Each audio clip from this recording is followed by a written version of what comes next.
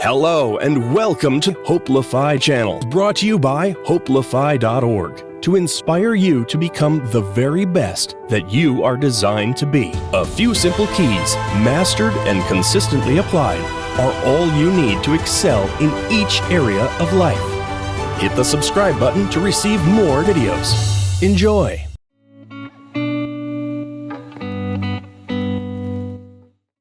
Chapter 1 of He Can Who Thinks He Can.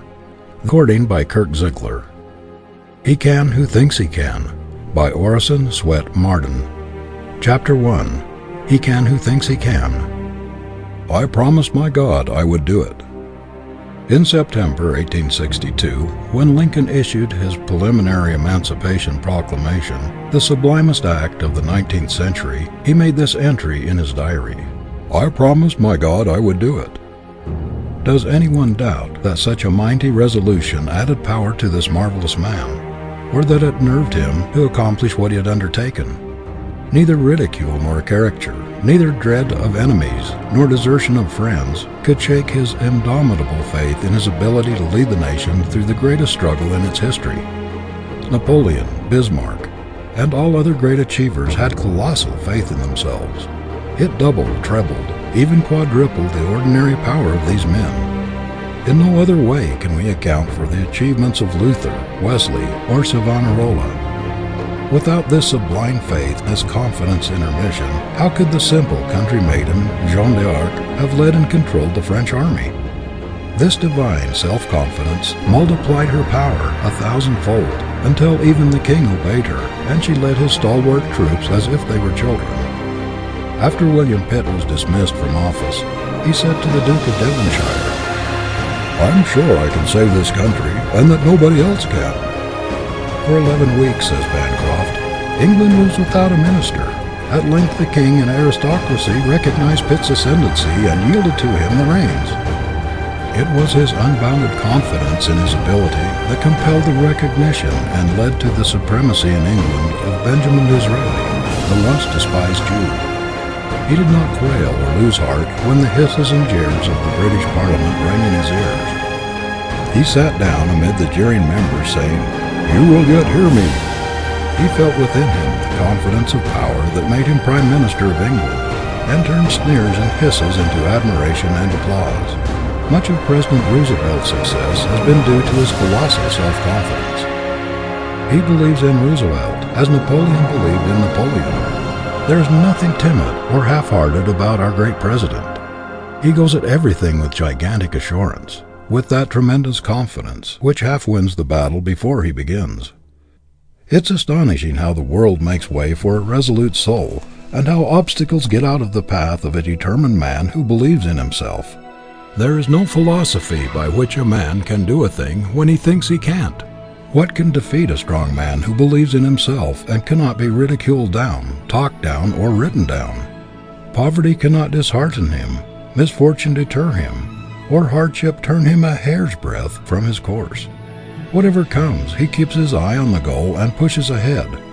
What would you think of a young man ambitious to become a lawyer, who should surround himself with a medical atmosphere and spend his time reading medical books? Do you think he would ever become a great lawyer by following such a course? No, he must put himself in a law atmosphere, go where he can to absorb it and be steeped in it until he is attuned to the legal note. He must be so grafted upon the legal tree that he can feel its sap circulating through him. How long will it take a young man to become successful who puts himself in an atmosphere of failure and remains in it until he is soaked, saturated with the idea? How long will it take a man who depreciates himself, talks failure, thinks failure, walks like a failure, and dresses like a failure, who is always complaining of the insurmountable difficulties in his way, and whose every step is on the road to failure? How long will it take him to arrive at the success goal? Will anyone believe him or expect him to win?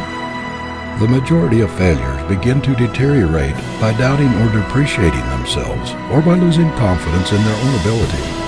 The moment you harbor doubt and begin to lose faith in yourself, you capitulate to the enemy. Every time you acknowledge weakness, inefficiency, or lack of ability, you weaken your self-confidence. and that is to undermine the very foundation of all achievement. So long as you carry around a failure atmosphere and radiate doubt and discouragement, you will be a failure. Turn about face, cut off all currents of failure thoughts, of discouraged thoughts. Boldly face your goal with a stout heart and a determined endeavor, and you will find that things will change for you. But you must see a new world before you can live in it. It is to what you see, to what you believe, to what you struggle incessantly to attain, that you will approximate. Trust thyself.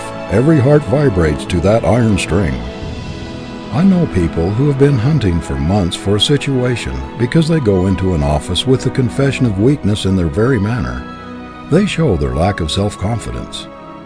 Their prophecy of failure is in their face, in their bearing. They surrender before the battle begins. They are living witnesses against themselves. When you ask a man to give you a position and he reads this language in your face and manner, "Please give me a position. Do not kick me out. Fate is against me. I am an unlucky dog. I am disheartened. I have lost confidence in myself," he will only have contempt for you. He will say to himself that you are not a man to start with, and he will get rid of you as soon as he can. If you expect to get a position, you must go into an office with the air of a conqueror. You must fling out self-confidence from yourself before you can convince an employer that you are the man he's looking for. You must show by your very presence that you are a man of force, a man who can do things with vigor, cheerfulness, and enthusiasm. Self-reliance, which carries great, vigorous self-faith, has ever been the best substitute for friends, pedigree, influence, and money. It is the best capital in the world. It has mastered more obstacles, overcome more difficulties, and carried through more enterprises than any other human quality.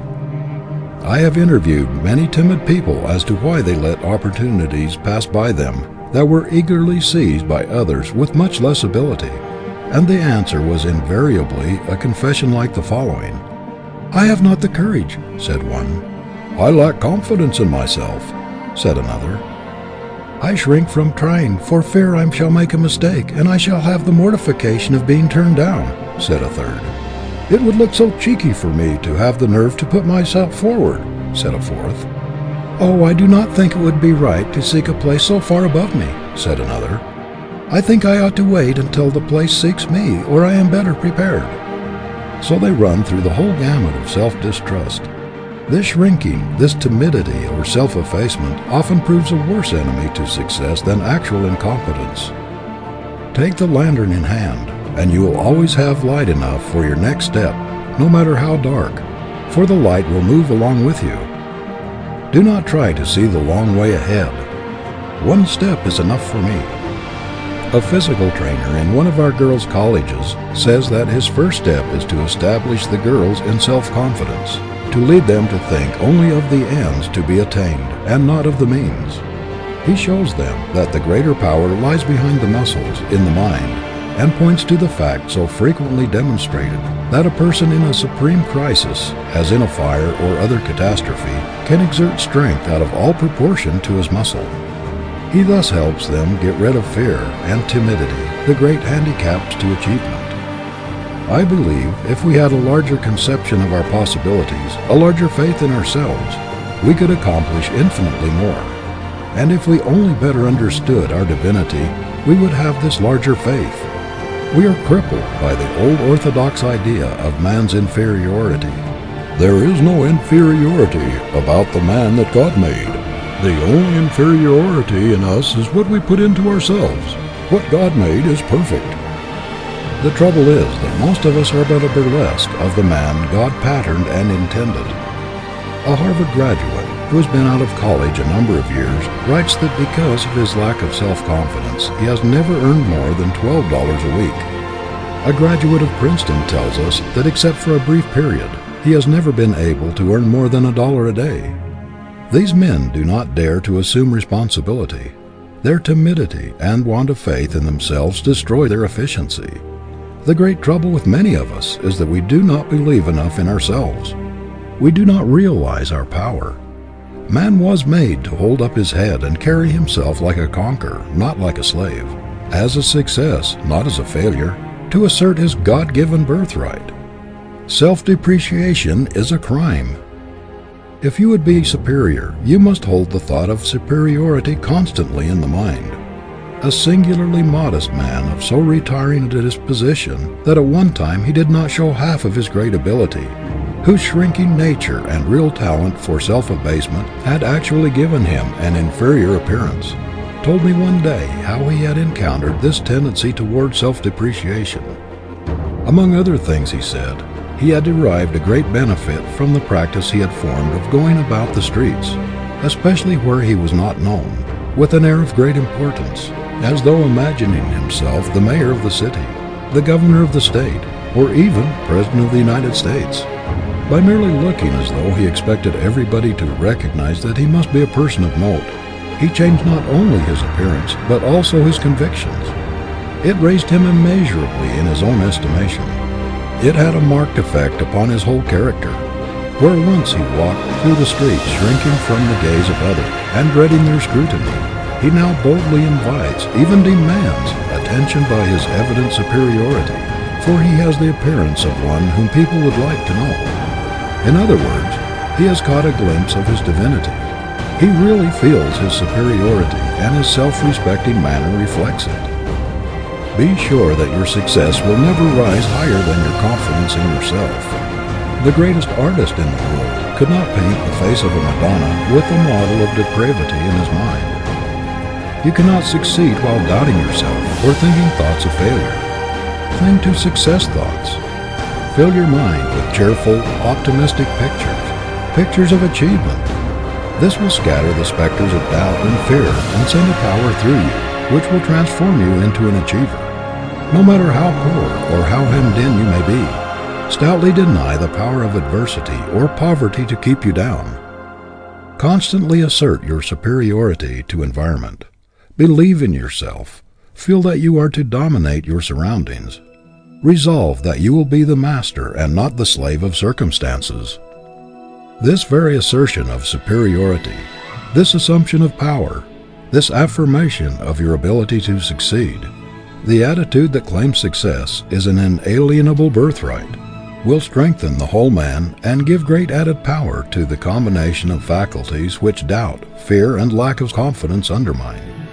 Self-confidence marshals all one's faculties and twists their united strength into one mighty achievement cable. It carries conviction.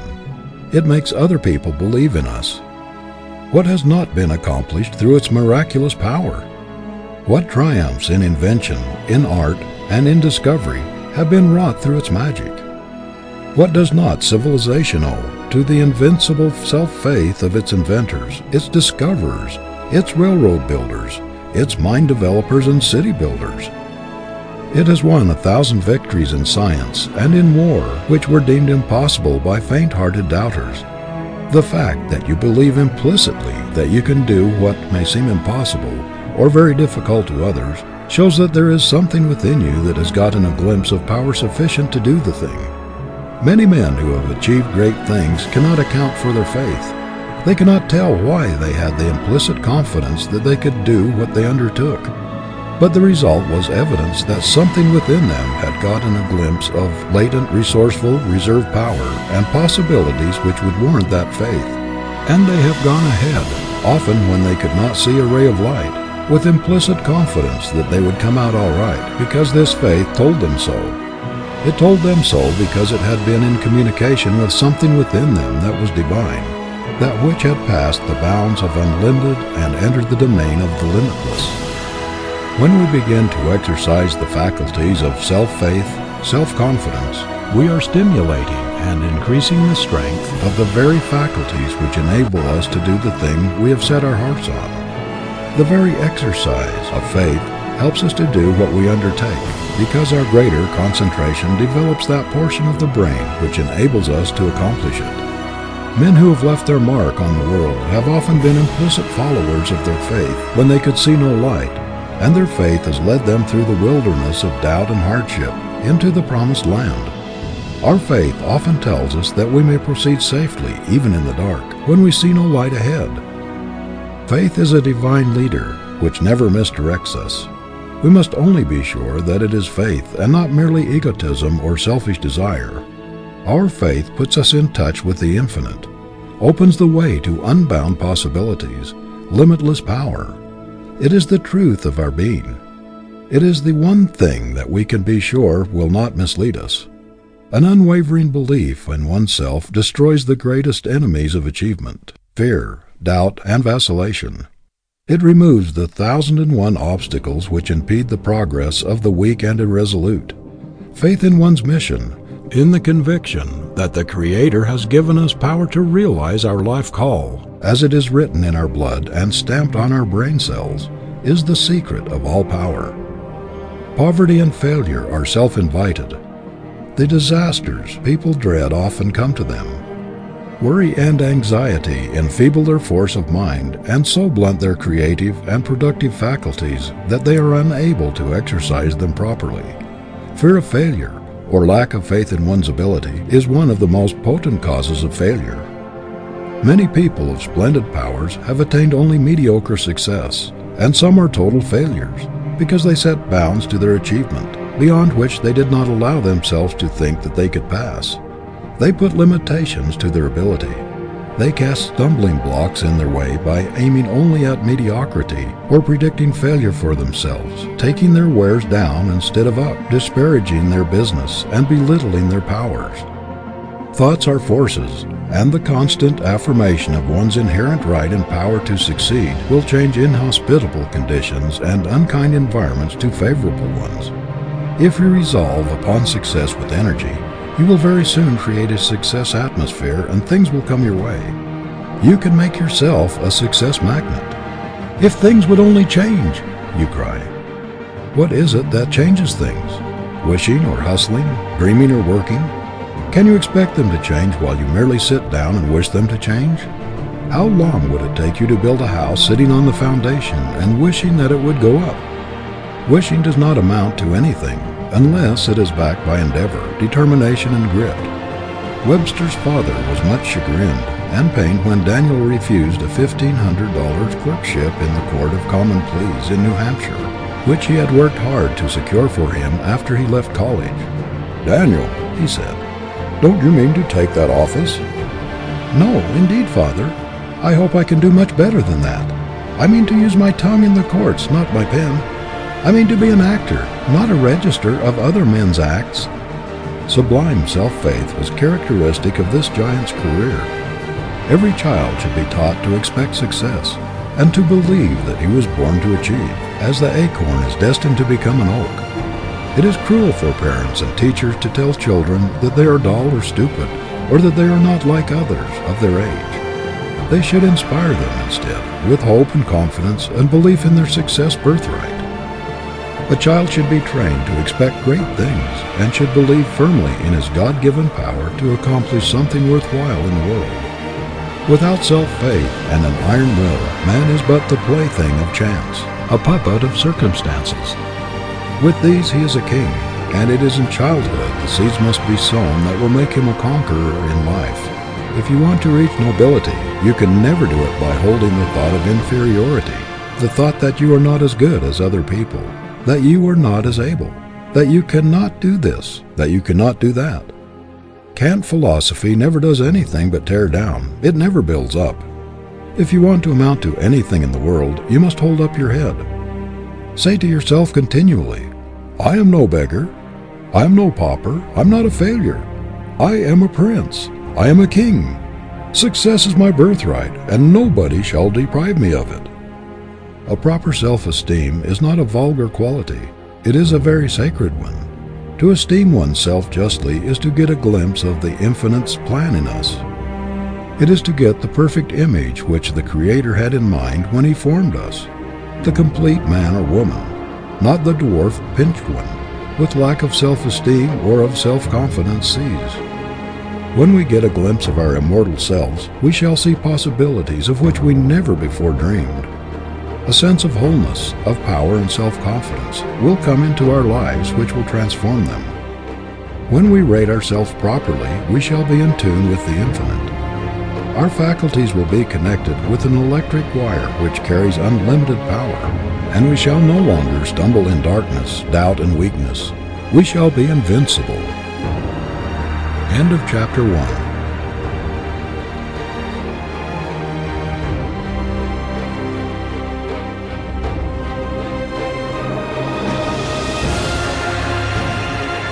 Chapter 2 of He Can Who Thinks He Can by Orison Swett Marden. Getting Aroused. "How's the boy getting on, Davis?" asked Farmer John Field as he watched his son, Marshall, waiting upon a customer. "Well, John, you and I are old friends," replied Deacon Davis as he took an apple from a barrel and handed it to Marshall's father as a peace offering. "We're old friends, and I don't want to hurt your feelings. But I'm a blunt man, and are going to tell you the truth. Marshall is a good, steady boy, all right, but he wouldn't make a merchant if he stayed in my store 1,000 years. He weren't cut out for a merchant. Take him back to the farm, John, and teach him how to milk cows." If Marshall Field had remained as clerk in Deacon Davis's store in Pittsfield, Massachusetts, where he got his first position, he could never have become one of the world's merchant princes. But when he went to Chicago and saw the marvelous examples around him of poor boys who had won success, it aroused his ambition and fired him with the determination to be a great merchant himself. "If others can do such wonderful things," he asked himself, "why cannot I?" Of course, there was the making of a great merchant in Mr. Field from the start, but circumstances and ambition-arousing environment had a great deal to do with stimulating his latent energy and bringing out his reserve force. It is doubtful if he would have climbed so rapidly in any other place than Chicago. In 1856, when young Field went there, this marvelous city was just starting on its unparalleled career. It had then only about 85,000 inhabitants. A few years before, it had been a mere Indian trading village. But the city grew by leaps and bounds and always beat the predictions of its most sanguine inhabitants. Success was in the air. Everybody felt there were great possibilities there. Many people seem to think that ambition is a quality born within us that is not susceptible to improvement, that it is something thrust upon us which will take care of itself. But it is a passion that responds very quickly to cultivation, and it requires constant care and education, just as the faculty for music or art does, or it will atrophy. If we do not try to realize our ambition, it will not keep sharp and defined. Our faculties become dull and soon lose their power if they are not exercised. How can we expect our ambition to remain fresh and vigorous through years of inactivity, indolence, or indifference? If we constantly allow opportunities to slip by us without making any attempt to grasp them, our inclination will grow duller and weaker. "What I most need," as Emerson says, "is somebody to make me do what I can." To do what I can, that is my problem. Not what a Napoleon or Lincoln could do, but what I can do. It makes all the difference in the world to me whether I bring out the best thing in me or the worst. Whether I utilize 10, 15, 25, or 90% of my ability. Everywhere we see people who have reached middle life or later without being aroused. They have developed only a small percentage of their success possibilities. They are still in a dormant state. The best thing in them lies so deep that it has never been awakened. When we meet these people, we feel conscious that they have a great deal of latent power that has never been exercised. Great possibilities of usefulness and of achievement are all unconsciously going to waste within them. Some time ago there appeared in the newspapers an account of a girl who had reached the age of 15 years, and yet had only attained the mental development of a small child. Only a few things interested her. She was dreamy, inactive, and indifferent to everything around her most of the time, until one day, while listening to a hand organ on the street, she suddenly awakened to full consciousness. She came to herself. Her faculties were aroused, and in a few days she leaped forward years in her development. Almost in a day she passed from childhood to budding womanhood. Most of us have an enormous amount of power of latent force slumbering within us, as it slumbered in this girl, which could do marvels if we would only awaken it. The judge of the municipal court in a flourishing western city one of the most highly esteemed jurists in his state, was in middle life before his latent power was aroused, an illiterate blacksmith. He is now 60, the owner of the finest library in his city, with the reputation of being its best-read man and one whose highest endeavor is to help his fellow man. What caused the revolution in his life? The hearing of a single lecture on the value of education. This was what stirred the slumbering power within him, awakened his ambition, and set his feet in the path of self-development. I've known several men who never realized their possibilities until they reached middle life. Then they were suddenly aroused, as if from a long sleep, by reading some inspirating, stimulating book, by listening to a sermon or lecture, or by meeting some friend, someone with high ideals, who understood, believed in, and encouraged them. It will make all the difference in the world to you whether you are with people who are watching for ability in you, people who believe in, encourage, and praise you, or whether you are with those who are forever breaking your idols, blasting your hopes, and throwing cold water on your aspirations. The chief probation officer of the Children's Court in New York, in his report for 1905 says, "Removing a boy or girl from improper environment is the first step in his or her reclamation." The New York Society for the Prevention of Cruelty to Children, after 30 years of investigation of cases involving the social and moral welfare of over 500,000 children, has also come to the conclusion that environment is stronger than heredity. Even the strongest of us are not beyond the reach of our environment. No matter how independent, strong-willed, and determined our nature, we are constantly being modified by our surroundings. Take the best-born child with the greatest inherited advantages, and let it be reared by savages, and how many of its inherited tendencies will remain? If brought up from infancy in a barbarous, brutal atmosphere, it will, of course, become brutal. The story is told of a well-born child who, being lost or abandoned as an infant, was suckled by a wolf with her own young ones, and who actually took on all the characteristics of the wolf, walked on all fours, howled like a wolf, and ate like one. It does not take much to determine the lives of most of us.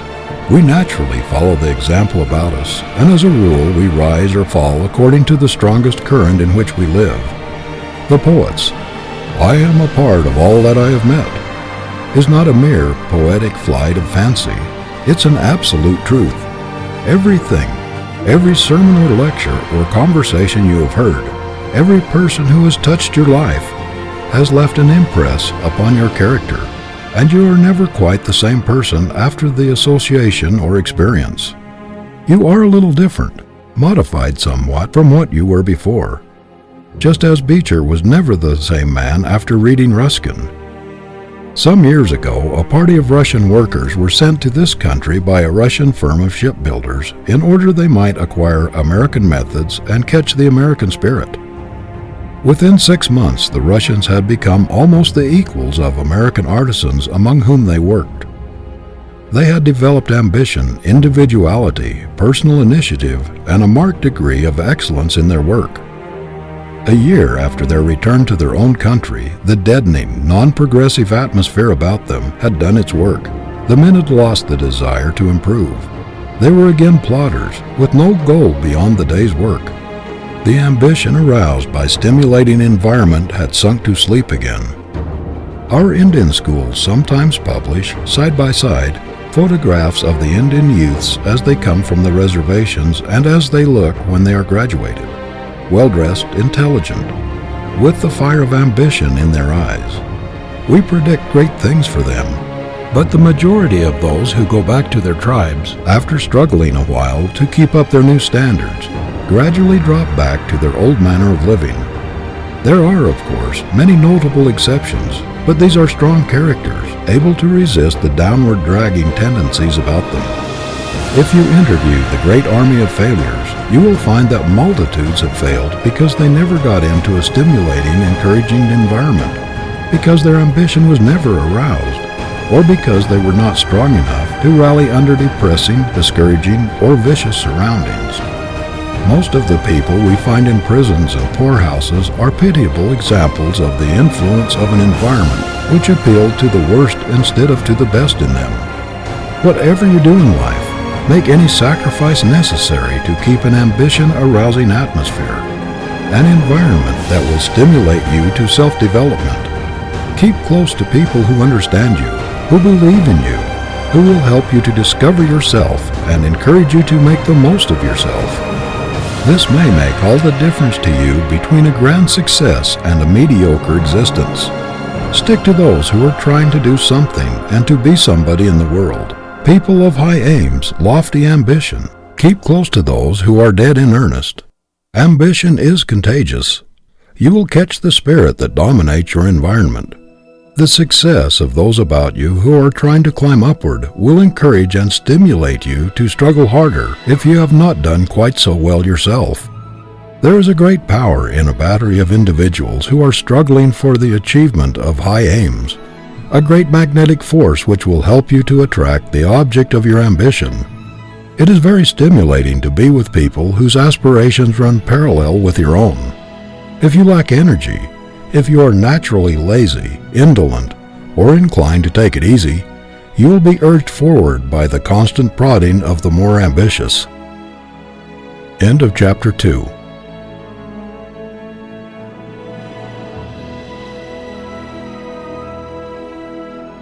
Chapter 3 of He Can Who Thinks He Can by Orison Swett Marden. Education by Absorption. John Wanamaker was once asked to invest in an expedition to recover from the Spanish Main doubloons which for half a century had lain at the bottom of the sea in sunken frigates. "Young men," he replied, "I know of a better expedition than this right here. Near your own feet lie treasures untold. You can have them all by faithful study.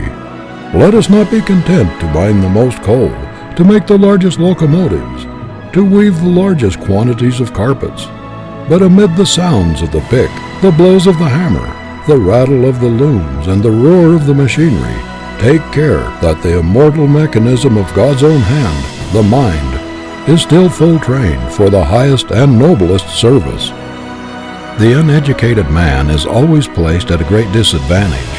No matter how much natural ability one may have, if he's ignorant, he is discounted. It is not enough to possess ability.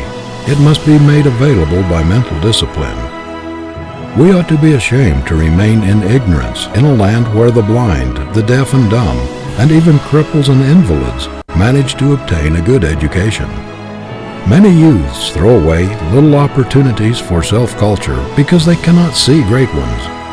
They let the years slip by without any special effort at self-improvement, until they are shocked in middle life or later by waking up to the fact that they are still ignorant of what they ought to know.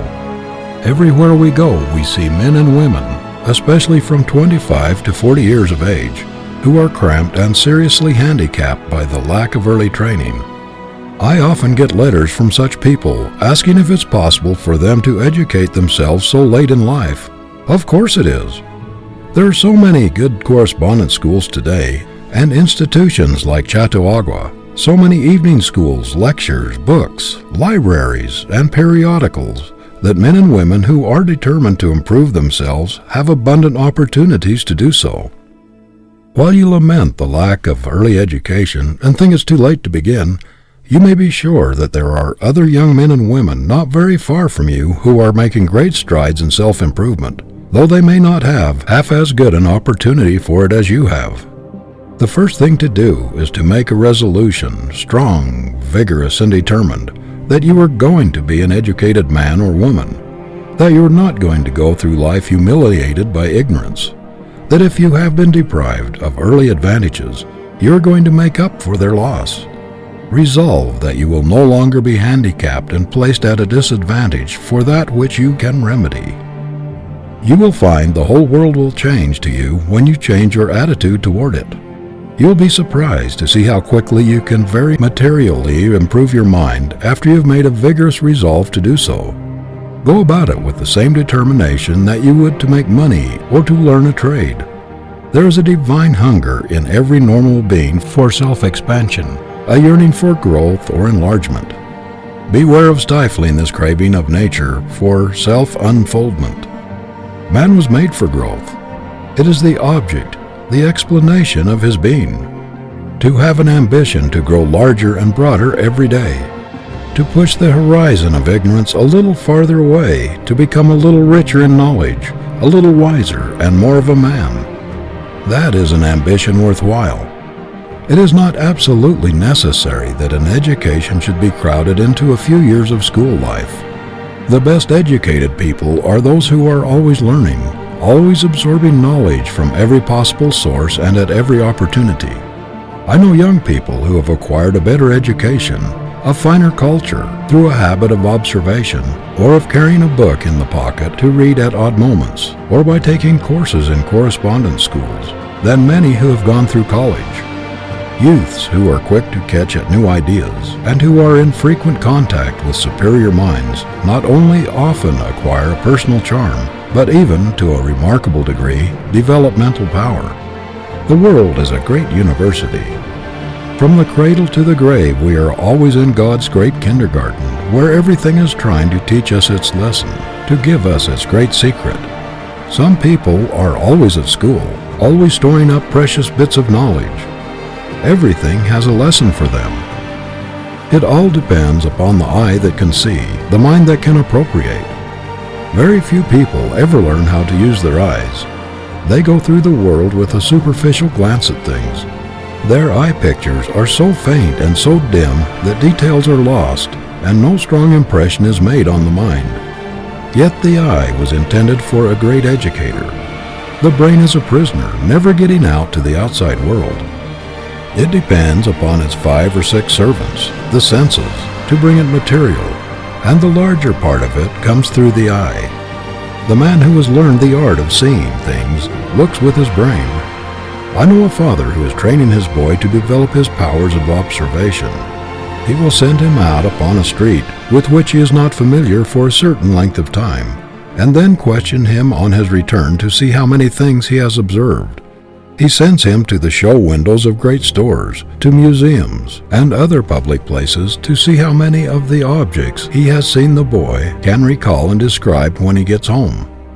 The father says that this practice develops in the boy a habit of seeing things instead of merely looking at them. When a new student went to the great naturalist, Professor Agassiz of Harvard, he would give him a fish and tell him to look at it for half an hour or an hour, and then describe to him what he saw. After the student thought he had told everything about the fish, the professor would say, "You have not really seen the fish yet. Look at it a while longer and then tell me what you see." He would repeat this several times until the student developed a capacity for observation. If we go through life like an interrogation point, holding an alert, inquiring mind toward everything, we can acquire great mental wealth, wisdom which is beyond all material riches. Ruskin's mind was enriched by the observation of birds, insects, beasts, trees, rivers, mountains, pictures of sunset and landscape, and by memories of the song of the lark and of the brook. His brain held thousands of pictures, of paintings, of architecture, of sculpture, a material wealth which he reproduced as a joy for all time. Everything gave up its lesson, its secret, to his inquiring mind. The habit of absorbing information of all kinds from others is of untold value. A man is weak and ineffective in proportion as he secludes himself from his kind. There is a constant stream of power, a current of forces running to and fro between individuals who have come in contact with one another, if they have inquiring minds. We are all giving and taking perpetually when we associate together. The achiever today must keep in touch with the society around him. He must put his finger on the pulse of the great busy world and feel its throbbing life. He must be a part of it, or there will be some lack in his life. A single talent which one can use effectively is worth more than 10 talents imprisoned by ignorance. Education means that knowledge has been assimilated and become a part of the person. It is the ability to express the power within one, to give out what one knows, that measures efficiency and achievement. Pent-up knowledge is useless. People who feel their lack of education and who can afford the outlay can make wonderful strides in a year by putting themselves under good tutors who will direct their reading and study along different lines. The danger of trying to educate oneself lies in desultory, disconnected, aimless studying, which does not give anything like the benefit to be derived from the pursuit of a definite program for self-improvement. A person who wishes to educate himself at home should get some competent, well-trained person to lay out a plan for him, which can only be effectively done when the advisor knows the vocation, the tastes, and the needs of the would-be student. Anyone who aspires to an education, whether in country or city, can find someone to at least guide his studies, some teacher, clergyman, lawyer, or other educated person in the community to help him. There is one special advantage in self-education. You can adapt your studies to your own particular needs better than you could in school or college. Everyone who reaches middle life without an education should first read and study along the line of his own vocation, and then broaden himself as much as possible by reading on other lines. One can take up alone many studies such as history, English literature, rhetoric, drawing, mathematics, and can also acquire by oneself, almost as effectively as with a teacher, a reading knowledge of foreign languages. The daily storing up of valuable information for use later in life, the reading of books that will inspire and stimulate to greater endeavor, the constant effort to try to improve oneself and one's condition in the world are worth far more than a bank account to a youth. How many girls there are in this country who feel crippled by the fact that they have not been able to go to college, and yet they have the time and the material close at hand for obtaining a splendid education. But they waste their talents and opportunities in frivolous amusements and things which do not count in forceful character building. It is not such a very great undertaking to get all the essentials of a college course at home, or at least a fair substitute for it. Every hour in which one focuses his mind vigorously upon his studies at home may be as beneficial as the same time spent in college. Every well-ordered household ought to protect the time of those who desire to study at home. At a fixed hour every evening during the long winter, there should be by common consent a quiet period for mental concentration. For what is worthwhile in mental discipline, a quiet hour uninterrupted by time thief callers. In thousands of homes where the members are devoted to each other and should encourage and help each other along, it is made almost impossible for anyone to take up reading, studying, or any exercise for self-improvement. Perhaps someone is thoughtless and keeps interrupting the others so that they cannot concentrate their minds. Or those who have nothing in common with your aims or your earnest life drop in to spend an evening in idle chatter. They have no ideals outside of the bread and butter and amusement questions, and do not realize how they are hindering you. There is constant temptation to waste one's evenings, and it takes a stout ambition and a firm resolution to separate oneself from a jolly, fun-living, and congenial family circle, or happy-hearted youthful callers, in order to try to rise above the common herd of unambitious persons who are content to slide along, totally ignorant of everything but the requirements of their particular vocations. A habit of forcing yourself to fix your mind steadfastly and systematically upon certain studies, even if only for periods of a few minutes at a time, is of itself of the greatest value. This habit helps one to utilize the odds and ends of time which are unavailable to most people because they have never been trained to concentrate the mind at regular intervals. A good understanding of the possibilities that live in spare moments is a great success asset. The very reputation of always trying to improve yourself, of seizing every opportunity to fit yourself for something better, the reputation of being dead in earnest, determined to be somebody and to do something in the world, would be of untold assistance to you. People like to help those who are trying to help themselves. They will throw opportunities in their way. Such a reputation is the best kind of capital to start with. One trouble with people who are smarting under the consciousness of deficient education is that they do not realize the immense value of utilizing spare minutes. Like many boys who will not save their pennies and small change because they cannot see how a fortune could ever grow by the saving. They cannot see how a little study here and there each day will ever amount to a good substitute for a college education. I know a young man who never attended a high school and yet educated himself so superbly that he has been offered a professorship in a college. Most of his knowledge was gained during his odds and ends of time while working hard at his vocation. Spare time meant something to him.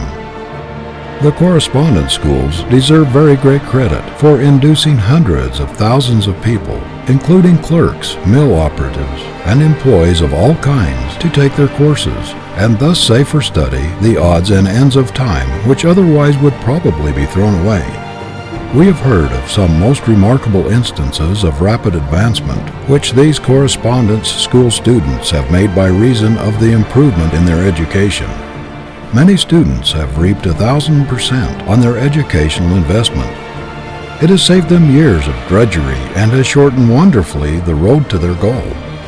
Wisdom will not open her doors to those who are not willing to pay the price in self-sacrifice in hard work. Her jewels are too precious to scatter before the idle, the ambitionless. The very resolution to redeem yourself from ignorance at any cost is the first great step toward gaining an education. Charles Wagner once wrote to an American regarding his little boy, "May he know the price of the hours. God bless the rising boy who will do his best, for never losing a bit of the precious and God-given time. There is untold wealth locked up in the long winter evenings and odd moments ahead of you. A great opportunity confronts you. What will you do with it?" End of chapter 3.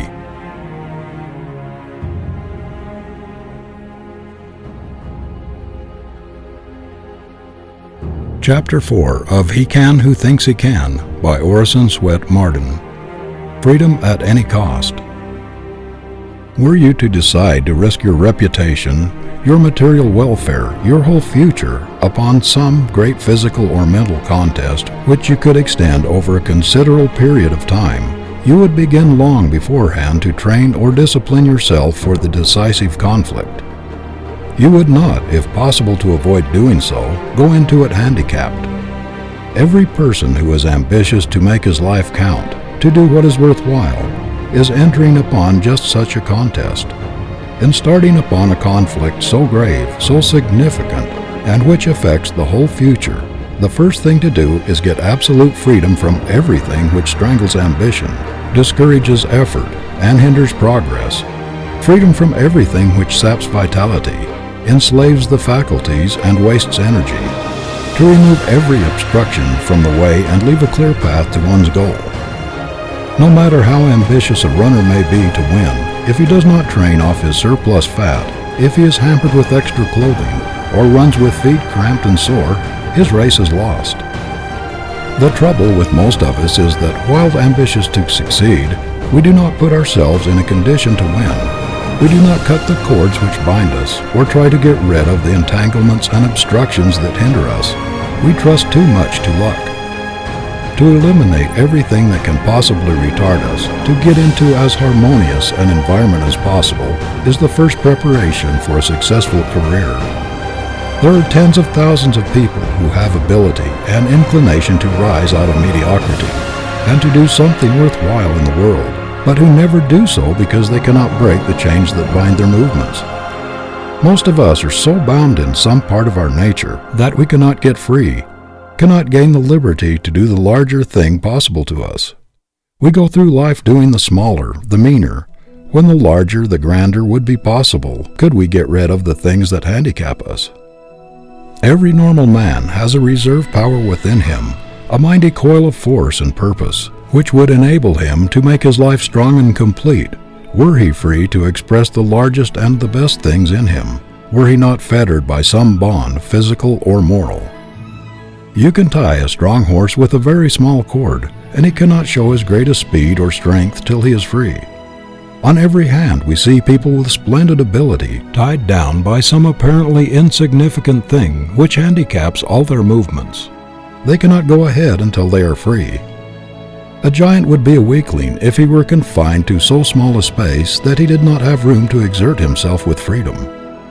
The majority of people live in a cramped and uncongenial environment, in an atmosphere which dampens enthusiasm, discourages ambition and effort, scatters energy and wastes time.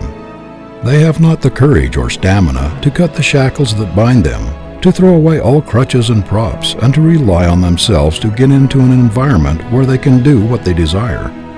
Their ambition finally dies through discouragement and inaction.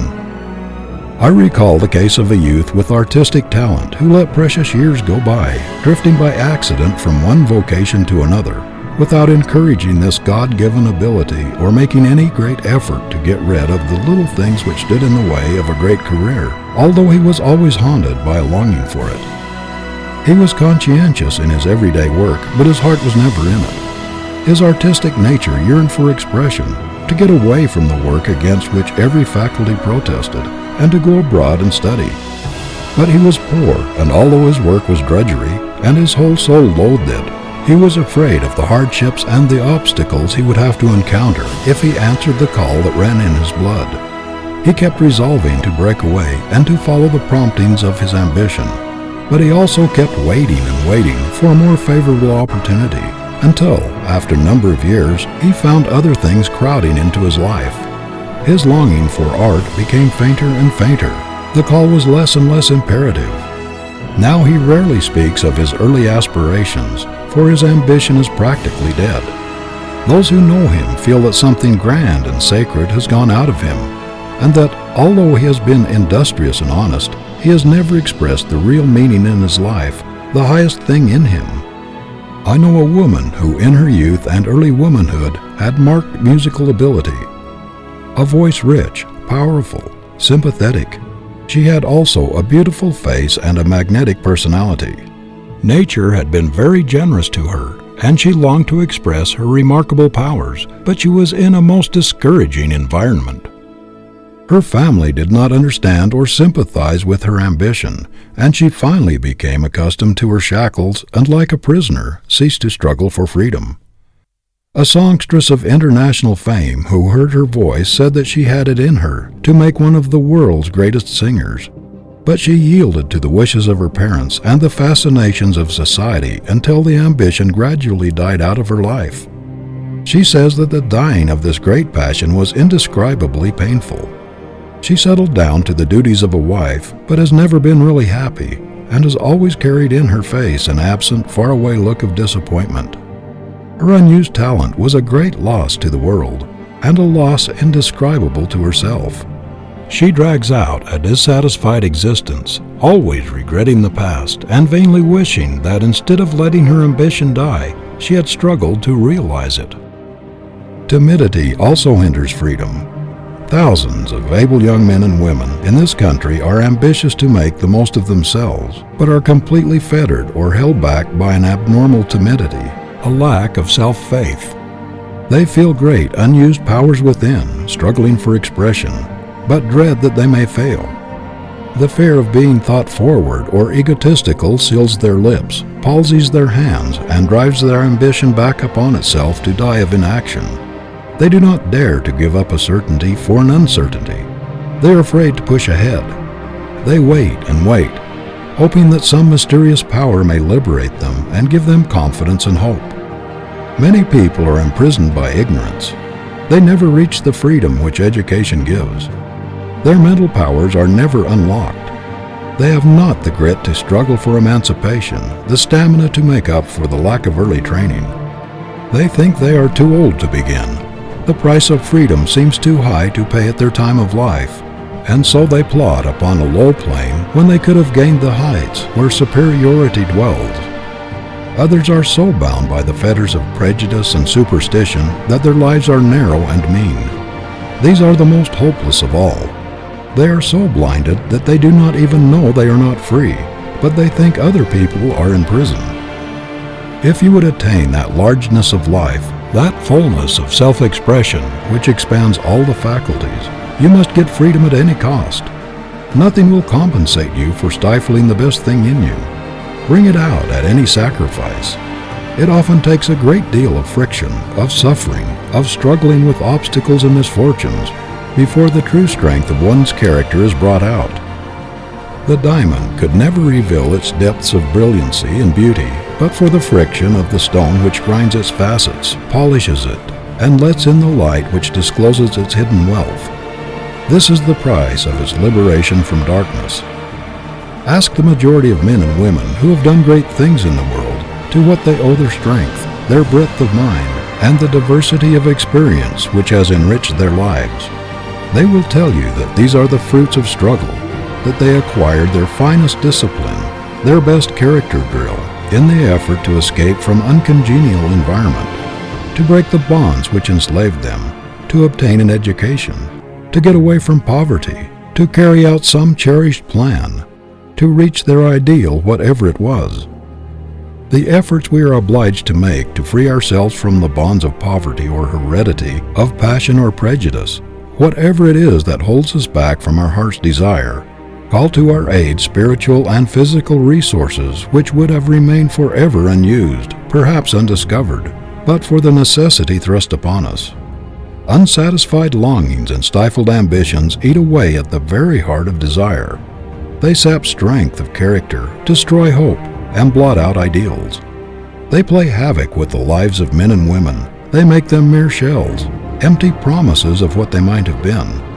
I do not believe that anybody in any circumstances can be happy until he expresses that which God has made to dominate in his life, until he has given vent to that grand passion which speaks loudest in his nature, until he has made the best use of that gift which was intended to take precedence of all his other powers.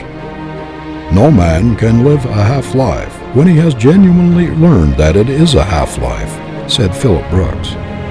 After we have gained a glimpse of a life higher and better than we have been living, we must either break the bonds that bind us and struggle towards the attainment of that which we see, or development will cease and deterioration set in. Even the longing to reach an ideal will soon die out if no effort is made to satisfy it. No one should follow a vocation except by inevitable compulsion, which does not tend to unlock his prison house and let out the man. No one should voluntarily remain in an environment which prevents his development. Civilization owes its greatest triumphs to the struggles of men and women to free themselves from the bonds of circumstance. No man can live a full life while he is bound in any part of his nature. He must have freedom of thought as well as freedom of action to grow to his full height. There must be no shackles on his conscience, no stifling of his best powers. Be yourself. Do not lean or apologize. Few people belong to themselves. They are slaves to their creditors or to some entangling alliance. They do not do what they want to. They do what they're compelled to do, giving up their best energy to make a living, so that there is practically nothing left to make a life. There are plenty of men today working for others who really have more ability than their employers, but who have been so enslaved, so entangled and faculty-bound by debt or unfortunate alliances that they have not been able to get the freedom to express their ability. Can anything compensate a promising young man for the loss of his freedom of action, his liberty of speech and conviction? Can any money pay him for cringing and crawling, sneaking and apologizing throughout his life, when it is within his power to hold up his head and without wincing look at the world squarely in the face? Never put yourself in a position, no matter what the inducement, whether a big salary or other financial reward, or the promise of position or influence, where you cannot act the part of a man. Let no consideration tie your tongue or purchase your opinion. Regard your independence as your inalienable right, with which you will never part for any consideration. One talent with freedom is infinitely better than genius tied up and entangled so that it must do everything at a disadvantage. Of what use is a giant intellect so restrained and hampered that it can only do a pygmy's work? To make the most of ourselves, we must cut off whatever drains vitality, physical or moral, and stop all the waste of life. We must cut off everything which causes friction, which tends to weaken effort, lower the ideals, and drag down the life standards. Everything which tends to kill the ambition and to make us satisfied with mediocrity. Multitudes of people enslaved by bad physical habits are unable to get their best selves into their work. They are kept back by a leakage of energy and vital force resulting from bad habits and dissipation. Some are hindered by peculiarities of disposition, by stubbornness, slovenliness, meanness, revengefulness, jealousy, or envy. These are all handicaps. Others go through life galled by their chains, but without making any serious, continuous effort to emancipate themselves. Like the elephants or other wild animals changed in the menageries, at first they rebel at their loss of freedom and try hard to break away, but gradually they become accustomed to slavery and take it for granted that it is a necessary part of their existence. Then again, there are entanglements which retard the progress and nullify the efforts of many businessmen, such as debt, bad partners, or unfortunate social alliances. Comparatively few men belong to themselves or are really free. They go the way they are pushed. They waste a large part of their energy on that which does not really count in the main issue of life, spend their lives paying for a dead horse, clearing up old debts that came from bad judgment, blunders, or foolish endorsements. Instead of putting on speed and gaining on life's road, they are always trying to make up for lost time. They are always in the rear, never in the vanguard of their possibilities. An ambitious young man, anxious to do what is right and eager to make a place for himself in the world, entangles himself in complications that thwart his life purpose and cripple all his efforts, so that no matter how hard he struggles, he is never able to get beyond mediocrity. Hopelessly in debt, with a family to support, he cannot take advantage of the great opportunities about him as he could if he were free, if he had not risked his little savings and tied up his future earnings for years ahead. His great ambition only mocks him, for he cannot satisfy it. He is tied hand and foot. Like a caged eagle, no matter how high he might soar into the ether, he must stop when he strikes the bars. The man who trusts everybody is constantly crippling himself by entangling alliances. He endorses notes, loans money, helps everybody out, and usually gets left. He ties up his productive ability and hampers his work by his poor judgment or lack of business sense. A most estimable man of my acquaintance was ruined financially by endorsements and loans which would have been foolish even for a boy of 15. For many years it took every dollar he could spare from the absolute necessities of his family to pay these obligations. Our judgment was intended to preside over our mental faculties and to help us discriminate between the wise and the foolish. That man wins who keeps a level head and uses sound judgment in every transaction. Whatever you do, do not get involved. Make it a life rule to keep yourself clean and clear, with everything safeguarded. Before you go into anything of importance, think it through to the end. Make reasonably sure that you know where you are coming out. Do not risk a competence, or your home and your little savings in the hope of getting something for nothing. Do not be carried away by the reports of those who in some venture have made a great deal on a little money. Where one makes, 100 lose. There is no greater delusion in the world than thinking that by putting out a little flyer here and there, you can make a few hundreds or a few thousands. If you cannot make money in the vocation which you have chosen for your life work and in which you have become expert, if you cannot get rich in the business whose every detail you understand, how can you expect that somebody else will take your money and give you a tremendous return for it when it will not get your personal supervision? I know a lawyer in New York, now a millionaire, who had worked most of his way through college and came to the metropolis an utter stranger, taking a little desk room in a broker's office near Wall Street, who at the outset made a cast iron rule he would always keep himself free from debt and entangling alliances. By this inflexible rule, it is true, he often lost opportunities which would have brought him excellent returns, but he has never tied himself up in any transaction. The result is that he has not worried himself to death, but he has reserved his strength. Nearly every enterprise he has gone into has been very successful because he has not touched anything unless he could see through to the end and knew how he would come out, even taking into consideration possible shrinkage, accident, and loss. In this way, although he has never made any very brilliant strides or lucky hits, he has not gone up by leaps and bounds. He has never had to undo what he has done and has always kept in a secure position. He has gained the confidence not only of men in his profession, but also of capitalists and men of wealth who have entrusted large sums to him because he has always kept his head level and himself free from entanglements. People know that their business and their capital will be safe in his hands.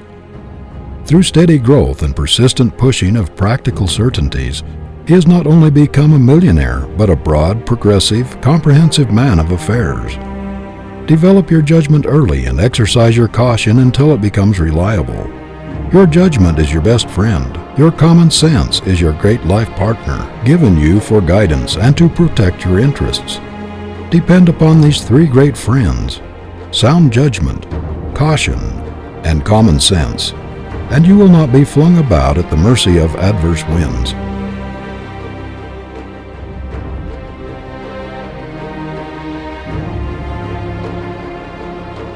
Chapter 5 of He Can Who Thinks He Can by Orison Swett Marden.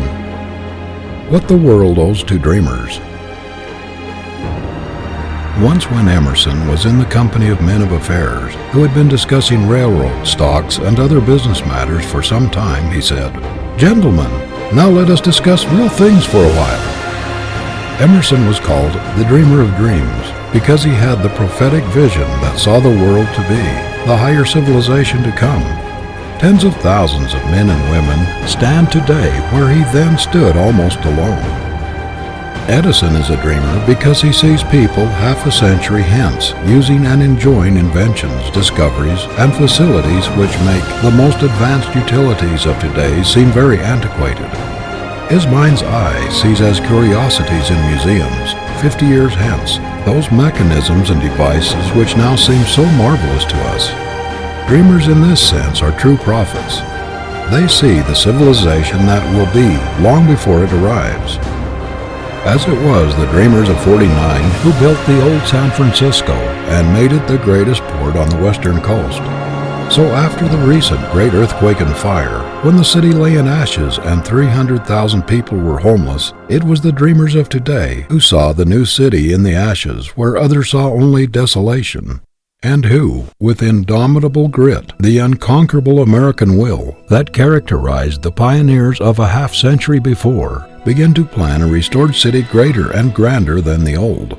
It was in dreams that the projectors of the great transcontinental railroads first saw teeming cities and vast business enterprises, where the more practical men, without imagination, saw only the great American desert, vast alkali plains, sage-grass, and impassable mountains.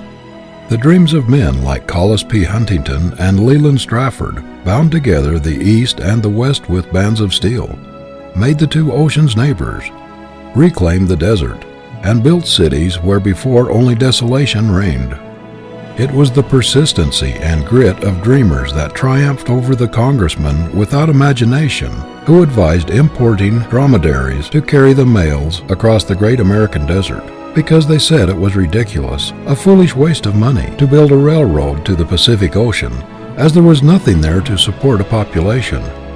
It was such dreamers as those who saw the great metropolis of Chicago in a straggling Indian village, who saw Omaha, Kansas City, Denver, Salt Lake City, Los Angeles, and San Francisco many years before they arrived, that made their existence possible.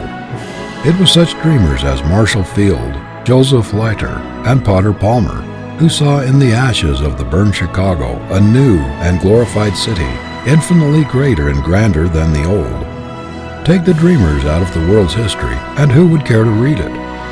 Our dreamers, they are the advance guard of humanity, the toilers who, with bent back and sweating brow, cut smooth roads over which man marches forward from generation to generation. Most of the things which make life worth living, which have emancipated man from drudgery and lifted him above commonness and ugliness, the great amenities of life, we owe to our dreamers. The present is but the sum total of the dreams of the ages that have gone before, the dreams of the past made real. Our great ocean liners, our marvelous tunnels, our magnificent bridges, our schools, our universities, our hospitals, our libraries, our cosmopolitan cities with their vast facilities, comforts, and treasures of art are all the result of somebody's dreams. We hear a great deal of talk about the impracticality of dreamers, of people whose heads are among the stars while their feet are on the earth. But where would civilization be today but for the dreamers? We should still be riding in the stagecoach or tramping across continents. We should still cross the ocean in sailing ships, and our letters would be carried across continents by the Pony Express. "It cannot be done," cries the man without imagination. "It can be done. It shall be done," cries the dreamer. And he persists in his dreams through all sorts of privations, even to the point of starvation, if necessary, until his visions, his inventions, his discoveries, his ideas for the betterment of the race are made practical realities. What a picture the dreamer Columbus presented as he went about exposed to continual scoffs and indignities, characterized as an adventurer. The very children taught to regard him as a madman and pointing to their foreheads as he passed. He dreamed of a world beyond the seas, and in spite of unspeakable obstacles, his vision became a glorious reality. It was the men who, a quarter of a century ahead of their contemporaries, saw the marvelous hoe press in the hand press that made modern journalism possible. Without these dreamers, our printing would still be done by hand. It was the men who were denounced as visionaries who practically annihilated space and enabled us to converse and transact business with people thousands of miles away as though they were in the same building with us. How many matter-of-fact, unimaginative men who see only through practical eyes would it take to replace a civilization, an Edison, a Bell, or a Marconi? The very practical people tell us that the imagination is all well enough in artists, musicians, and poets, but that it has little place in the great world of realities. Yet all leaders of men have been dreamers. Our great captains of industry, our merchant princes, have had powerful prophetic imaginations. They had faith in the vast commercial possibilities of our people. If it had not been for our dreamers, the American population would still be hugging the Atlantic coast. The most practical people in the world are those who can look far into the future and see the civilization yet to be, who can see the coming man emancipated from the narrowing, hampering fetters, limitations, and superstitions of the present day, who have the ability to foresee things to come with the power to make them realities. The dreamers have ever been those who have achieved the seemingly impossible. Our public parks, our art galleries, our great institutions are dotted with monuments and statues which the world has built to its dreamers, those who saw visions of better things, better days for the human race. What horrible experiences men and women have gone through in prisons and dungeons for their dreams, dreams which were destined to lift the world from savagery and emancipate man from drudgery. The very dreams for which Galileo and other great scientists were imprisoned and persecuted were recognized as science only a few generations later. Galileo's dream gave us a new heaven and a new earth. The dreams of Confucius, of Buddha, of Socrates have become realities in millions of human lives. Christ himself was denounced as a dreamer, but his whole life was a prophecy, a dream of the coming man, the coming civilization. He saw beyond the burlesque of the man God intended, beyond the deformed, weak, deficient, imperfect man heredity had made, to the perfect man, the ideal man, the image of divinity. Our visions do not mock us. They are evidences of what is to be, the foreglimpses of possible realities. The castle in the air always precedes the castle on the earth. George Stephenson, the poor miner, dreamed of a locomotive engine that would revolutionize the traffic of the world. While working in the coal pits for 6 pence a day, or patching the clothes and mending the boots of his fellow workmen to earn a little money to attend night school, and at the same time supporting his blind father, he continued to dream. People called him crazy. "His roaring engine will set the houses on fire with its sparks," everybody cried. "Smoke will pollute the air. Carriage makers and coachmen will starve for want of work." See this dreamer in the House of Commons when members of Parliament were cross-questioning him. "What," said one member, "can be more palpably absurd and ridiculous than the prospect held out of locomotives traveling twice as fast as horses? We should as soon expect people of Woolwich to suffer themselves be fired upon by one of Congreve's rockets, as to thrust themselves to the mercy of such a machine going at such a rate. We trust that Parliament will, in all the railways it may grant, limit the speed to 8 or 9 miles an hour, which is as great as can be ventured upon. But in spite of calumny, ridicule, and opposition, this crazy visionary toiled on for 15 years for the realization of his vision. On the 4th of August, 1907, New York celebrated the centennial of the dream of Robert Fulton. See the crowd of curious scoffers at the wharves of the Hudson River at noon on Friday, August 4th, 1807, to witness the results of what they thought the most ridiculous idea which ever entered a human brain. To witness what they believed would be a most humiliating failure of the dreams of a crank who proposed to take a party of people up the river to Albany in a steam vessel named Clermont. Did anybody ever hear of such an absurd idea as navigating against the current of the Hudson River without sail? Scornfully said the scoffing wiseacres. Many of them thought that the man who had fooled away his time and money on the Clermont was little better than an idiot, and that he ought to be in an insane asylum. But the Clermont did sail up the Hudson, and Fulton was hailed as a benefactor of the human race. What does the world not owe to Morse, who gave it its first telegraph? When the inventor asked for an appropriation of a few $1,000s for the first experimental line from Washington to Baltimore, he was sneered at by congressmen. After discouragements which would have disheartened most men, this experimental line was completed, and some congressmen were waiting for the message which they did not believe would ever come, when one of them asked the inventor how large a package he expected to be able to send over the wire. But very quickly the message did come, and derision was changed to praise. The dream of Cyrus W. Field, which tied 2 continents together by the ocean cable, was denounced as worse than folly. How long would it take to get the world's day-by-day news but for such dreamers as Field?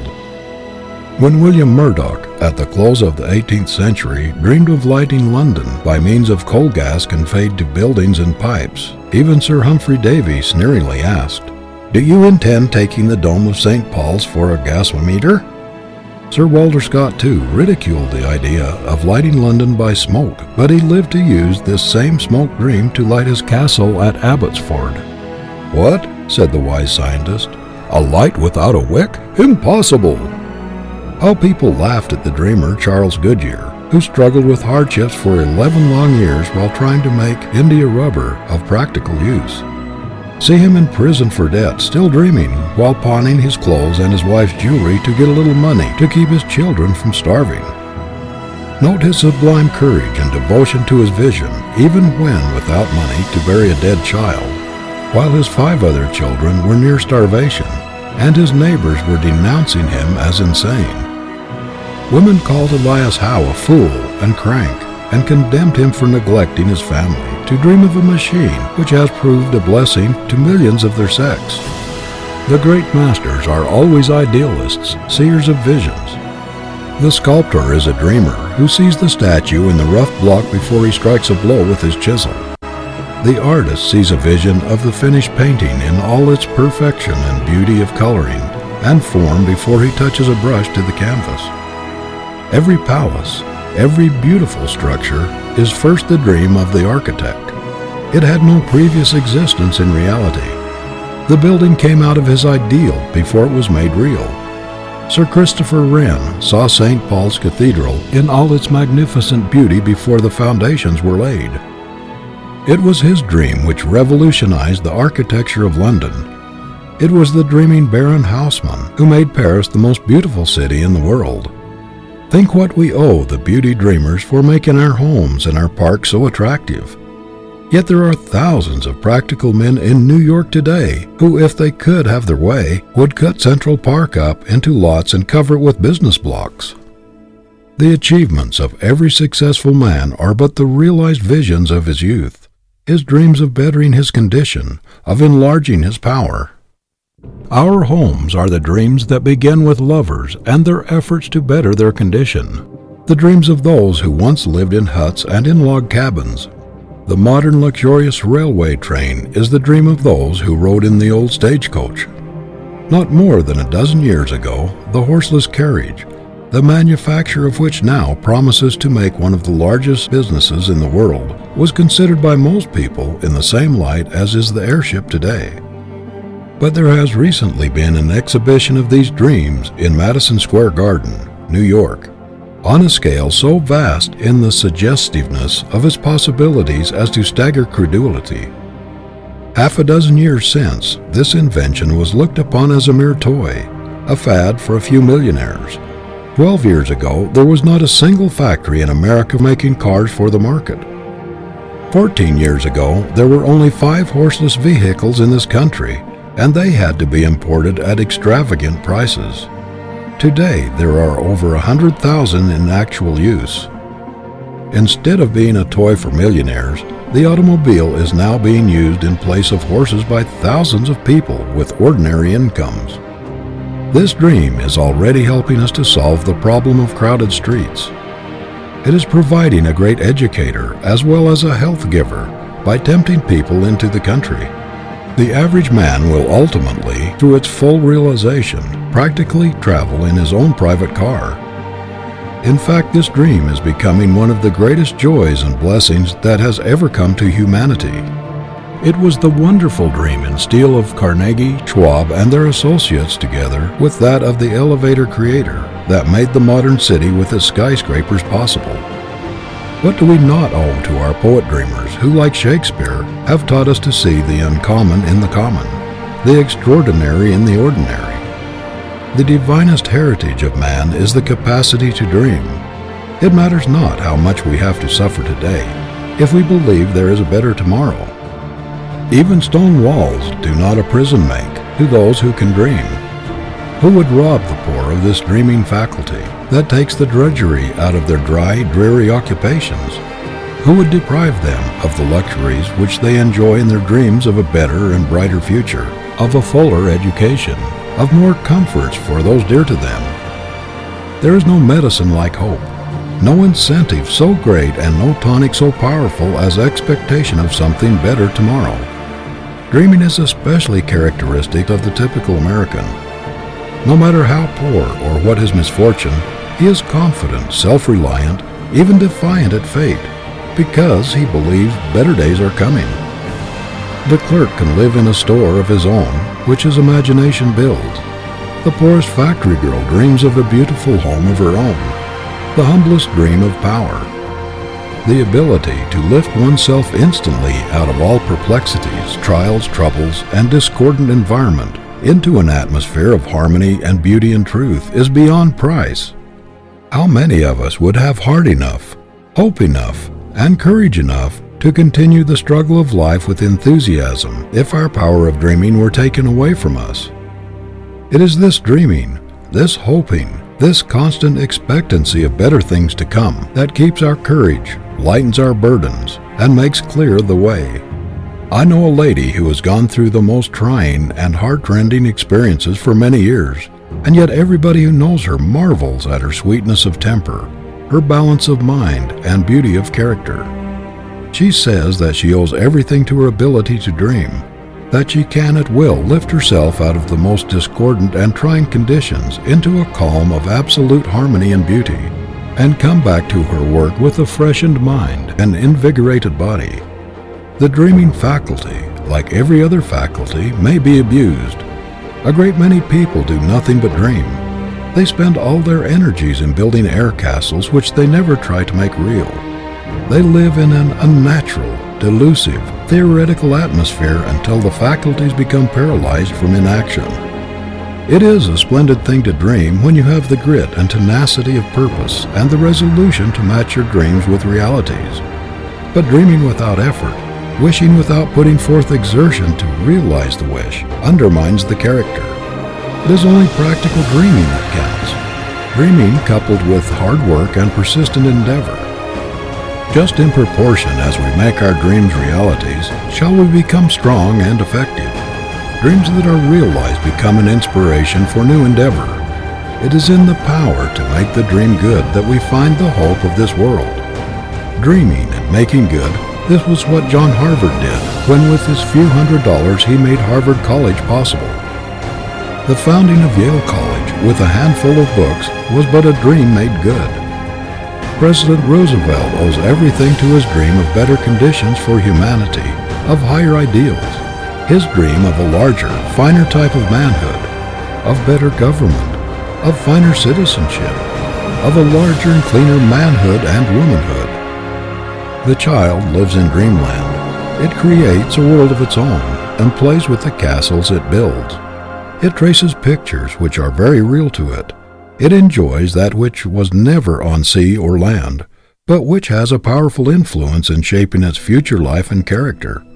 Do not stop dreaming. Encourage your visions and believe in them.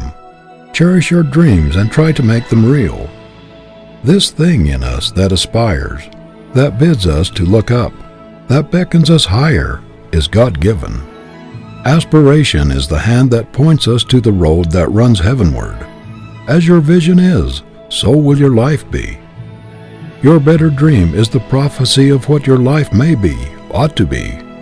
The great thing is to try to fashion the life after the pattern shown us in the moment of our highest inspiration, to make our highest moment permanent. We are all conscious that the best we do is but a sorry apology for what we ought to do, might do. The average man is but a burlesque of the sublime man God intended him to be. We certainly were made for something larger, grander, and more beautiful than we are. We have a feeling that what we are is out of keeping with, does not fit the larger, greater life plan which the Creator patterned for us. That it is mean, sordid, stingy, and pinched compared with the pattern of that divine man shown us in the moment of our highest vision. It is this creative power of the imagination, these dreams of the dreamer made good, that will ultimately raise man to his highest power, that will break down the barriers of caste, race, and creed, and make real the poet's vision of the Parliament of Man, the Federation of the world. The golden age lies onward, not behind. The pathway through the past has led us up. The pathway through the future will lead on, and higher. End of chapter 5.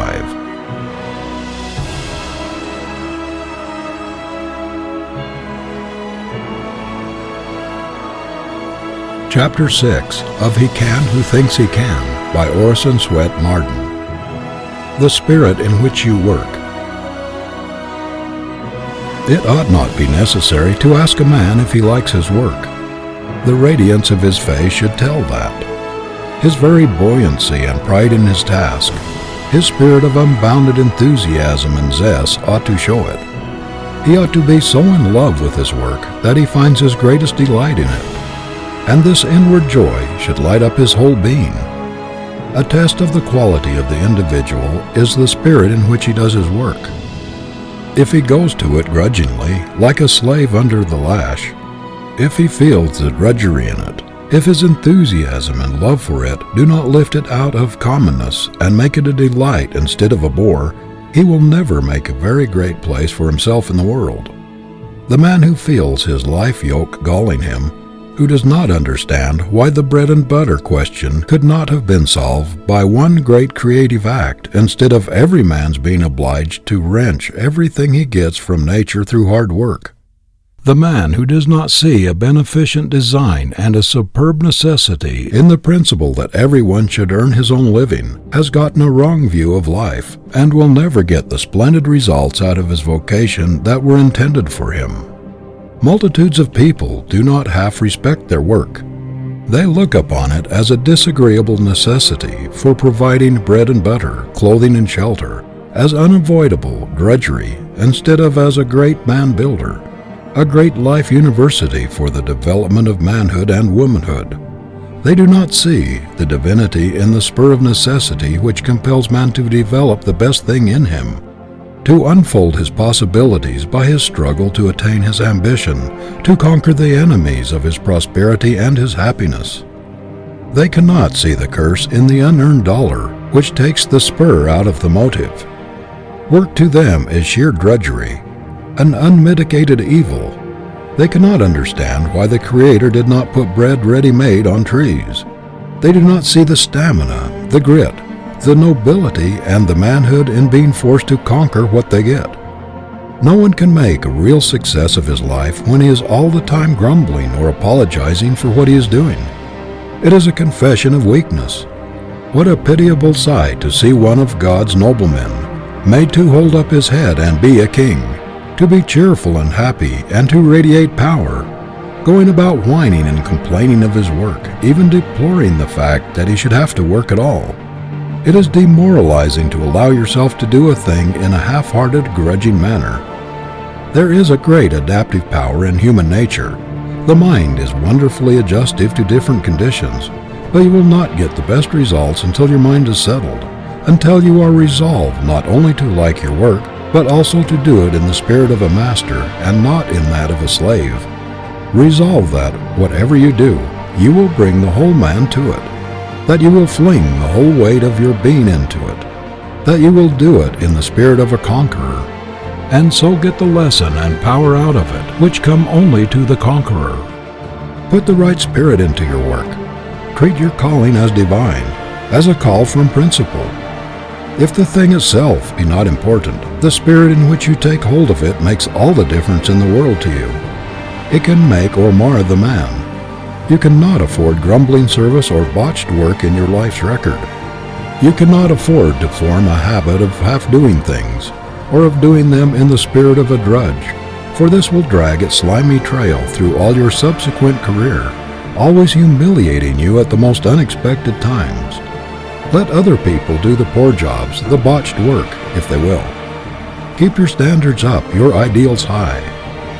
The attitude with which a man approaches his task has everything to do with the quality and efficiency of his work, and with its influence upon his character. What a man does is a part of himself. It is the expression of what he stands for. Our life work is an outpicturing of our ambition, our ideals, our real selves. If you see a man's work, you see the man. No one can respect himself or have that sublime faith in himself which is essential to all high achievement when he puts mean, half-hearted, slipshod service into what he does. He cannot get his highest self-approval until he does his level best. No man can do his best or call out the highest thing in him while he regards his occupation as drudgery or a bore. Under no circumstances allow yourself to do anything as a drudge. Nothing is more demoralizing. No matter if circumstances force you to do something which is distasteful, compel yourself to find something interesting and instructive in it. Everything that is necessary to be done is full of interest. It is all a question of the attitude of mind in which we go to our task. If your occupation is distasteful, every rebellious thought, every feeling of disgust only surrounds you with a failure atmosphere which is sure to attract more failure. The magnet that brings success and happiness must be charged with a positive, optimistic, enthusiastic force. The man who has not learned the secret of taking the drudgery out of his task by flinging his whole soul into it has not learned the first principles of success or happiness. It is perfectly possible to so exalt the most ordinary business by bringing to it the spirit of a master as to make of it a dignified vocation. The trouble with us is that we drop into a humdrum existence and do our work mechanically, with no heart, no vim, and no purpose. We do not learn the fine art of living for growth, for mind and soul expansion. We just exist. It was not intended that any necessary employment should be merely commonplace. There is a great, deep meaning in it all, a glory in it. Our possibilities, our destiny are in it, and the good of the world. Why is it that most people think that the glory of life does not belong to the ordinary vocations? That this belongs to the artist, to the musician, to the writer, or to someone of the more gentle and what they call dignified professions? There is as much dignity and grandeur and glory in agriculture as in statesmanship or authorship. Some people never see any beauty anywhere. They have no soul for the beautiful. Others see it everywhere. Farming to one man is a humdrum existence, an unbearable vocation, a monotonous routine, while another sees the glory and the dignity in it, and takes infinite pleasure in mixing brains with the soil and in working with the Creator to produce grander results. I knew a cobbler in a little village who took infinitely more pride in his vocation than did the lawyer or even the clergyman of that town. I know a farmer who takes more pride in his crops than any other person in his community takes in his calling. He walks over his farm as proudly as a monarch might travel through his kingdom. This true master farmer will introduce his visitor to his horses and cows and other animals as though they were important personages. That is the kind of enthusiasm that takes the drudgery out of the farm and makes a joy out of life, which to many is so dull and commonplace. I have known a stenographer on small pay who put a higher quality of effort into her work than the proprietor of the great establishment she worked for, and she got more out of life than he did. I knew a school teacher in a little district 25 miles from a railroad, in a schoolhouse right in the forest, who took more pride in her work and in the progress of her pupils than some presidents of colleges whom I've known appeared to take in their duties. A girl who declared that she never would do housework, that she never would cook, no matter what misfortunes might come to her, married a man who lost his money, and she was forced to part with her servants and to do the cooking herself for the family. She thought she never could do it, but she determined to make bread making an art, to elevate cooking and make it a science in her home, and she succeeded. No matter how humble your work may seem, do it in the spirit of an artist, of a master. In this way, you lift it out of commonness and rob it of what would otherwise be drudgery. You will find that learning to thoroughly respect everything you do, and not to let it go out of your hands until it has the stamp of your approval upon it as a trademark, will have a wonderful effect upon your whole character. The quality of your work will have a great deal to do with the quality of your life. If your work quality is down, your character will be down, your standards down, your ideals down. The habit of insisting upon the best of which you are capable, and of always demanding of yourself the highest, never accepting the lowest, will make all the difference between mediocrity or failure and a successful career.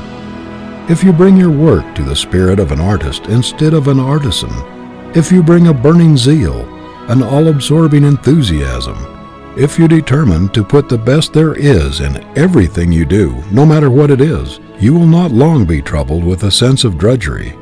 Everything depends on the spirit we bring to the task. The right spirit makes an artist in the humblest task, while the wrong spirit makes an artisan in any calling, no matter how high that calling may be. There is a dignity, an indescribable quality of superiority in everything we do which we thoroughly and honestly respect. There is nothing belittling or menial which has to be done for the welfare of the race. You cannot afford to give the mere dregs, the mere leavings of your energies to your work. The best in you is none too good for it. It is only when we do our best, when we put joy, energy, enthusiasm, and zeal into our work, that we really grow. And this is the only way we can keep our highest self-respect. We cannot think much of ourselves when we are not honest in our work, when we are not doing our level best. There is nothing which will compensate you for the loss of faith in yourself, for the knowledge of your reputation for doing bungling, dishonest work. You have something infinitely higher within you to satisfy than to make a mere living, to get through your day's work as easily as possible. It is your sense of right, the demand within you to do your level best, to develop the highest thing in you, to do the square thing, to be a man. This should speak so loudly in you that the mere bread and butter question, the money-making question, should be absolutely insignificant in comparison. Start out with the tacit understanding with yourself that you will be a man at all hazards, that your work shall express the highest and best things in you, and that you cannot afford to debase or demoralize yourself by appealing to the lowest, the most despicable, mean side of yourself by deteriorating, by botching your work. How often we see people working along without purpose, half committed to their aim, only intending to pursue their vocation until they strike snags. They intend to keep at it as long as it is tolerable, or until they find something they like better. This is a cowardly way to face a life work which determines our destiny. A man ought to approach his life task, however humble, with the high ideals that characterize a great master as he approaches the canvas upon which he is going to put his masterpiece, with a resolution to make no false moves that will mar the model that lives in his ideal. A sacred thing, this approaching the uncut marble of life. We cannot afford to strike any false blows which might mar the angle that sleeps in the stone. For the image we produce must represent our life work. Whether it is beautiful or hideous, divine or brutal, it must stand as an expression of ourselves, as representing our ideals. It always pains me to see a young person approaching his life work with carelessness and indifference, as though it did not make much difference to him how he did his work if he only got through with it and got his pay for it. How little the average youth realizes the sacredness, the dignity, the divinity of his calling. There is a higher meaning, something broader, deeper and nobler in a vocation than making a living or seeking fame. Making a life is the best thing in it. It should be a man developer, a character builder, and a great life school for broadening, deepening, and rounding into symmetry, harmony and beauty, all the God-given faculties within us. The part of our life work which gives us a living, which provides the bread and butter and clothes and houses and shelter, is merely incidental to the great disciplinary, educative phase of it, the self-unfoldment. It is a question of how large and how grand a man or woman you can bring out of your vocation, not how much money there is in it. Your life work is your statue. You cannot get away from it. It is beautiful or hideous, lovely or ugly, inspiring or debasing as you make it. It will elevate or degrade. You can no more get away from it than you can, of your own volition, rise from the earth. Every errand you do, every letter you write, every piece of merchandise you sell, every conversation, every thought of yours, everything you do or think is a blow of the chisel which mars or beautifies the statue. The attitude of mind with which we perform our life work colors the whole career and determines the quality of the destiny. It is the lofty ideal that redeems the life from the curse of commonness and imparts a touch of nobility to every calling. But a low, sordid aim will take the dignity out of any occupation. End of Chapter 6.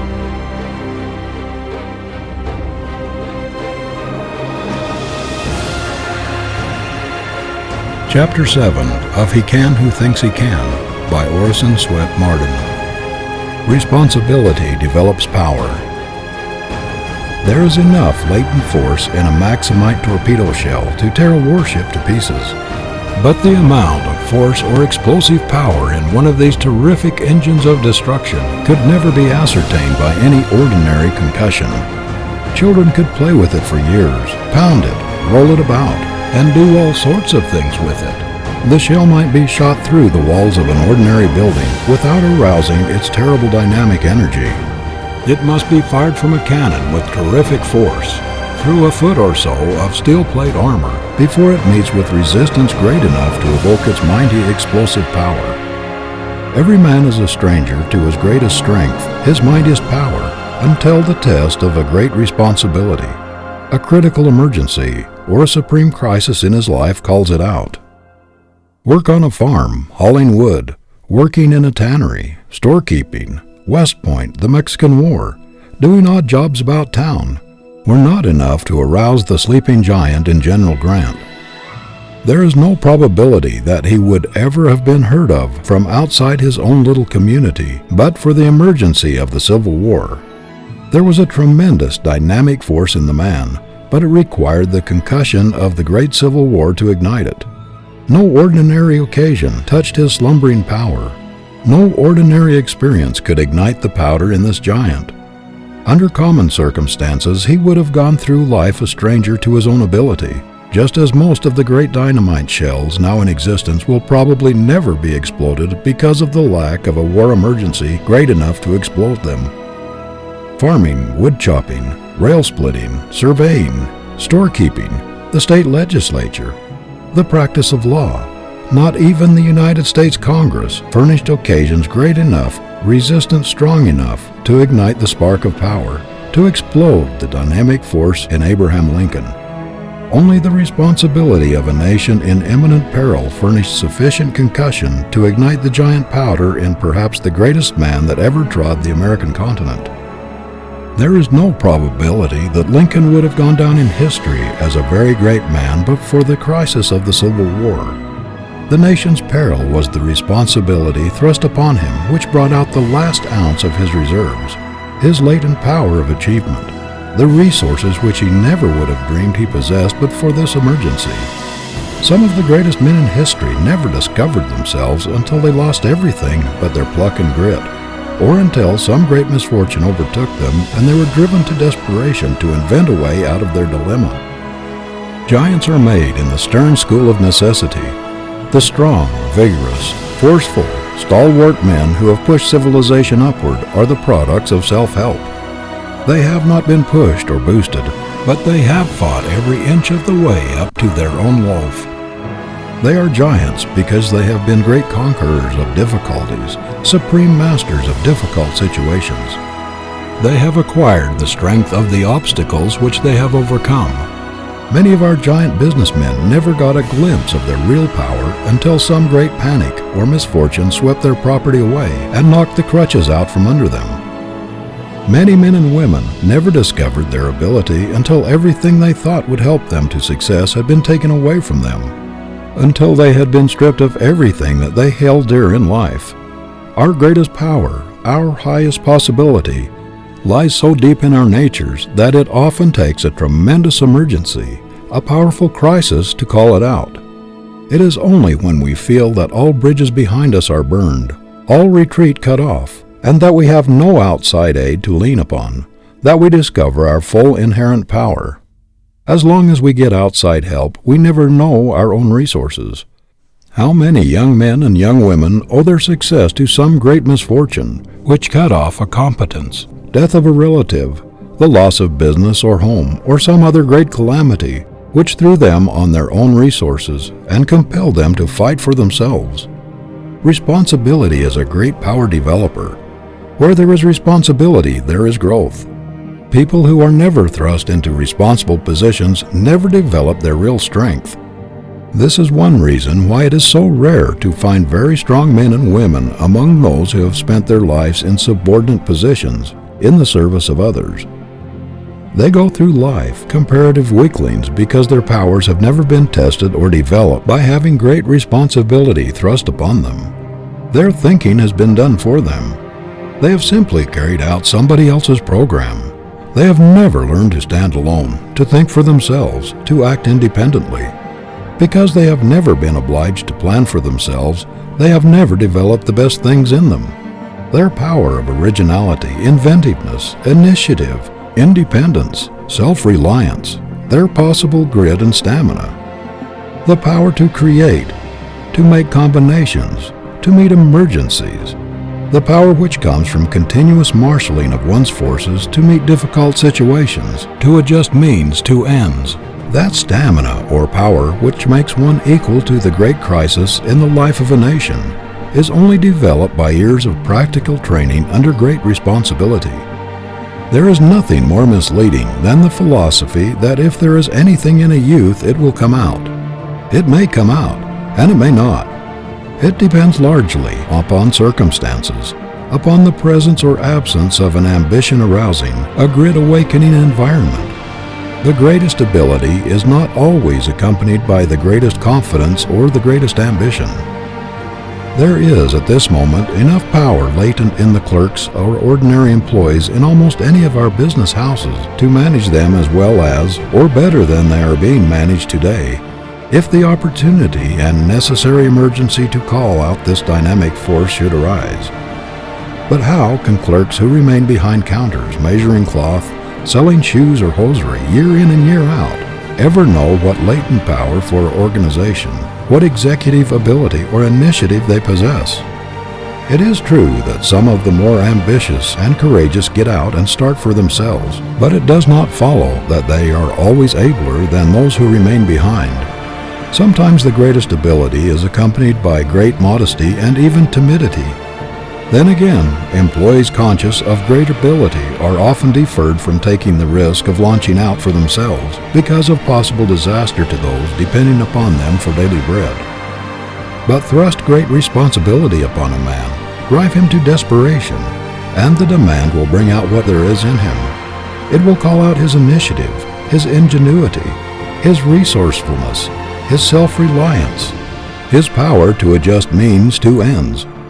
If there are any elements of leadership in him, responsibility will call them out. It will test his power to do things. I have in mind a young man who developed such amazing ability within 6 months from the date of a very important promotion that he surprised everybody who knew him. Even his best friends did not believe that it was in him. But the great responsibilities, the desperate situation thrust upon him brought out his reserve power, and he very quickly showed of what stuff he was made. This promotion and a little stock in the concern which had been given him aroused his ambition and called out a mighty power which before he did not dream he possessed. Tens of thousands of young men and young women today are only waiting for a chance to show themselves, waiting for an opportunity to try their wings. And when the opportunity, the responsibility comes, they will be equal to anything that confronts them. Proprietors of large concerns are often very much exercised by the death of a superintendent or lieutenant who is managed with exceptional ability. They are fearful that very disastrous results may follow, and believe it will be almost impossible to fill his place. But while they are looking around to find a man big enough for the place, someone perhaps, who was under the former chief, attends to his duties temporarily, and makes even a better manager than his predecessor. Young men and young women are rising out of the ranks constantly, everywhere, who fill these positions oftentimes much better than those who drop out, and whose places it was thought almost impossible to fill. Do not be afraid to pile responsibility upon your employees. You will be amazed to see how quickly they will get out from under their load, and what unexpected ability they will develop. Many employers are always looking for people outside of their own establishment to fill important vacancies, simply because they cannot see or appreciate a man's ability until he has actually demonstrated it. But how can he demonstrate it until he has the chance? There are probably today scores of young men in every one of our great business houses who are as capable as the present heads. There is no position that cannot be filled as well or better than it's being filled now by someone who is still in the ranks and who has not yet been heard from in any distinctive way. When some great statesman falls, the people often look about to find that there is apparently no one to fill his place. But from an unexpected source, perhaps from a little out-of-the-way town, from the common ranks, there comes a man who is equal to the emergency. The way to bring out the reserve in a man is to pile responsibility upon him. If there is anything in him, this will reveal it. Some of us never quite come to ourselves in fullness and power until driven to desperation. It is when we are shipwrecked, like Robinson Crusoe upon an island, with nothing but our own brain and hands, nothing but resources locked up deep in ourselves, that we really come to complete self-discovery. A captain never knows what is in his men until they have been tested by a gale at sea which threatens shipwreck. That there are great potencies and power possibilities within us which we may never know is proved by the tremendous forces that are aroused in ordinary people in some great crisis or emergency. The elevator boy may have never dreamed that there was anything heroic in his nature. He may never have thought there was a possibility of his rising in the world to the importance of the men whom he lifted to their offices. But the building takes fire, and this boy, who was seldom noticed by anyone, who did not show any special signs of ability, in a few minutes develops the most heroic qualities. He runs his elevator up through the burning floors when choked with smoke, the hot cable blistering his hands, and rescues 100 people who but for him might have lost their lives. A ship is wrecked at sea, and a poor immigrant becomes the hero of the hour, commanding a lifeboat and giving orders with calmness, authority, and force when others have lost their heads.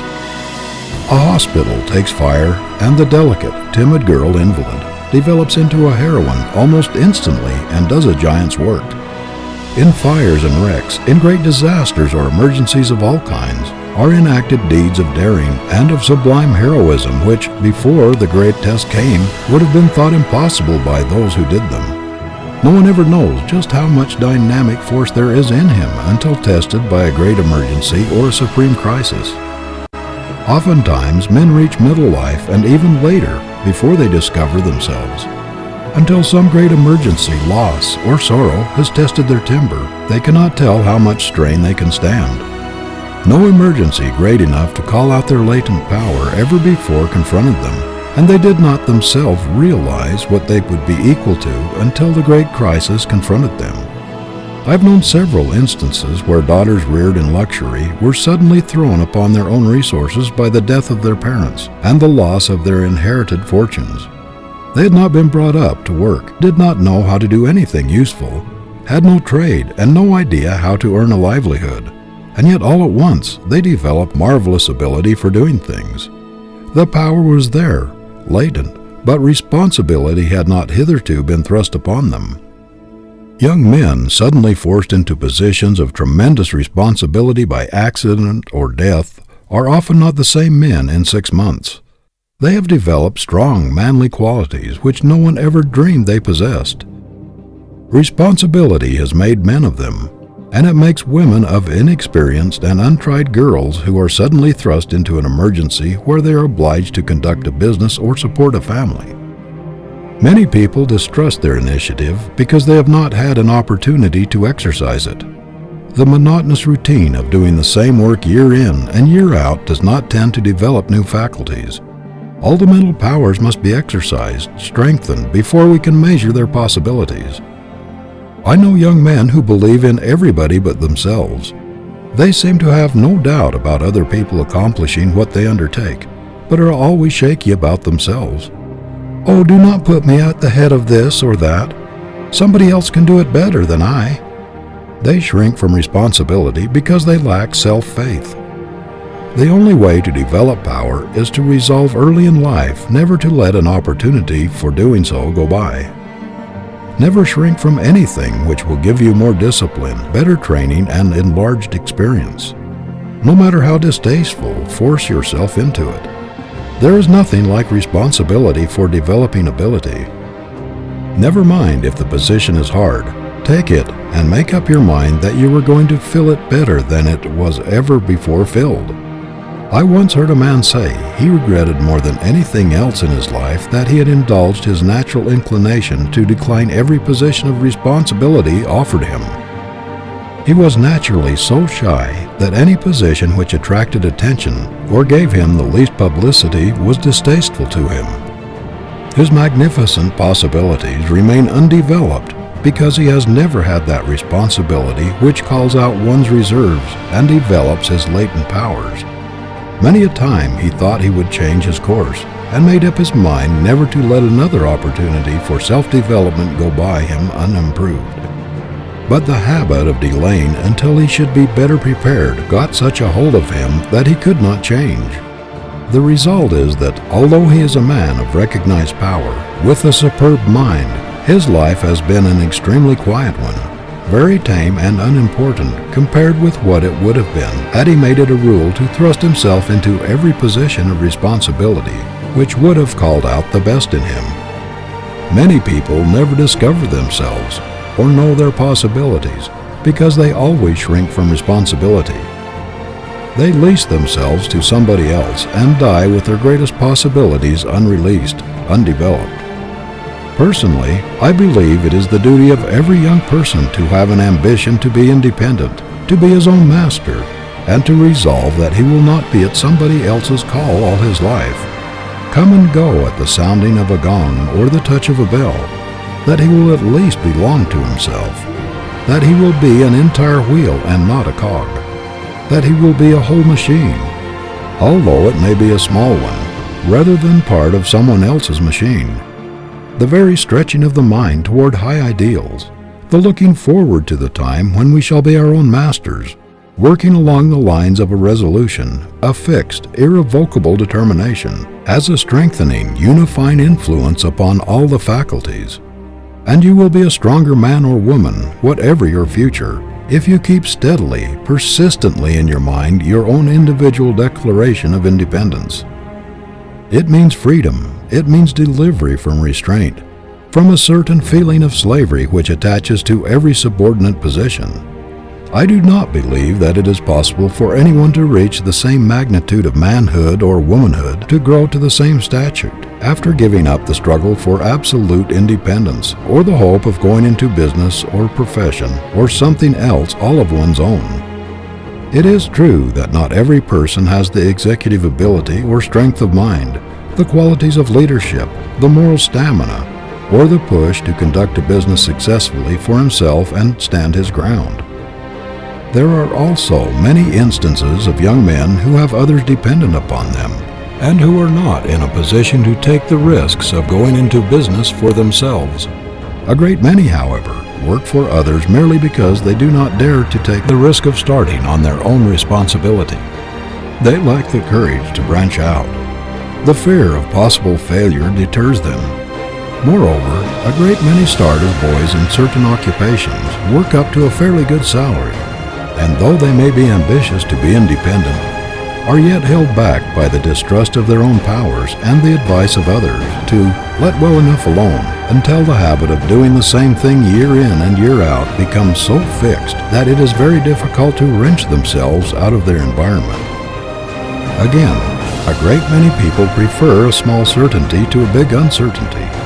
There is no disposition to hazard, no desire to take risks in their makeup. They do not want to assume large responsibilities.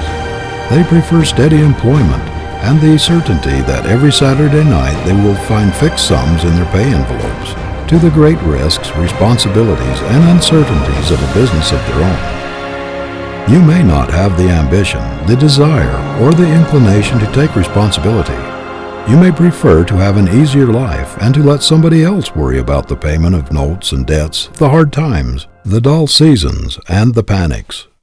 But if you expect to bring out the greatest possibilities in you, if growth, with the largest possible expansion of your powers, is your goal, you cannot realize your ambition in the fullest and completest sense while merely trying to carry out somebody else's program and letting him furnish the ideas. There must be a sense of complete independence, not partial but complete, in order to reach the highest growth. We do not attain our full stature of manhood or womanhood in captivity or in slavery, but in freedom, in absolute liberty. The eagle must be let out of the cage, no matter how large or how comfortable, before it can exhibit all the powers of an eagle. It is the locked up forces within that lie deep in our natures, not those which are on the surface that test our mettle. It is within everybody's power to call out these hidden forces, to be somebody, and to do something worthwhile in the world, and the man who does not do it is violating his sacred birthright. Every man or woman who goes through the world with great continents of undiscovered possibilities locked up within him commits a sin against himself, and that which borders on a crime against civilization. Don't be afraid to trust yourself. Have faith in your own ability to think along original lines. If there is anything in you, self-reliance will bring it out. Whatever you do, cultivate a spirit of manly independence in doing it. Let your work express yourself. Don't be a mere cog in a machine. Do your own thinking and carry out your own ideas as far as possible, even though working for another. End of Chapter 7.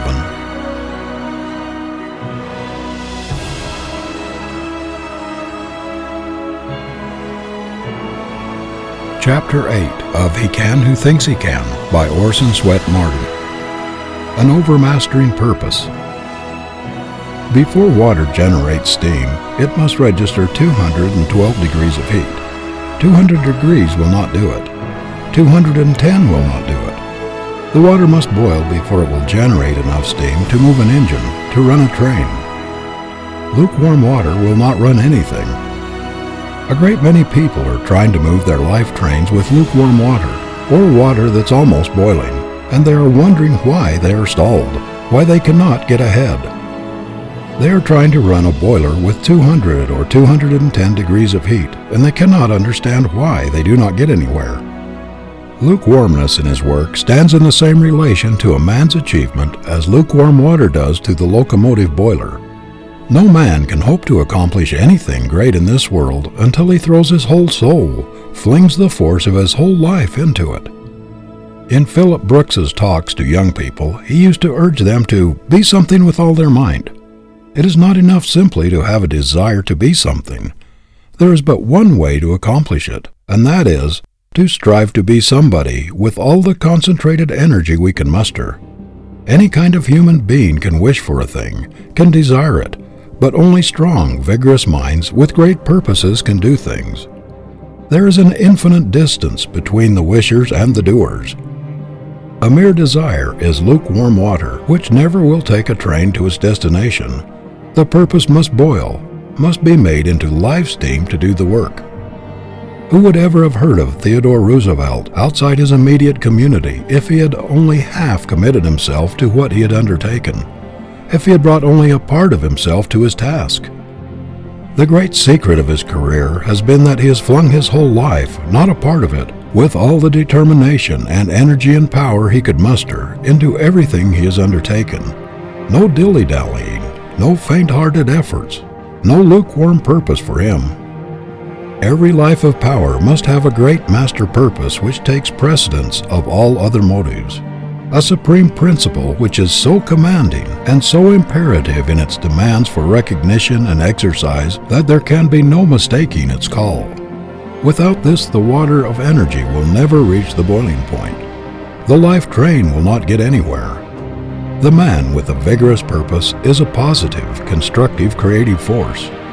No one can be resourceful, inventive, original, or creative without powerful concentration, and the undivided focusing of the mind is only possible along the line of ambition, the life purpose. We cannot focus the mind upon a thing we are not interested in and enthusiastic about. A man ought to look upon his career as a great artist looks upon his masterpiece, as an outpicturing of his best self, upon which he dwells with infinite pride and a satisfaction which nothing else can give. Yet many people are so loosely connected with their vocation that they are easily separated from it. I know young men who seem anxious to get on in their careers, but in a single evening they could be induced to give up their calling for something else. They are always wondering whether they are in the right place or where their ability will count most. They lose heart when they strike obstacles, or they become discouraged when they hear of someone else who has made a success in some other line, and wonder if they had not better try something in the same line. If one is so loosely attached to his occupation that he can be easily induced to give it up, you may be sure that he is not in the right place. If nature has called you to a position, if the call runs in your blood, it is a part of your life and you cannot get away from it. It is not a separate thing from yourself. It exists in every brain cell, every nerve cell, every blood corpuscle contains some of it. You can no more get away from it than a leopard can get away from his spots. So when a young man asks me if I do not think he had better make a change, I feel very certain that he is not in the place God called him to, for the thing he was made for is as much a part of his real being as his temperament. It is nearer to him than his heartbeat, closer than his breath. There is a photograph of the thing he was made for in every cell in his body. He cannot get away from it. The thing which will make the life distinctive, which will make it a power, is the one supreme thing which we want to do and feel that we must do, and no matter how long we may be delayed from this aim, or how far we may be swerved aside by mistakes or iron circumstances, we should never give up hope or a determination to pursue our object. Some people have not the moral courage, the persistence, the force of character, to get the things out of the way which stand between them and their ambition. They allow themselves to be pushed this way and that way into things for which they have no fitness or taste. Their willpower is not strong enough to enable them to fight their way to their goal. They are pushed aside by the pressure about them and do the things for which they have little or no liking or adaptation. If there's anything in the world a person should fight for, it is freedom to pursue his ideal, because in that is his great opportunity for self-expression. for the unfoldment of the greatest thing possible to him. It is his great chance to make his life tell in the largest, completest way, to do the most original, distinctive thing possible to him. If he does not pursue his ideal, does not carry out his supreme aim, his life will be more or less a failure, no matter how much he may be actuated by a sense of duty, or how much he may exert his willpower to overcome his handicap.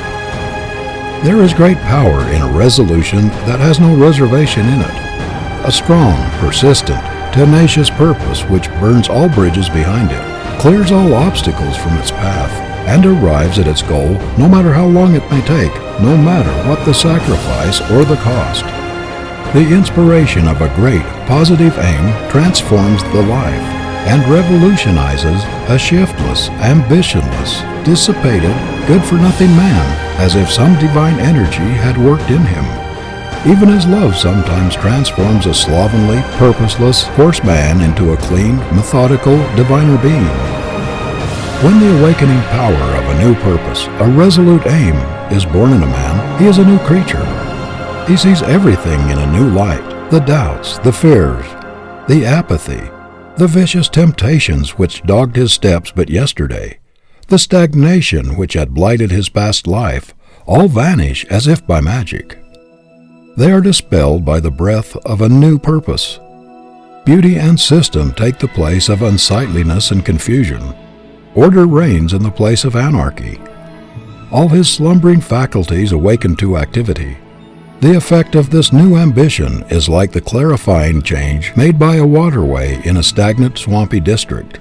The water clarifies as soon as it begins to move, to do something.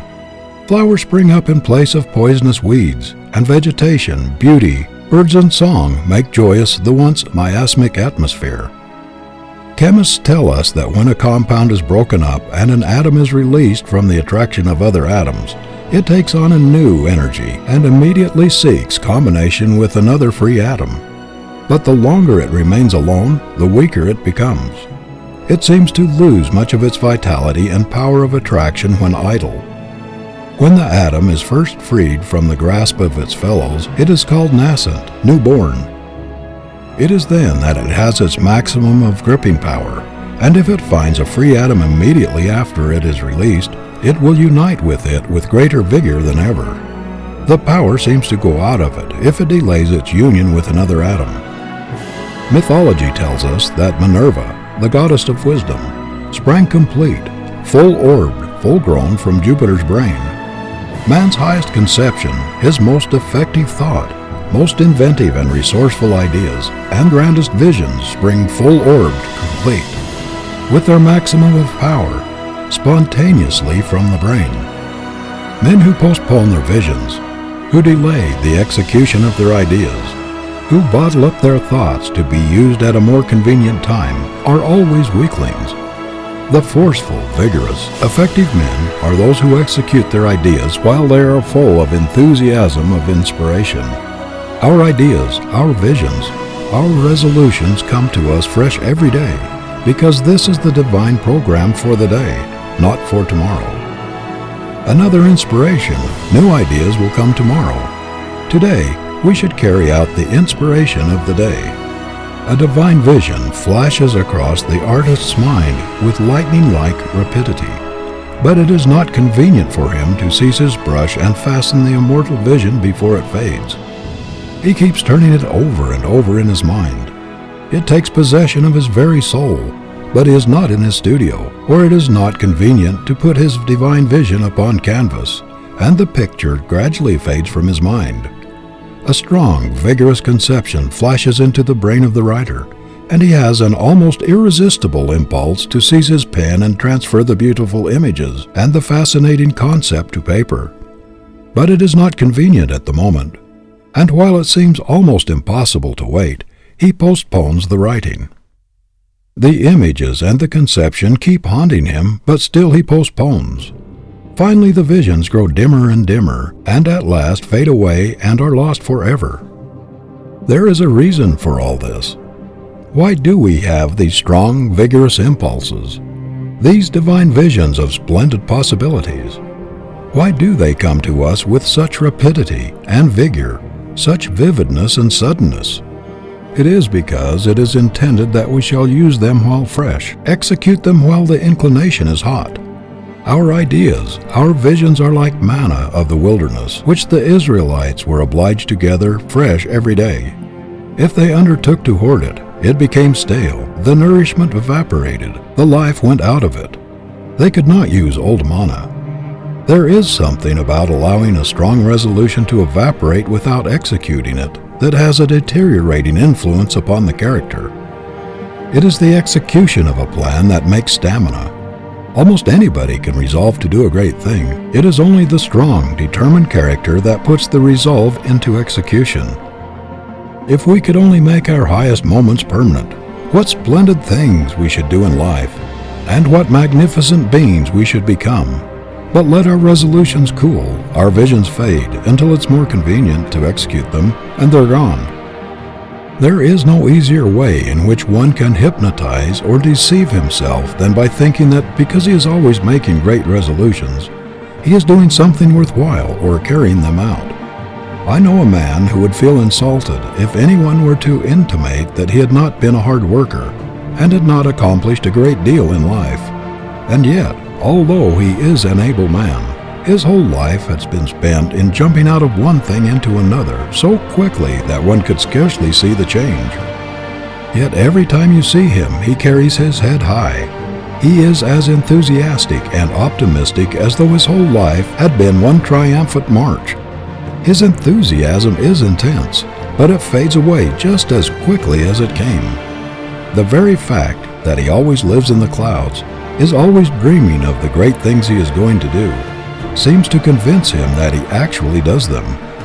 But he never stays at one thing long enough to reach effectiveness.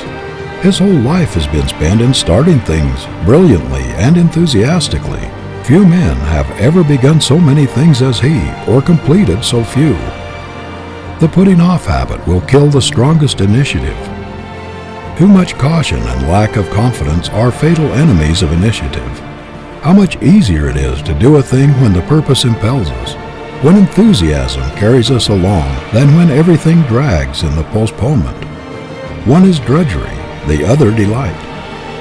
Hungering and striving after knowledge is what makes a scholar. Hungering and striving after virtue is what makes a saint. Hungering and starving after noble action is what makes a hero a man.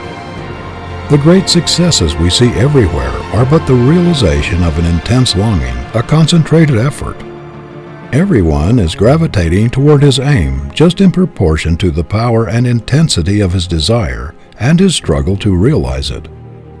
One merely desires to do this or that, or wishes he could, or would be glad if he could. Another knows perfectly well that if he lives, he's going to do the thing he sets his heart on, if it is within the limits of human possibility. We do not hear him whining because nobody will pay his way to college. He does not say he wishes to go.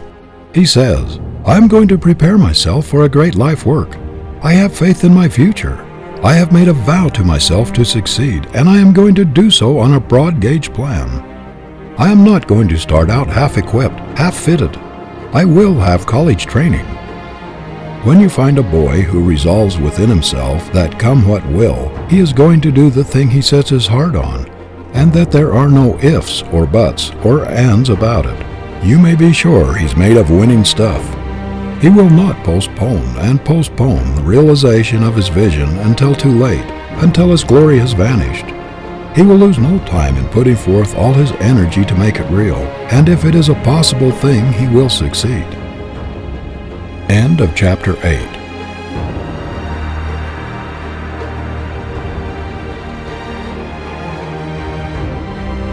Chapter 9 of He Can Who Thinks He Can by Orison Swett Marden.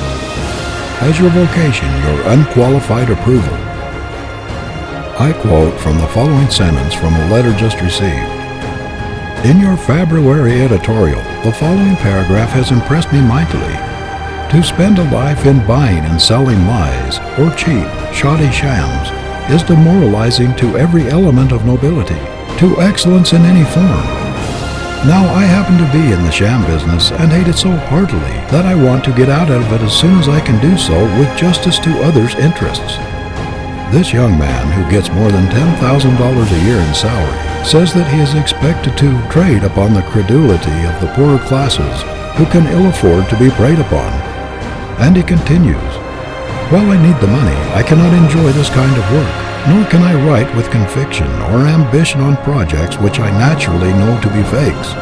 Besides, I am afraid of the very thing pointed out in your editorial, namely growing down to the work. I hate hypocrisy worse than any other thing, and I cannot do my best work in any business based on such a foundation. I do not want to remain in an occupation which pays its highest salaries to the most skillful fakers. It is pitiable to see a strong, brilliant, promising young man, capable of filling a high position, trying to support himself and his family in an occupation which has not received his approval, which is lowering his ideals, which dwarfs his nature, which makes him despise himself, which strangles all that is best and noblest within him, and which is constantly condemning him and ostracizing him and his family from all that is best and truest in life. How often we hear a young man say, 'I do not like the business I am in. I know it has a bad influence on me. I do not believe in the methods used or the deceptions practiced. I am ashamed to have my friends know what I am doing, and I say as little about it in public as possible. I know I ought to change, but it is the only business I understand in which I can earn as much money as I need to keep up appearances, for I have been getting a good salary, and I have contracted expensive habits of living, and I have not the force of character to risk a change.' Do not deceive yourself with the idea that somebody has got to do this questionable work and that it might as well be you. Let other people do it, if they will. There is something better for you. The Creator has given you a guarantee, written in your blood and brain cells, that if you keep yourself clean and do that which He has indicated in your very constitution, you will be a man, will succeed, and will belong to the order of true nobility. But if you do not heed that edict, you will fail. You may get a large salary, but this alone is not success. If the almighty dollar is dragging its slimy trail all through your career, if money-making has become your one unwavering claim, you have failed, no matter how much you have accumulated. If your money smells of the blood of the innocent, if there is a dirty dollar in it, if there is a taint of avarice in it, if envy and greed have helped in its accumulation, if there is a sacrifice of the rights and comforts of others in it, if there is a stain of dishonor on your stocks and bonds, or if a smirched character looms up in your pile, do not boast of your success, for you have failed. Making money by dirty work is bad business, gild it how we will. There are 1,000 indications in you that the Creator did not fit you for what is wrong, but only for the right.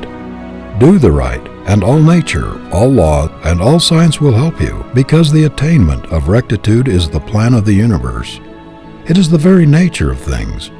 Reverse it, and all these forces are pledged to defeat you. To the young men who have written for advice, let me say that if you are making money by forcing yourself by sheer willpower to do what you loathe, what does not engage your whole heart, or that into which you cannot fling your entire being because you fear that it is not quite right, you can do 1,000 times better in an occupation which has your unreserved, unqualified consent. If you refuse to smirch your ability, no matter what the reward, you will thereby increase your success power 1,000-fold. The very fact that you can come out of a questionable situation boldly and take a stand for the right, regardless of consequences, will help you immeasurably. The greater self-respect, increased self-confidence, and the tonic influence which will come from the sense of victory will give you the air of a conqueror instead of that of one conquered. Nobody ever loses anything by standing for the right with decision, with firmness, and with vigor. You have a compass within you, the needle of which points more surely to the right and to the true than the needle of the mariner points to the pole star. If you do not follow it, you are in perpetual danger of going to pieces on the rocks. Your conscience is your compass, given you when you were launched upon life's high seas. It is the only guide that is sure to take you safely into the harbor of true success. What if a mariner should refuse to steer by the pointing of his compass, declaring it to be all nonsense, that the needle should always point north, and should pull it around so that it would point in some other direction, fasten it there, and then sail by it? He would never reach the port in safety. It takes only a little influence, just a little force, to pull the needle away from its natural pointing. Your conscious compass must not be influenced by greed or expediency. You must not trammel it. You must leave it free. The man who tampers with the needle of his conscience, who pulls it away from its natural love, and who tries to convince himself that there are other standards of right, other stars as reliable as the pole star of his character, and proposes to follow them in some questionable business, is a deluded fool who invites disaster. Every little while I meet young men who dislike to tell me what their vocation is. They seem ashamed of what they're doing.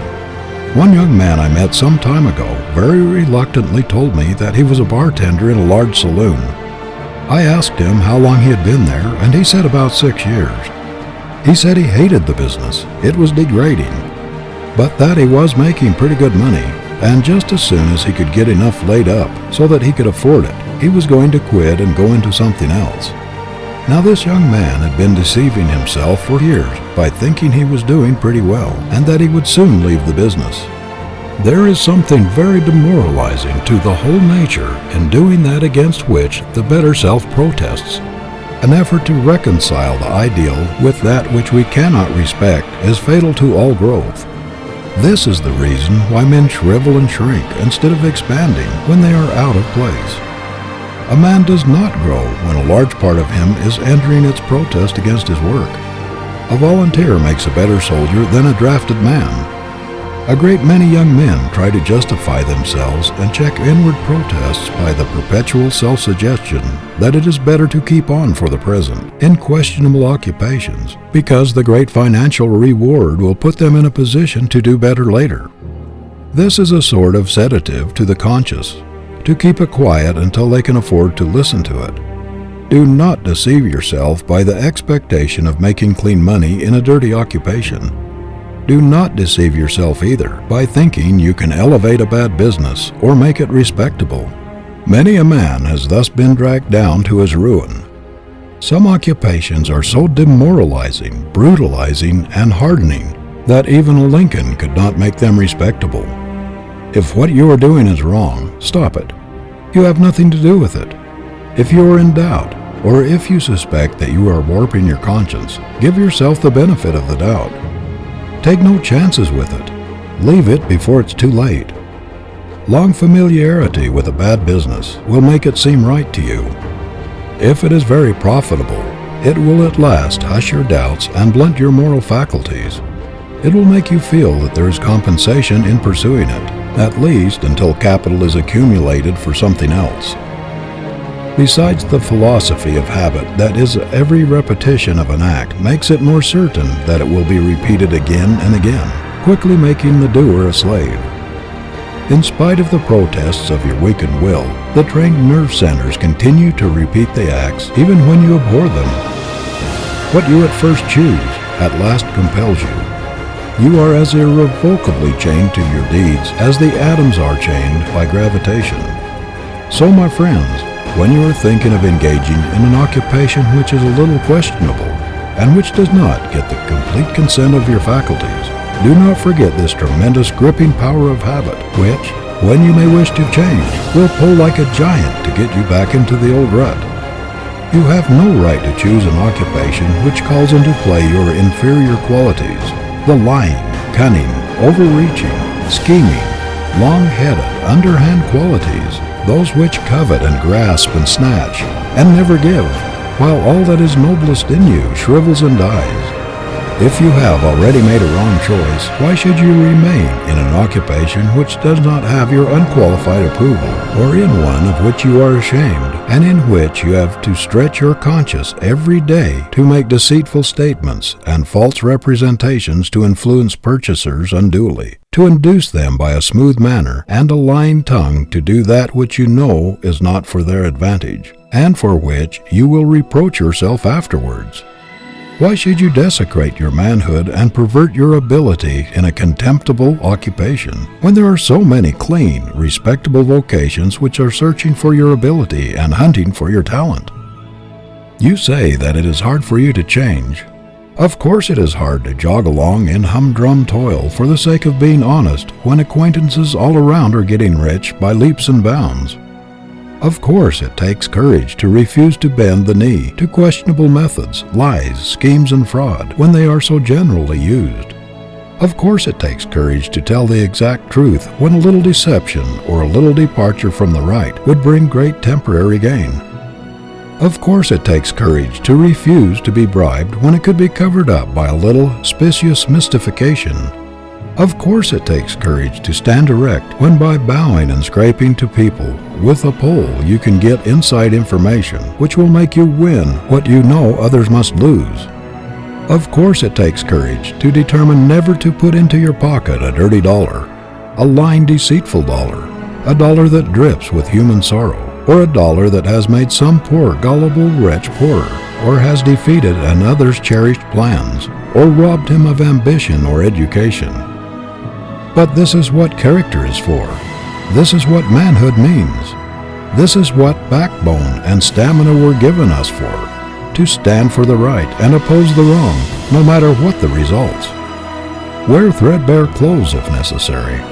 Live on one meal a day in a house with bare floors and bare walls if you must, but under no circumstances ever consent to prostitute your manhood or to turn your ability to do an unclean thing. Dig trenches. Carry hod, work as a section hand on a railroad, shovel coal, anything rather than sacrifice your self-respect, blunt your sense of right and wrong, and shut yourself off forever from the true joy of living and the approbation which comes only from the consciousness of doing your level best to reach the highest that is possible to you. Do not choose that occupation which has the most money in it, the greatest promise of material reward, notoriety, or fame even. But choose that which will call out the man in you, and which will develop your greatest strength and symmetry of manhood, personal nobility. Manhood is greater than wealth and grander than fame. Personal nobility is greater than any calling or any reward that it can bring. End of chapter 9.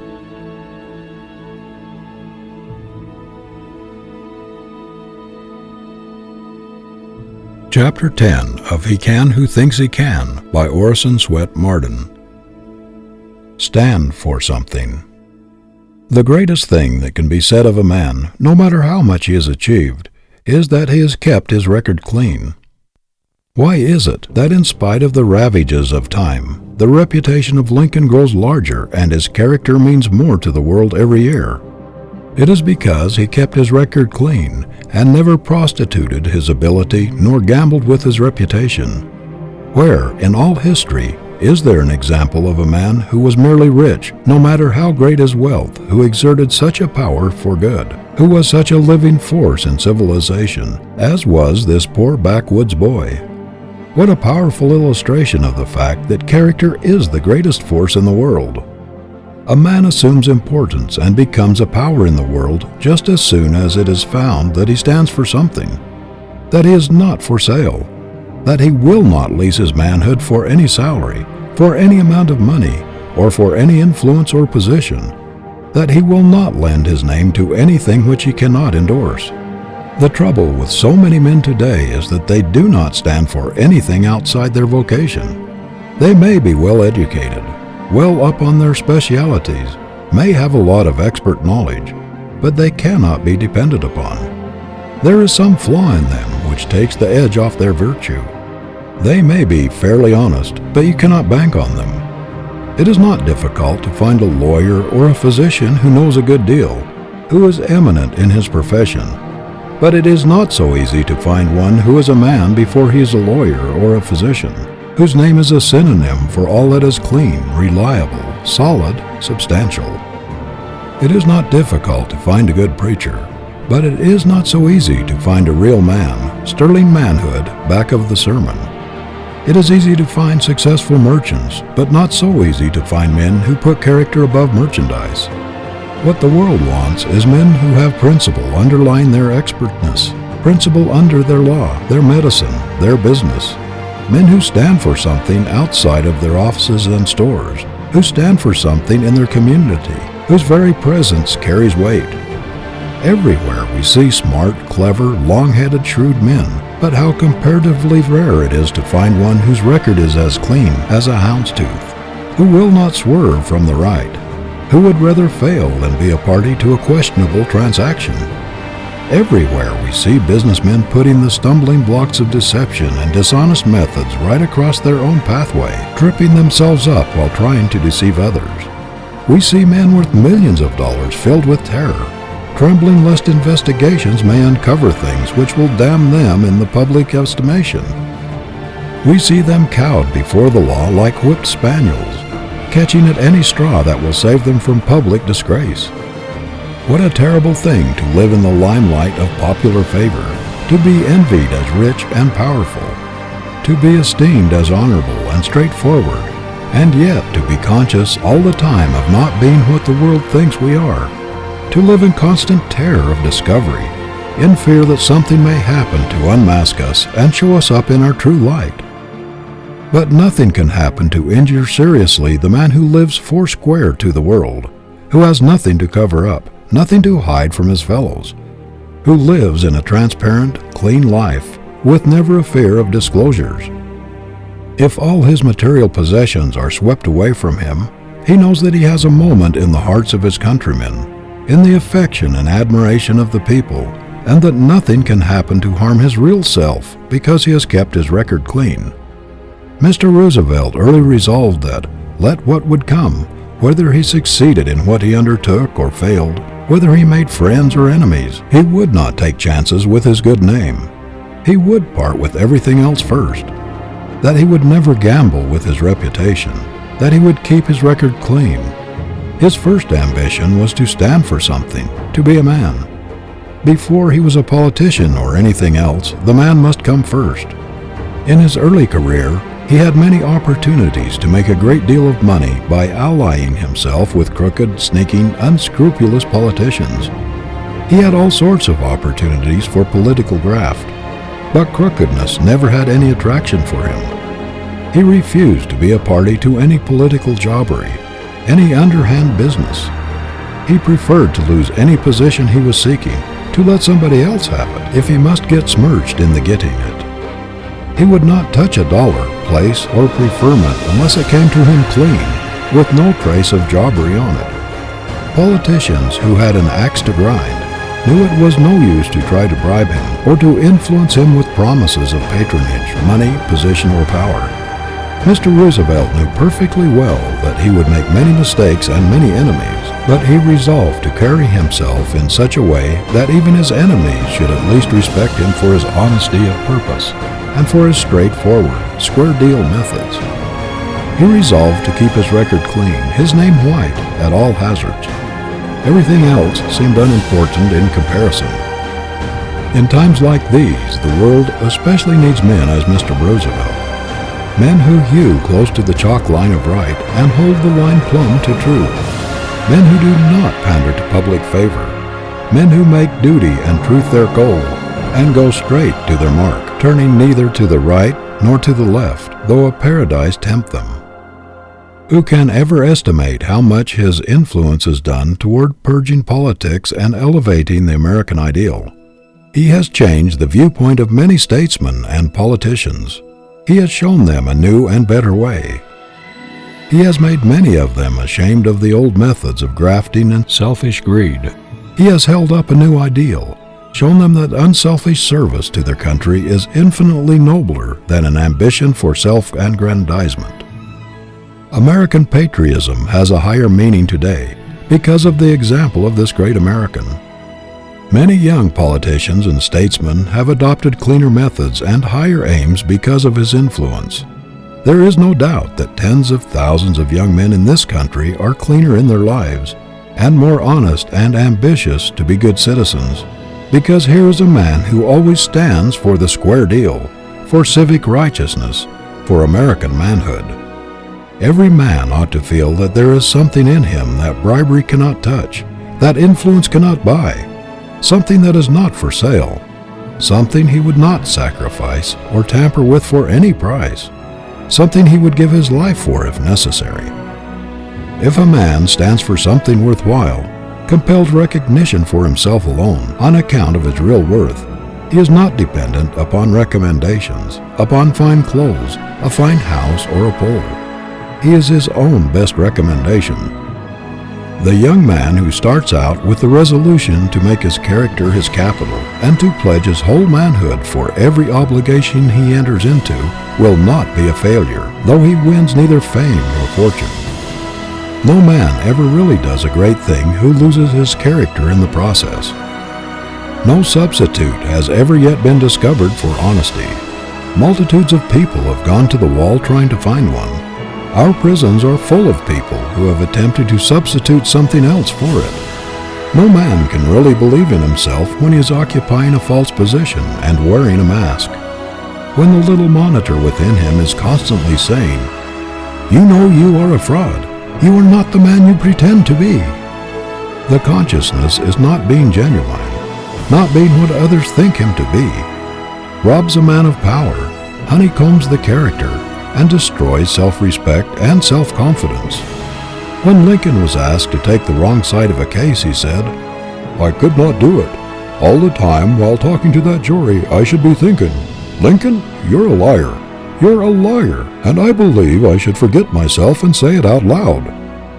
Character as capital is very much underestimated by a great number of young men. They seem to put more emphasis upon smartness, shrewdness, long-headedness, cunning, influence, a pull, than upon downright honesty and integrity of character.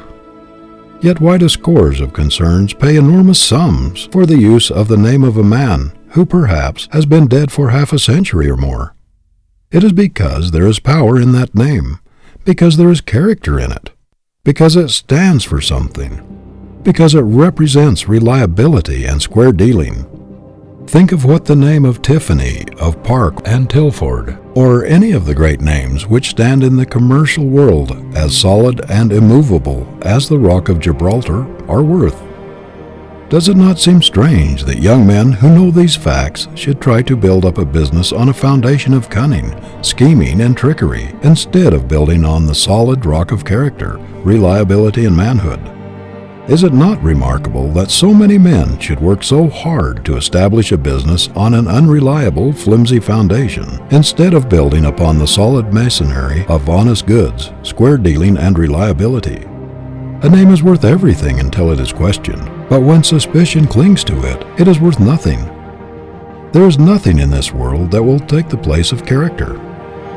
There is no policy in the world, to say nothing of the right or wrong of it, that compares with honesty and square dealing. In spite of, or because of, all the crookedness and dishonesty that is being uncovered, of all the scoundrels that are being unmasked, integrity is the biggest word in the business world today. There never was a time in all history when it was so big, and it is growing bigger. There never was a time when character meant so much in business, when it stood for so much everywhere as it does today. There was a time when the man who was the shrewdest and sharpest and cunningest in taking advantage of others got the biggest salary. But today, the man at the other end of the bargain is looming up as never before. Nathan Strauss, when asked the secret of the great success of his firm, said it was their treatment of the man at the other end of the bargain. He said they could not afford to make enemies. They could not afford to displease or take advantage of customers, or to give them reason to think that they had been unfairly dealt with, that in the long run, the man who gave the squarest deal to the man at the other end of the bargain would get ahead fastest. There are merchants who have made great fortunes, but who do not carry weight among their fellow men because they have dealt all their lives with inferiority. They have lived with shoddy and shams so long that the suggestion has been held in their minds until their whole standards of life have been lowered. Their ideals have shrunken. Their characters have partaken of the quality of their business. Contrast these men with the men who stood for half a century or more at the head of solid houses, substantial institutions, men who have always stood for quality in everything, who have surrounded themselves not only with ability, but with men and women of character. We instinctively believe in character. We admire people who stand for something, who are centered in truth and honesty. It is not necessary that they agree with us. We admire them for their strength, the honesty of their opinions, the inflexibility of their principles. The late Carl Schurz was a strong man and agonized many people. He changed his political views very often, but even his worst enemies knew there was one thing he would never go back on, friends or no friends, party or no party, and that was his devotion to principle as he saw it. There was no parleying with his convictions. He could stand alone if necessary, with all the world against him. His inconsistencies, his many changes in parties and politics, could not destroy the universal admiration for the man who stood for his convictions. Although he escaped from a German prison and fled his country, where he had been arrested on account of his revolutionary principles when but a mere youth, Emperor William I had such a profound respect for his honesty of purpose and his strength of character that he invited him to return to Germany and visit him, gave him a public dinner, and paid him great tribute. Who can estimate the influence of President Eliot in enriching and uplifting our national ideas and standards through the thousands of students who go out from Harvard University? The tremendous force and nobility of character of Phillips Brooks raised everyone who came within his influence to higher levels. His great earnestness in trying to lead people up to his lofty ideals swept everything before it. One could not help feeling while listening to him and watching him that there was a mighty triumph of character, a grand expression of superb manhood. Such men as these increase our faith in the race, in the possibilities of the grandeur of the coming man. We are prouder of our country because of such standards. It is the ideal that determines the direction of life. And what a grand sight, what an inspiration are those men who sacrifice the dollar to the ideal. The principles by which the problem of success is solved are right and justice, honesty and integrity. And just in proportion as a man deviates from these principles, he falls short of solving his problem. It is true that he may reach something. He may get money, but is that success? The thief gets money, but does he succeed? Is it any honester to steal by means of a long head than by means of a long arm? It is very much more dishonest because the victim is deceived and then robbed, a double crime. We often receive letters which read like this: I am getting a good salary, but I do not feel right about it somehow. I cannot still the voice within me that says, wrong, wrong, to do what I am doing. Leave it, we always say to the writers of these letters. Do not stay in a questionable occupation, no matter what inducement it offers. Its false light will land you on the rocks if you follow it. It is demoralizing to the mental faculties, paralyzing to the character, to do a thing which one's conscience forbids. Tell the employer who expects you to do questionable things that you cannot work for him unless you can put the trademark of your manhood, the stamp of your integrity, upon everything you do. Tell him that if the highest thing in you cannot bring success, surely the lowest cannot.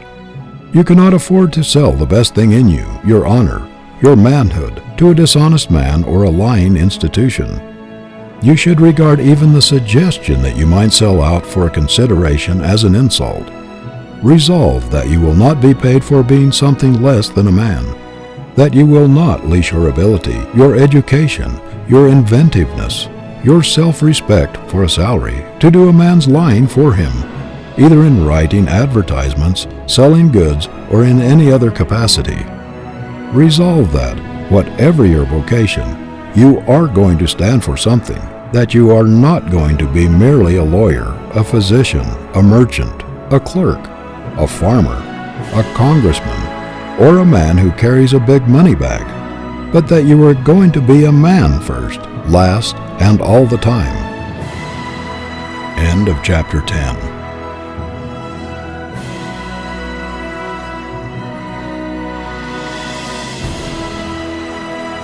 Chapter 11 of He Can Who Thinks He Can by Orison Swett Marden.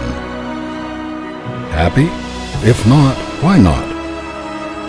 We have seen many examples during the past few months of the failure of wealth to produce happiness. We have seen that a fortune without a man behind it does not stand for much.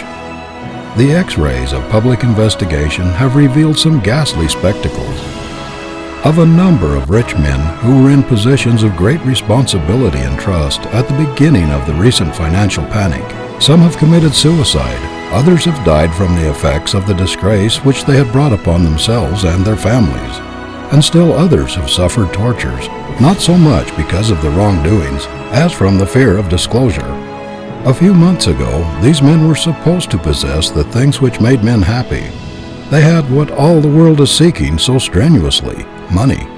They lived in palatial homes and were surrounded with luxuries, and yet, the moment misfortune came, what they called happiness fled as though it had the wings of a bird. These men felt secure because they had that which most people are struggling so hard to get. They had supposed themselves so firmly entrenched in the wherewithal of life, but so buttressed by their solid investments, that nothing could shake them. But almost in the twinkling of an eye, their foundations slipped from under them, their reputations vanished, and instead of being the big men they thought they were, they not only found out that they were nobodies, but also that their happiness had flown with their reputations. Happiness is not such a transit visitor as that. If these men had had the genuine article, no panic could have shaken it, no fire burned it out, no ocean swallowed it up. Real happiness is not a fluttering, fly-away unreality. It is not superficial. It does not live in things. It does not depend upon money. It inheres in character, in personality. It consists in facing life the right way, and no one who faces it the wrong way, no matter how much money he may have, can ever be happy. The trouble with many of the men who went down in the panic was that they put the emphasis upon the wrong thing. Man is built upon the plan of honesty, of rectitude, the divine plan. When he perverts his nature by trying to express dishonesty, chicanery, and cunning, of course he cannot be happy. The very essence of happiness is honesty, sincerity, truthfulness. He who would have real happiness for his companion must be clean, straightforward, and sincere. The moment he departs from the right, she will take wings and fly away. What a pitiable thing it is to see the human race chasing the dollar, material things, trying to extract happiness, to squeeze joy out of money alone. How little people realize that the very thing they are hunting lives in themselves or nowhere. That if they do not take happiness with them, they may hunt the earth over without finding it. Happiness is a condition of mind. It is a fundamental principle, and he who does not understand the principle cannot possibly be happy. All the misery and the crime of the world rest upon this failure of human beings to understand the principle that no man can really be happy until he harmonizes with the best thing in him, with the divine, and not with the brute.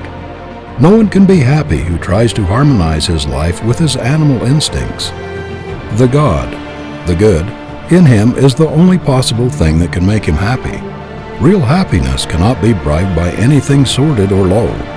Nothing mean or unworthy appeals to it.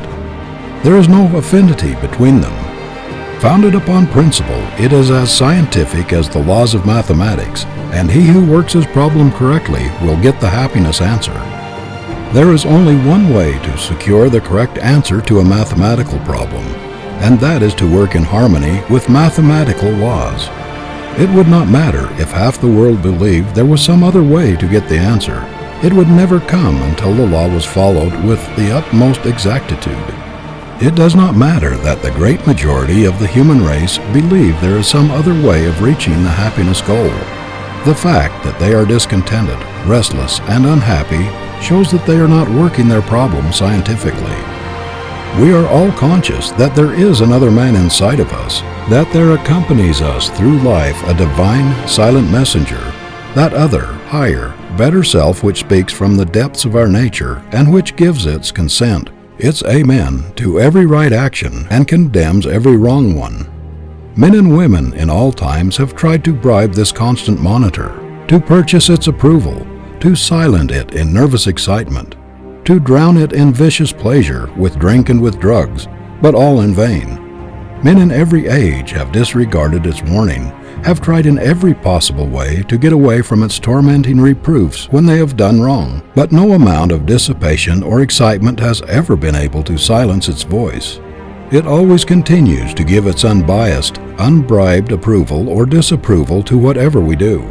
There is nothing in which people deceive themselves so much as in the pursuit of happiness. There is only one way to find it. That is, by obeying the laws upon which we are built. We are constructed along the lines of truth and justice, and we cannot reach felicity by disobeying these, the very laws of our nature.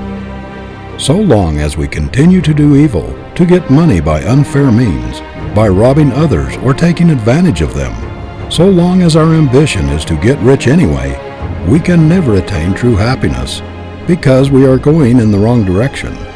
We are introducing discord into our natures, encouraging the very opposite to what we are seeking. It is just as impossible for a person to reach the normal state of harmony while he is practicing selfish, grasping methods, as it is to produce harmony in an orchestra with instruments that are all jangled and out of tune. To be happy, we must be in tune with the infinite in us, in harmony with our better selves.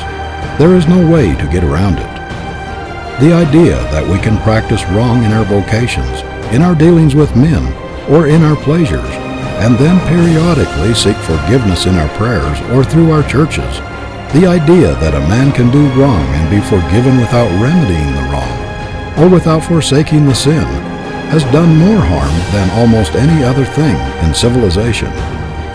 A clear conscience, a clean life, the elimination of selfishness, jealousy, envy, and hatred are necessary to all high enjoyment. One trouble with many of us is that we try to make happiness too complicated and unfair.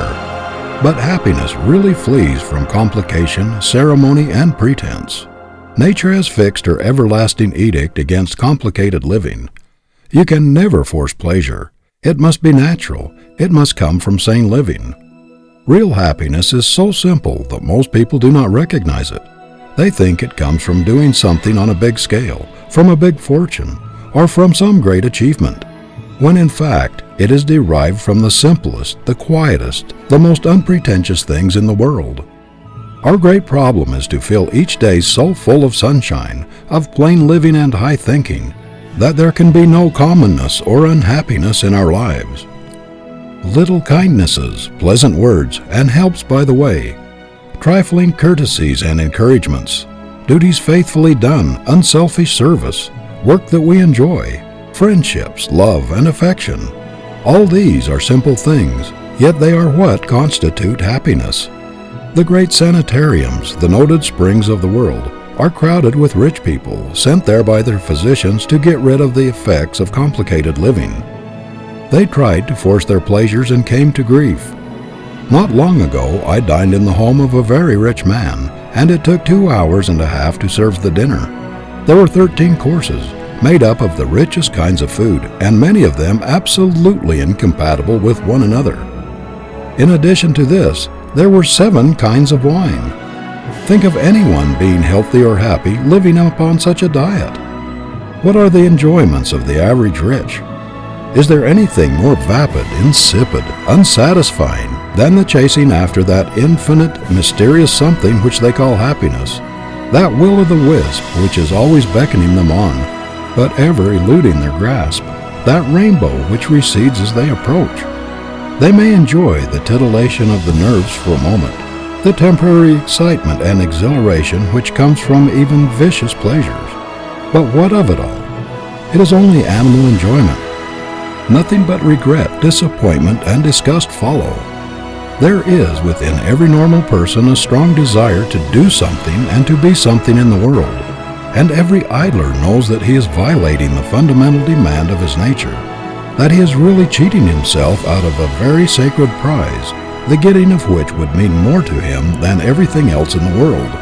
I have talked with idle rich young men who said they knew that it was all wrong for them to refuse to do their part of the world's work, that it was a mistake for them not to enter into the activities of life and struggle for a prize which the Creator had fitted them to take, but that the paralyzing effect of not being obliged to work had undermined their inclination, Recently, a rich young man was asked why he did not work. "I do not have to," he said. "Do not have to" has ruined more young men than almost anything else. The fact is, nature never made any provision for the idle man. Vigorous activity is the law of life. It is the saving grace, the only thing that can keep a human being from retrograding. Activity along the line of one's highest ambition is the normal state of man, and he who tries to evade it pays the penalty in deterioration of faculty, in paralysis of efficiency. Do not flatter yourself that you can be really happy unless you are useful.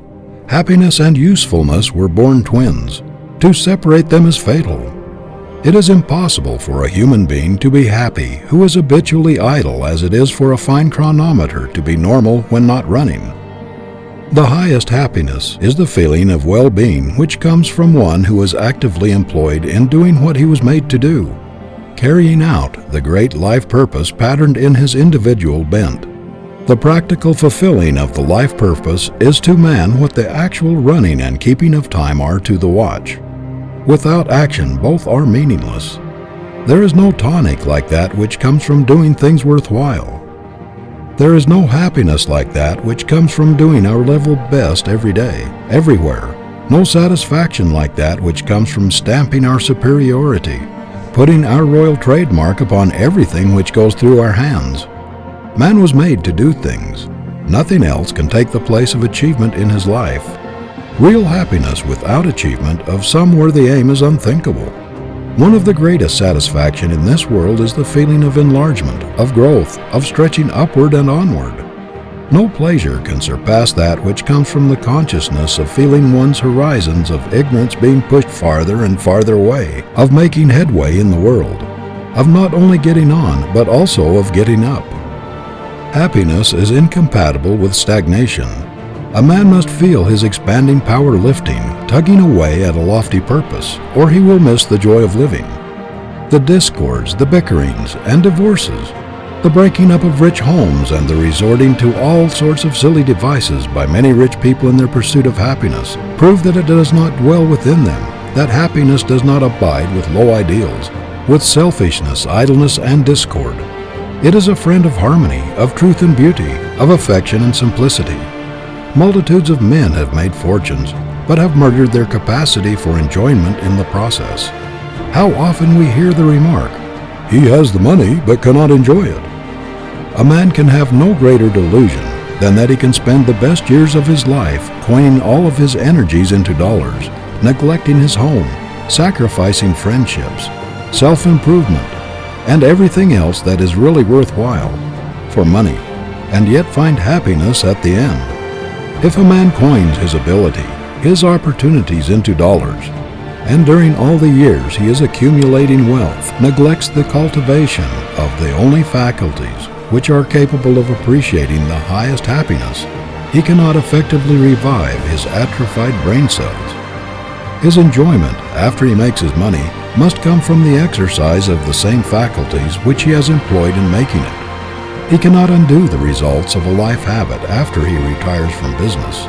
If you have not kept alive your ability to appreciate the beautiful, the good, and the true, you will be as surprised to find that it has left you as Darwin was when in the middle of life he discovered that all at once that he had lost his power to appreciate Shakespeare and music. We ought to be able to get a good living, even to make fortunes, and yet have a jolly good time every day of our lives. This idea of being a slave most of the time, and of only occasionally enjoying a holiday, is all wrong. Every day should be a holiday, a day of joy and gladness, a day of supreme happiness, and it would be if we lived sanely, if we knew the secret of right thinking and normal living. Isn't it strange that so few people ever think of making happiness a daily duty, that they should put this everlasting emphasis upon their vocations, on money-making, and let the thing for which they really live come incidentally or without planning? The making of a life should be emphasized infinitely more than the making of a living. Few people ever learn the art of enjoying the little things of life as they go along. Yet it is the little everyday enjoyments and satisfactions that count most in a lifetime. Almost every person I know is living in anticipation, not in reality. He's not actually living the life he has always looked forward to or expected to attain, but is just getting ready to live, just getting ready to enjoy it. When he gets a little more money, a little better house, a little more of the comforts of life, a little more leisure, a little more freedom from responsibility, he will then be ready to enjoy life. It is a rare thing to find a person who can truthfully say, "I'm really living. This is the life I've been striving for, the life that I have looked forward to as being as near my ideal as I'm likely to find in this world." It is a great thing so to cultivate the art of happiness that we can get pleasure out of the common experiences of every day. The happiness habit is just as necessary to our best welfare as the work habit, or the honesty, or square dealing habit. No one can do his best, his highest work, who is not perfectly normal, and happiness is a fundamental necessity of our being. It is an indication of health, of sanity, of harmony. The opposite is a symptom of disease, of abnormality. There are plenty of evidences in the human economy that were intended for happiness, that it is our normal condition, that suffering, unhappiness, discontent are absolutely foreign and abnormal to our natures. There is no doubt that our life was intended to be one grand, sweet song. We are built upon the plan of harmony, and every form of discord is abnormal. There is something wrong when any human being in this world, tuned to infinite harmonies and beauties that are unspeakable, is unhappy and discontented. One of the most inexplicable mysteries that has ever puzzled the selfish rich is their failure to find happiness where they had expected to find it. The bitterest disappointment that comes to people who have made fortunes is that the wealth did not bring the happiness which it promised, or anything like it. They find that the affections do not feed on material things, that the heart would starve in the midst of the greatest luxuries alone. They find that while money can do many things, it has little power to satisfy the heart yearnings, the heart hunger. How many women are there in palatial homes in this country who are starving for happiness and who would gladly exchange all their luxuries for the love of a good man, even if he had not a dollar in the world? No selfish life can ever be happy. I am acquainted with a self-made man who has made a fortune, who tells me that the greatest enigma and disappointment of his life lie in the fact that although he has made millions, he is not happy. He says that somehow he has never been able to make many friends, that people avoid him, that he has never been able to get the confidence of others to any very great extent, and that he is not popular even among his own neighbors. He cannot understand why he is not happy, for he tells me he has tried very hard to find happiness. The trouble with him is that he has always done everything with reference to himself. He did not mean to be selfish, but the whole passion of his life has been to make money because he thought it would bring everything else that is desirable. He has chosen his friends for their ability to advance his interests and has considered every step in life with reference to the effect it would have upon him. What is there in it for me? Seems to have been the interrogation point in his life. Now happiness is a reflection, an echo, a part of what we do and think. It does not depend upon our material possessions. The Rose cabin at Walden Pond cost only $31, and yet Thoreau was rich and happy because he had a rich mind. It is impossible for the selfish, greedy, grasping thought, the thought always centered upon one's own interest, to produce a happy state of mind as it is for thistle seeds to produce wheat. But if we sow helpfulness, kindness, unselfishness, we shall reap a harvest of satisfaction, harmony, and happiness. Selfishness and real happiness never go together. They are fatally antagonistic. An inordinate ambition, a desire to get ahead of others, a mania to keep up appearances at all hazards, whether we can afford it or not, all these things feed selfishness, that corrosive acid which eats away our possible enjoyment and destroys the very sources of happiness. The devouring ambition to get ahead of others in money-making, to outshine others socially, develops a sordid, grasping disposition which is the bane of happiness. No man with greed developed big within him can be happy. Neither contentment, satisfaction, serenity, affection, nor any other member of the happiness family can exist in the presence of greed. It is as impossible for a man who has been dishonest, who has gotten his wealth by crushing others and by taking advantage of them, to be happy as it is for a person really to enjoy himself while walking with pebbles in his shoes or while constantly being nettled with pinpricks. No man can be happy who is conscious of being a drone, of shirking his share in the great world's work, who knows that he is taking all the good things he can get a hold of in life's great granary, put there by the toilers, and is putting nothing back. A debauched mind that has departed from the principles of right thinking and right living has incapacitated itself for real enjoyment. The only way to get the happiness that is worthwhile is to live a straight, clean, pure, honest, useful life. There is no power in the universe that can make a human being happy along any other lines. Straightforward, honest work, a determined endeavor to do one's best, an earnest desire to scatter flowers instead of thorns, to make other people a little better off, a little happier because of our existence. These are the only recipes for real happiness. No man can be happy when he despises his own acts, when he has any consciousness of wrong, whether of motive or act. No man can be happy when he harbors thoughts of revenge, jealousy, envy, or hatred. He must have a clean heart and a clean conscience, or no amount of money or excitement can make him happy. End of chapter 11.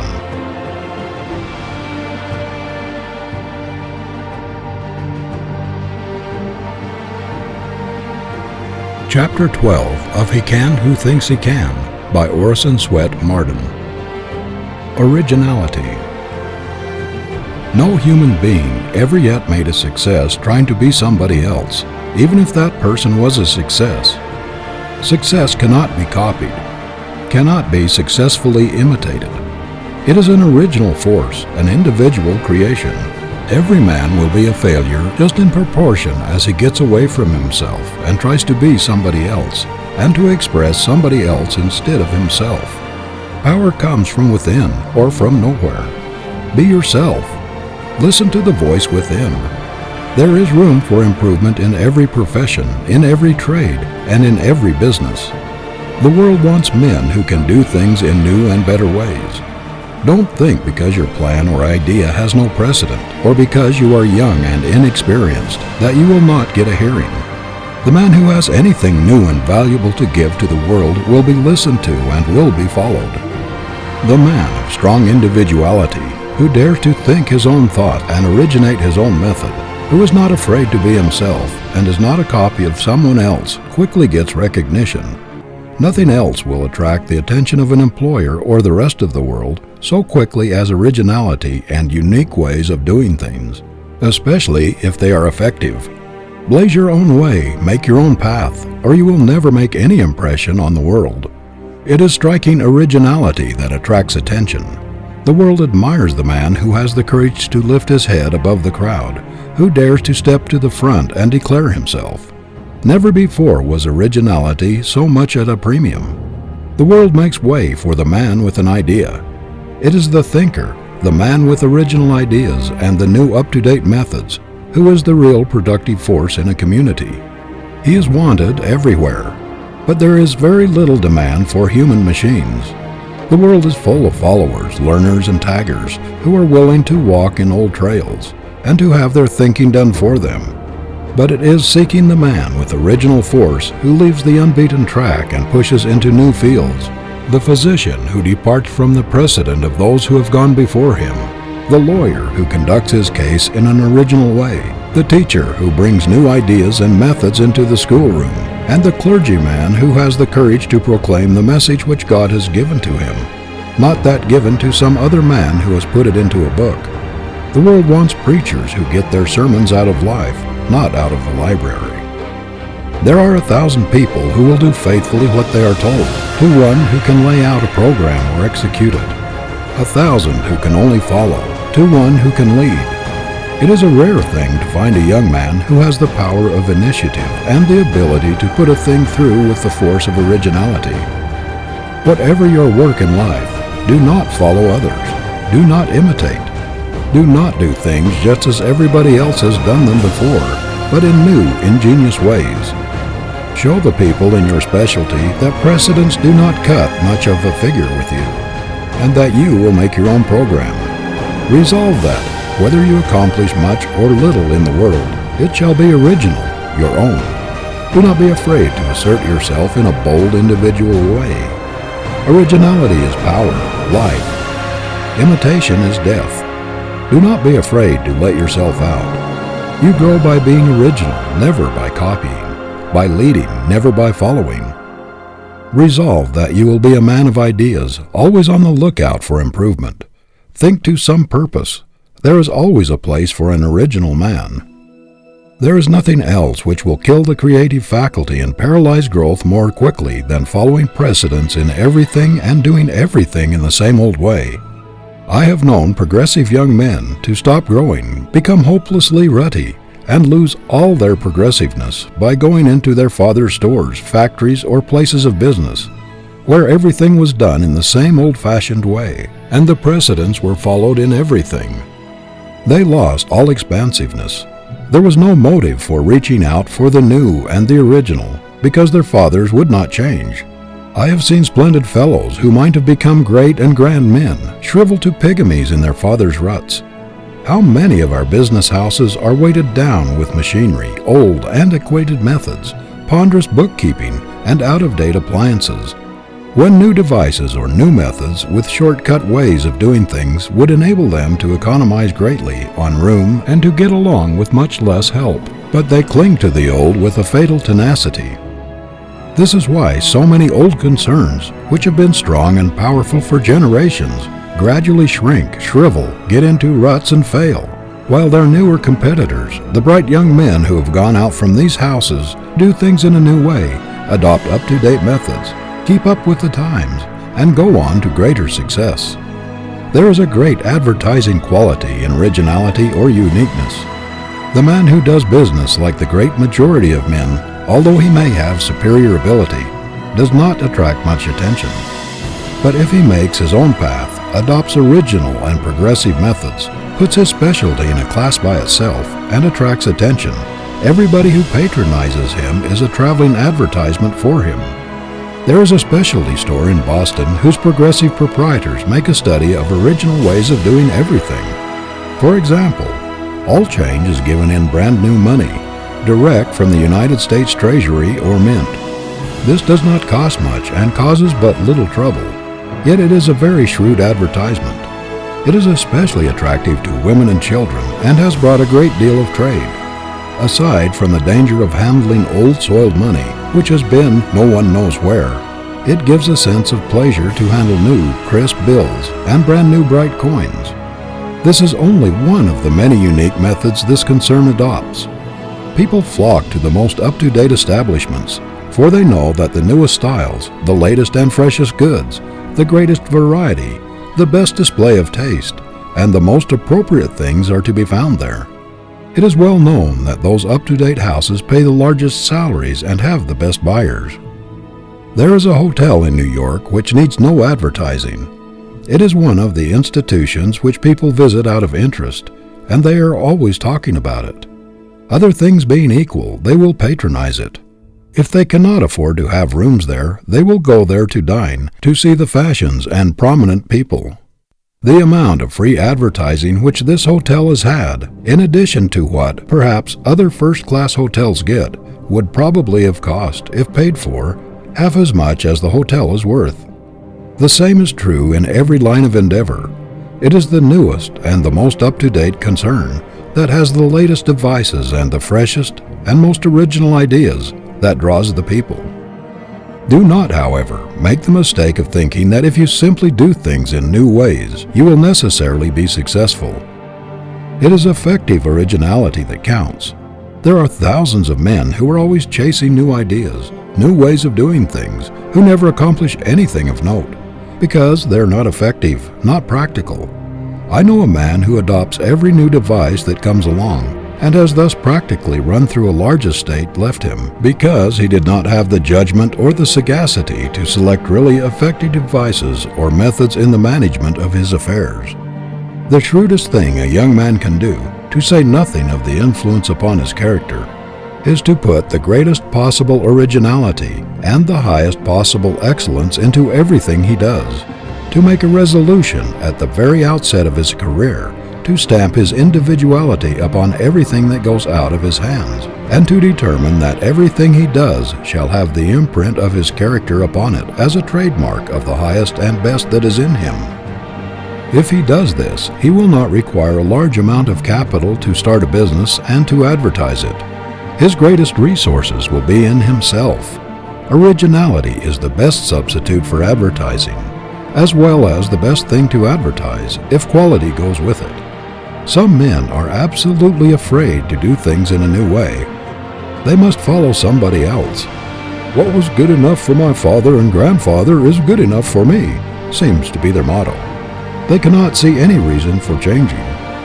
They must have a precedent for everything or they reject it. They cannot appreciate a new idea or a new way of doing things. They think there must be something the matter with it if it has not been used before.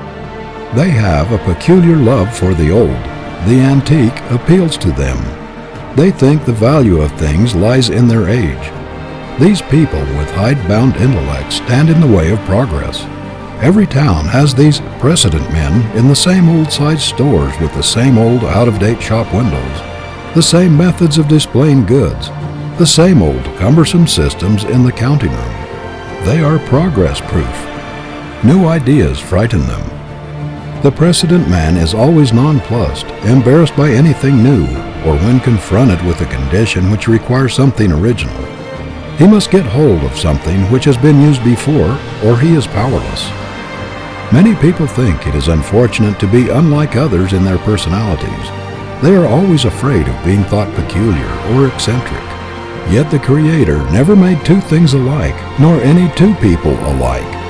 Nature breaks her mold at every new birth.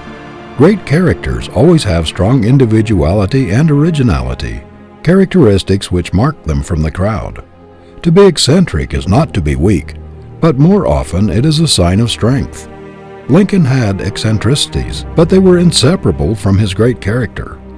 Eccentricities do not make a person disagreeable or repulsive, are often advantages rather than disadvantages. What is more monotonous than a dead-level, insipid character that has no strongly marked features which individualize it?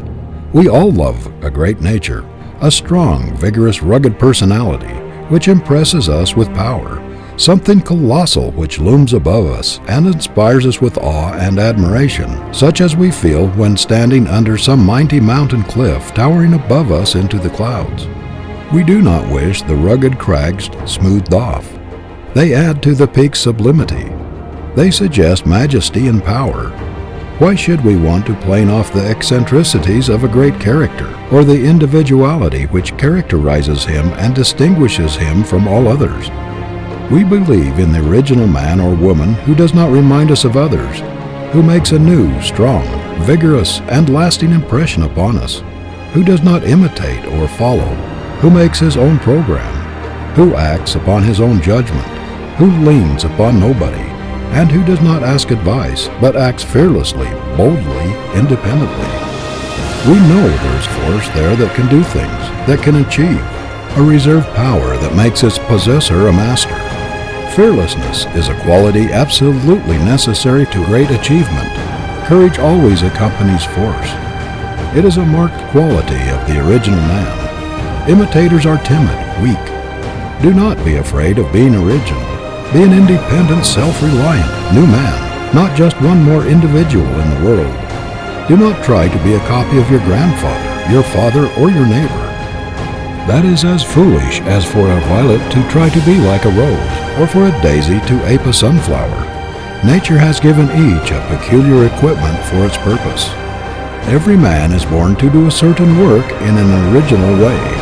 If he tries to copy some other man, or do some other man's work, he will be an abortion, a misfit, a failure. Do not imitate even your heroes.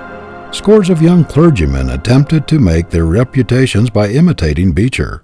They copied his voice and conversation, and imitated his gestures and his habits, but they fell as far short of the great man's power as the chromo falls short of the masterpiece. Where are those hundreds of imitators now? Not one of them has ever made any stir in the world. The world puts its ban upon all imitations. It despises a man who tags on to somebody else, leans, or imitates. He is always classed as a weakling without force, power, or individuality. We hear a great deal about the dangers of the one-man power in our great corporations. People say that they should be managed by large committees or boards of directors, that too much power should not be put into the hands of one man. But there is one original, dominating character in every committee, on every board of directors, who towers above all others and ultimately rules. It is impossible to get away from the domination of a strong, original, forceful character. Just be yourself. The consciousness that you are not another in the slightest degree, that there is no suggestion of being a copy of somebody else about you, is a great power in itself. It increases your confidence. The very reputation of being original buttresses you in any community. It helps you to have people say, after talking with you, "There I met an original man today who did not even remind me of anybody else I have ever seen." It is refreshing to talk with a man who never reminds you of others, who uses no cant, who is not the slave of precedent, who walks on his own legs, who has no use for crutches, and who never leans, a man of force who radiates power. Why try to be somebody else? To be yourself, or to express yourself with originality and power, is the greatest thing you can do. You cannot be another if you try. It only makes you unnatural and ridiculous, and robs you of the power which comes from self-expression, from being yourself.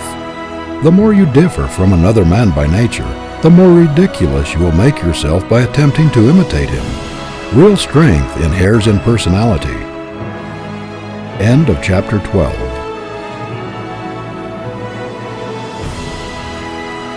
Chapter 13 of He Can Who Thinks He Can by Orison Swett Marden.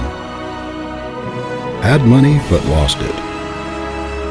A prominent New York lawyer of wide experience says that in his opinion, 99 out of 100 of those who make money or inherit it lose it sooner or later.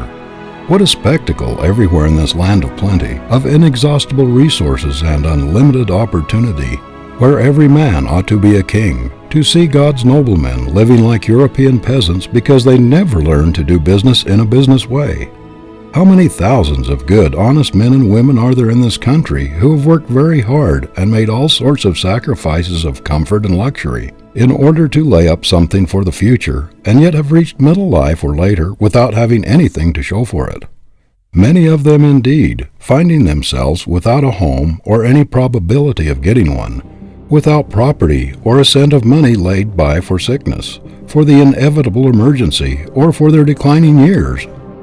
It seems incredible that a strong, sturdy, self-made man who has had to fight his way up from poverty and who feels the backache in every dollar he has earned should let his savings slip through his fingers in the most foolish investments with scarcely any investigation, often sending his money thousands of miles away to people he has never seen and about whom he knows practically nothing, except through an advertisement which has attracted his attention, or through the wiles of some smooth, unprincipled promoter.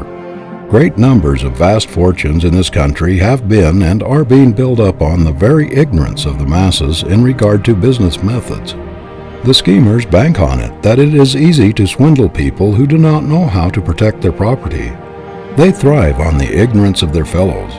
They know that a shrewd advertisement, a cunningly worded circular, a hypnotic appeal will bring the hard earnings of those unsuspecting people out of hiding places into their own coffers. For the sake of your home, for the protection of your hard earnings, for your peace of mind, your self-respect, your self-confidence, whatever else you do, do not neglect a good solid business training and get it as early in life as possible. It will save you from many a fall, from 1,000 embarrassments, and perhaps from the humiliation of being compelled to face your wife and children and confess you have been a failure. It may spare you the mortification of having to move from a good home to a poor one, of seeing your property slip out of your hands, and of having to acknowledge your weakness and your lack of foresight and thoughtfulness, or it may prevent your being made the dupe of sharpers. Many men who had once had good stores of their own are working as clerks, floor walkers, or superintendents in departments of other people's stores just because they risked and lost everything in some venture. As they now have others depending on them, they do not dare to take the risks they took in young manhood to get a new start. And so they struggle along in mediocre positions, still mocked with ambitions which they have no chance to gratify.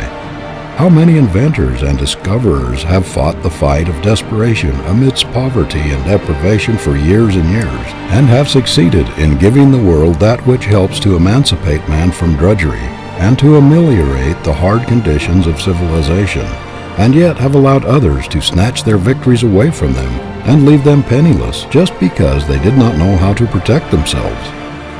Thousands of people who were once in easy circumstances are living in poverty and wretchedness today because they failed to put an understanding or an agreement in writing, or to do business in a business way. Families have been turned penniless out of house and home because they trusted to a relative or a friend to do what was right by them, without making a hard and fast practical business arrangement with him. It does not matter how honest people are, they may forget. And it is so easy for misunderstandings to arise that it is never safe to leave anything of importance to a mere oral statement. Reduce it to writing. It costs but little in time or money, and when all parties interested are agreed, that is the best time to formulate the agreement in exact terms. This will often save lawsuits, bitterness, and alienations. How many friendships have been broken because understandings were not put in writing?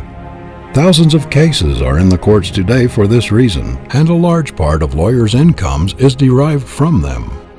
Many people have a foolish idea that others, especially friends or relatives, will be sensitive and think their honesty questioned if they are asked to put their proposition or agreement or understanding in writing. It is not a question of confidence. It is a question of business, and business should be done in a business way, so that in case of death or some other unforeseen event, every possibility of complication or misunderstanding will be eliminated. The very people you may think will be sensitive or offended because you are so exacting will really think more of you for your straightforward business methods and your carefulness in avoiding misunderstanding. Many a cultured girl has been thrown suddenly on her own resources by the failure or the death of her father, and has found herself wholly incapable of administering his affairs or of earning a living. Many women, their husbands having died suddenly, are left with large business responsibilities which they are utterly unfit to assume. They are at the mercy of designing lawyers or dishonest businessmen who know well that they are mere babes in their hands when it comes to important transactions. Business talent is as rare as a talent for mathematics. We find boys and girls turned out of school and college full of theories and all sorts of knowledge or smatterings of knowledge, but without the ability to protect themselves from human thieves who are trying to get something for nothing. No girl or boy should be allowed to graduate, especially from any of the higher institutions, without being well grounded in practical business methods. Parents who send their children out in life without seeing that they are well versed in ordinary business principles do them an incalculable injustice. I have heard a young woman boast that she did not know anything about money matters and had no desire to. She said that she had no idea of the value of $1, that she could spend all the money she could get, but that it was distasteful to her to discuss economy. Many such women object to any common sense consideration of the financial question. They think it is not necessary for them to know anything about money from the purely business point of view, as they consider that phase of life belongs wholly to their fathers or brothers or husbands. An instructive example of the result of such spirit and ignorance I found in a lady who had lost her property through a lack of business knowledge. She told me that she knew nothing whatever about business. She had never known the value of money. Her husband died and left her with a large property, and it was her custom to sign any paper or document that her lawyer or agents presented to her, usually without reading. The people who had charge of her property knew that she knew nothing about business and took advantage of her ignorance. They got her property away from her, and she did not have enough left even to conduct a legal fight to get it back. Thousands of girls are sent out into the world with what is called finished educations, who cannot even give a proper receipt for money, to say nothing of drawing a promissory note, a draft, or a bill, or understanding the significance and importance of business contracts. Such a woman presented a check for payment to the paying teller of her bank. He passed it back to her with the request that she be kind enough to endorse it. The lady wrote on the back of the check, "I have done business with this bank for many years, and I believe it to be all right. Mrs. James B. Brown." A society woman in New York presented a check for payment at a bank, and the teller told her that it was not signed. "Oh, do they have to be signed?" she responded. "What an awful lot of red tape there is about the banking business." I know of a lady whose husband made a deposit for her in a bank and gave her a checkbook so that she could pay her bills without calling on him for money. One day she received a notice from the bank that her account was overdrawn. She went to the bank and told the teller that there must be a mistake about it because she still had a lot of checks left in her book. She knew so little about business methods that she thought she could keep drawing any amount until the checks were all gone. This sounds ridiculous and almost incredible, yet the very girl who laughs at it may make even more absurd blunders. Many an accomplished woman, when given a pen and asked to sign an important document drawn up by an attorney or a long-headed businessman, will sign it without reading it or even asking to be informed of its contents, only to learn afterward by disastrous results that she has signed away her property and turned herself out of her home. Only a short time ago, I read of a lady who had won a suit involving about $20,000. New evidence, however, was brought forward, which caused the court immediately to reverse its decision. It was proved that the lady had sworn falsely. She was perfectly innocent of any such intention, but she had sworn that she had never signed her name to a certain document. The document was produced, and to her utter astonishment, she saw her signature affixed to it. She acknowledged at once that the signature was hers, although she had just sworn that she had never signed the paper in question. It appeared that, during her husband's lifetime, whenever papers were to be signed, he told her where to write her name, and she did as she was told, without having the slightest idea of the contents of the papers. Many people come to grief by giving full power of attorney to their lawyer or business agent. Very few impractical people, especially women, understand the significance of a full power of attorney, which authorizes the person so empowered to deal with your property in all respects as if it were his own, or as if he had for the time being assumed your personality. He may sign your name to any instrument. He may bind you to anything he pleases. He may draw money from your bank. He may impersonate you in all business transactions. In short, as far as business arrangements are concerned, he stands practically and legally for yourself. It is a tremendous power to place in the hands of another, and people should be very careful to whom they assign it. It should never be conferred on any person but one whose honesty is above suspicion, and whose knowledge of business and of men and affairs has been tried and proved. "Oh, I signed a paper giving full power of attorney to my lawyer before I went abroad. I trusted everything to him, and when I came back, practically everything was gone. My business affairs were so complicated that I have not had the money to fight the man I trusted." This was, in brief, the story of one man's wrecked finances as he told it to me. Women will often pay out large sums of money and never think of asking for a receipt, especially if they are dealing with friends or people they know well. Intelligent women, however, ought to know that our government is a good example of how we should do business. It does not doubt President Roosevelt's honesty, and yet he must sign a voucher for his salary, just the same as the cheapest government employee. The justices of the United States Supreme Court, who are considered to be the soul of honor, and are the final arbiters of all great questions, must also sign a receipt for their salaries. If every child in America had a thorough business training, tens of thousands of promoters, long-headed, cunning schemers, who have thriven on the people's ignorance, would be out of an occupation. I believe that the business colleges are among the greatest blessings in American civilization today, because through their teaching they have been the means of saving thousands of homes and have made happy and comfortable tens of thousands of people who might otherwise be living in poverty and wretchedness. This ignorance of practical business principles is very common among professional men. I know clergymen, journalists, authors, doctors, teachers, men in every profession who are constantly subjected to serious embarrassment by their incapacity in business matters. Some of them do not know how to interpret the simplest business forms. Not long ago, a Harvard graduate, occupying a very important position as a teacher, went to the president of a commercial school and asked to give him some lessons on how to handle money, notes, etc. He said that when he went to his bank and asked them how much money he had there, they laughed at him, and that when the bank draft came to him, he did not know what to do with it. Nothing will stand you in better stead in the hard, cold, practical, everyday world than a good, sound business education. You will find that your success in any trade, occupation, or profession will depend as much on your general knowledge of men and affairs as on your technical training. No matter what your vocation may be, you must be a businessman first, or you will always be placed at a great disadvantage in the practical affairs of life. We cannot entirely ignore the money side of existence any more than we can the food side. And the very foundation of a practical, successful life is the ability to know how to manage the money side effectively.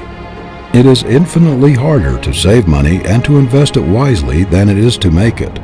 And if even the most practical men who have had a long training in scientific business methods, find it a difficult thing to hold on to money after they make it, what is likely to happen to people who have no practical training in business methods?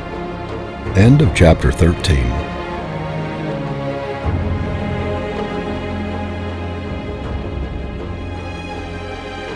Chapter 14 of He Can Who Thinks He Can by Orison Swett Marden. Sizing Up People.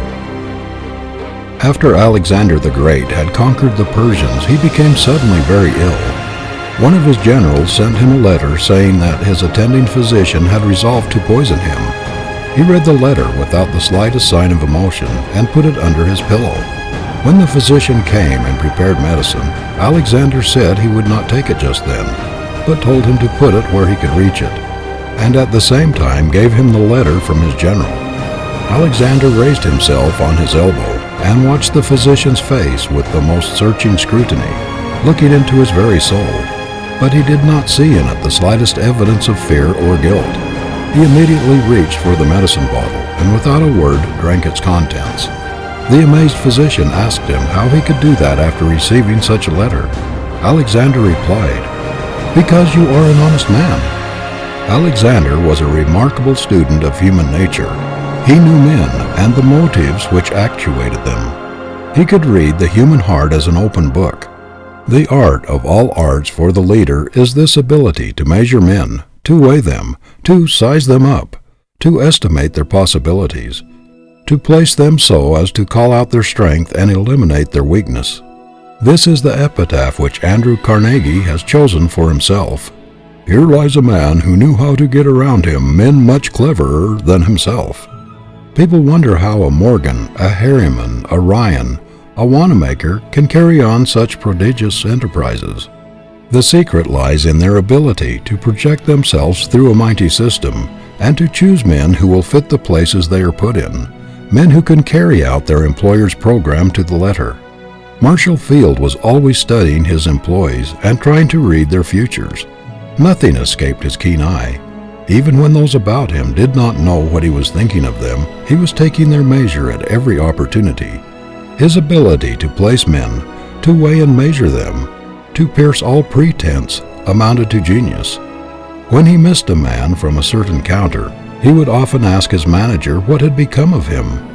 When told that he was promoted, he would keep track of him until he missed him again, and then would ask where he was. He always wanted to see how near the man came to his estimate of him. He thus kept track of men of promise in his employ and watched their advancement. In this way, he became an expert in human nature reading. Mr. Field would sometimes pick out a man for a position, the choice of whom his advisors would tell him they thought was a mistake. But he was nearly always right, because he had a greater power of discernment than the others. He did not pay much attention to the claims of the applicant or to what he said, because he could see through the surface and measure the real man. He had a wonderful power for taking a man's mental caliber. He could see in which direction his strength lay, and he could see his weak points as few men could. A man who had been his general manager for many years once resigned very suddenly to go into business for himself. Without the slightest hesitation or concern, Mr. Field called to his office a man whom he had been watching, unknown to the man, for a long time. With very few words, he made him general manager, and so great was his confidence that he had measured the man correctly that the very next day he sailed for Europe. He did not think it necessary to wait and see how this new manager turned out. He believed he had the right man and that he could trust him. He was not disappointed. Men who are capable of succeeding in a large way are shrewd enough to know that they do not know it all, shrewd enough to employ men who are strong where they are weak, to surround themselves with men who have the ability which they lack, who can supplement their weakness and shortcomings with strength and ability. Thus, in their combined power, they make an effective force. Many men, because of their inability to read human nature, duplicate their own weaknesses in their employees, thus multiplying their chances of failure. Few men are able to see their own weaknesses and limitations, and those who do not surround themselves with men who have the same weak links in their character, and the result is that their whole institution is weak. A leader must not only be able to judge others, but he must also be able to read himself, to take an inventory of his own strong points and weak points. Men who have been elected to high office or to fill very important positions at the head of great concerns because of their recognized ability have often disappointed the expectation of those who placed their hopes in them, simply because they could not read people. They may have been well educated, well posted, strong intellectually, may have had a great deal of general ability, but they lacked the skill to read men, to measure them, to weigh them, to place them where they belonged. Grant was cut out for a general, a military leader, but when he got into the White House, he felt out of place. He was shorn of his great power. He could not use his greatest ability. He was obliged to depend too much upon the advice of friends. The result was that, as president, he did not maintain the high reputation he had made as a general. If he had had the same ability to read politicians and to estimate men for government positions that he had for judging of military ability, he would have made a great president. But he felt his weakness in the position which he was not fitted by nature to fill, and made the fatal mistake of putting himself into the hands of his friends. The young man starting out for himself ought to make a study of his power of penetration, of his character reading ability. He ought to make it a business to study men, to estimate their capabilities and the motives which actuate them. He should scrutinize their actions, watch their tendencies in little things, and learn to read them as an open book. The involuntary acts and natural manner of a man indicate more than does his studied conversation. The eye cannot lie. It speaks the truth in all languages. It often contradicts the tongue. While the man is trying to deceive you with words, his eyes are telling you the truth. His actions are indicative of the real man, while the tongue may only represent the diplomat, the man who is acting. A very successful businessman in New York, noted for his ability to read men, will sometimes study an applicant for an important position for a long time, talking very little himself, but all the time trying to call the man out, watching every moment, scrutinizing every word, trying to read the motive behind every glance of the eye. His manner, everything, are all letters of the alphabet by which he spells out the real man. I have been in his office when he was measuring a man. It was a great lesson to watch his face as he seemed to read the applicant through and through, weigh him on the scale of his judgment, penetrate to the very marrow of his being, and estimate his capabilities and possibilities to a nicety. After a few minutes' conversation, and the man had passed out, he would tell me just how large that man was, what he was capable of doing, what his future would be, and what were his limitations. And he seldom makes a mistake. I have never known a man to succeed to any extent when he said there was nothing in him, and I've never known one to turn out badly when he endorsed him without reserve. We all know heads of business houses who work like slaves, dig and save, and yet do not make much headway, simply because they do not know how to surround themselves with the right men. Some men seem incapable of projecting system and order through their establishments. They may do their own work well, and then they strike their limitations. They are not good judges of human nature. Their discernment is not sharp. They are misled by conversational powers, display of education, and often place a theoretical man where only practical talent could succeed. They are likely to place a man of great refinement, sensitiveness, delicate makeup, in a position where a strong, robust, thick-skinned man is required, where an oversensitive soul will chafe and shrink from the cold, aggressive business methods necessary to effective, efficient management. People are continually being led into all sorts of unfortunate positions, entangling alliances and mortifying, embarrassing situations because of their lack of ability to read human nature and to estimate character at a glance. Good people everywhere are being imposed upon and are losing their money in all sorts of foolish investments because of their ignorance of human nature.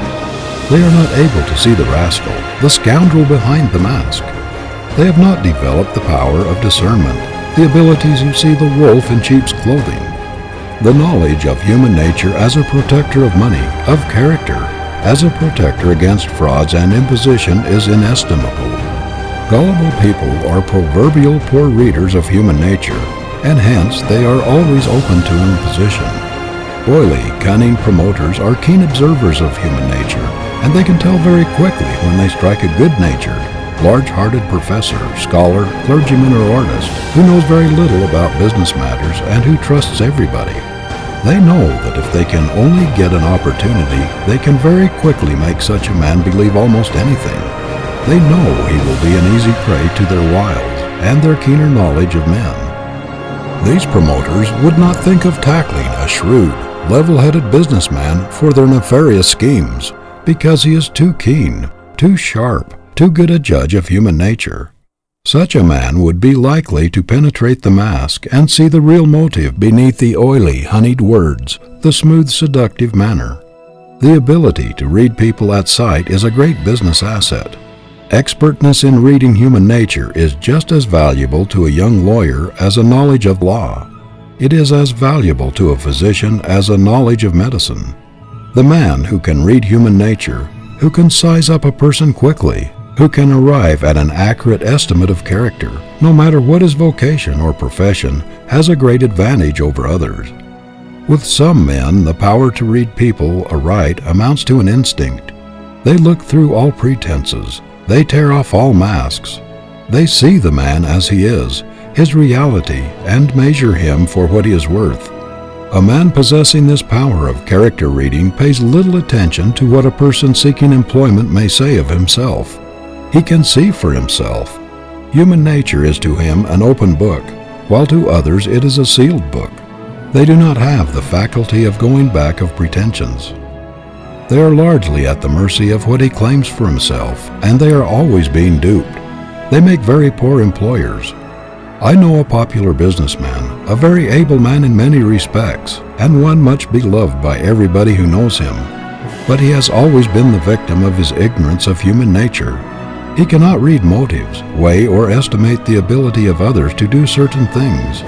If an applicant for a position talks well, he immediately jumps to the conclusion that he is a good man for the position and hires him, usually to be disappointed. He has a great weakness for clergymen who have lost their positions through failing health or for other reasons, and also for ex-teachers and professors. The result is that he has a lot of impractical people about him who know nothing of progressive, scientific business building. It is an education in itself to form the habit of measuring, weighing, estimating the different people we meet. For in this way we are improving our own powers of observation, sharpening our perspective faculties, improving our judgment. The ability to read human nature is a cultivable quality, and we have a great opportunity in this country, with its conglomerate population, to study the various types of character. What a wonderful school most of us are in practically all of the time, especially in large cities, where we are constantly coming in contact with strangers. What a chance to become experts in reading human nature, in studying motives. The face, the eye, the manners, the gestures, the walk, all these are hieroglyphics which, if we can only decipher them, spell out the character. Sometimes a single glance of the eye, when one is unconscious, will give you a glimpse into his innermost soul and reveal secrets which he would never dare to utter with his tongue. The facial expression and the manner, especially when people are off their guard or unconscious that they are being watched, are great revealers of character. You will find, as you become an expert in face study, in reading character, human nature, that you will develop marvelous skill in seeing things which you never noticed before. You will be able to protect yourself from the promoter, the insinuating man who is trying to persuade you into something which may not be to your benefit, but which will be to his. You will be able to discriminate between friendship and duplicity. You will be able to protect yourself from 1,000 annoyances and embarrassments and humiliations which might cripple your career. How many people are living in poverty, are wretched, homeless today because they could not read human nature and were robbed of their property and their rights? To discern the difference between the false and the true, to place the right values upon men, to emphasize the right thing in them, to discriminate between the genuine and the pretended, is an accomplishment which may be worth infinitely more to you than a college education without this practical power, and may make all the difference to you between success and failure, happiness and misery. End of chapter 14.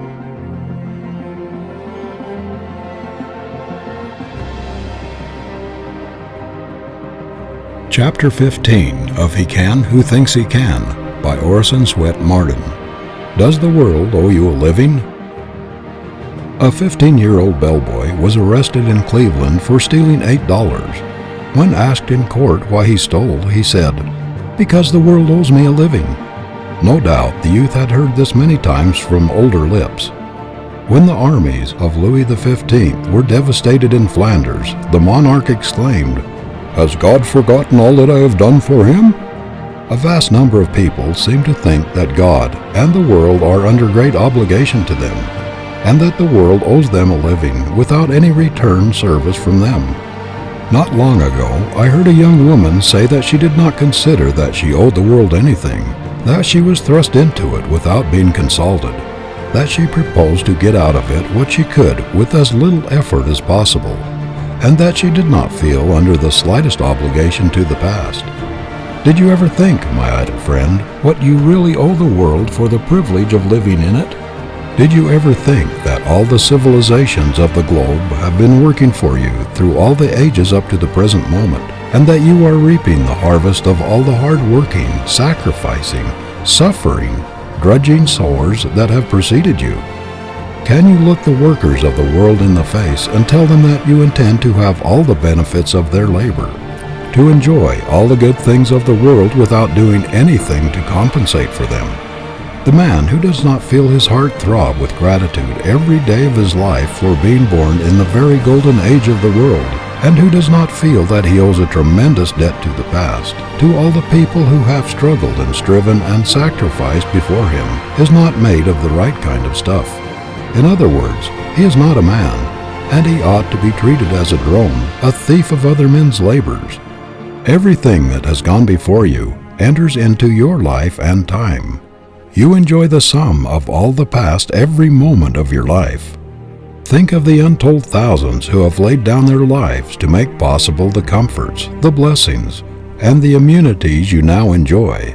Think of the rivers of blood that have been spilled, of the thousands who have perished or lived in the misery of prison and dungeon to purchase the liberties of speech and freedom of action which you enjoy today. How many lives have been lived in solitude and misery in order to develop sciences which are today beacon lights of the world? And think what multitudes of people are engaged in producing, manufacturing, and forwarding your clothing, your furniture, your food, the tropical fruits on your table, the foreign textiles, the bric-a-brac, and all the things which come from foreign lands to minister to your comfort and convenience. You buy an orange on the street for 2 or 3 cents, but did you ever think of what it had cost to bring it to you? Did you ever think of the number of people who have aided in its production and its transportation so that you might buy it for a few pennies? You get a yard of cotton for 10 cents, but did you ever think of the toil and hardships of the people in the South, of the operatives in the mill, the packers, shippers, and clerks who have handled and rehandled and shipped it by steamship and railroad that you might buy it for a song? Suppose these people who say that they owe the world nothing were obliged to make all the comforts and luxuries they enjoy. How long would it take them to produce even a lead pencil, a sheet of writing paper, a jackknife, a pair of spectacles, a pair of shoes, or a suit of clothes, representing an untold amount of drudgery and sacrifice? There is toil, struggle, and sacrifice in everything you purchase, everything you enjoy. How many thousands of people have worked like slaves to make it even possible for you to ride on a railroad or on a steamship? And how many lives have been sacrificed in order to reach the perfection and safety attained by modern trains and steamers, and to enable you to enjoy the comforts and luxuries which they provide? Wherever you go, tens of thousands of people have been preparing the way and getting things ready, guarding against danger, saving you trouble and drudgery. And yet you say that you do not consider yourself in debt to the world. If all the workers and all the wealth of the world today had been employed for thousands of years for your special benefit, to prepare for your reception upon the earth, they could not have provided the comforts, the conveniences, the facilities, the amenities, the luxuries which you found waiting for you when you were born, and for which you gave not even a penny or a thought. And yet you say that the world owes you this and the other, and that you owe it nothing. Did you ever think, my idle friend, that there are some things which are not purchasable with money? Do not deceive yourself by thinking that you will get something for nothing. All the laws of the universe are fighting such a theory. You must open an account with the world personally. No one else can pay the debt you owe. Whatever money or advantages your father or anyone else gets by his own efforts, nature has stamped untransferable.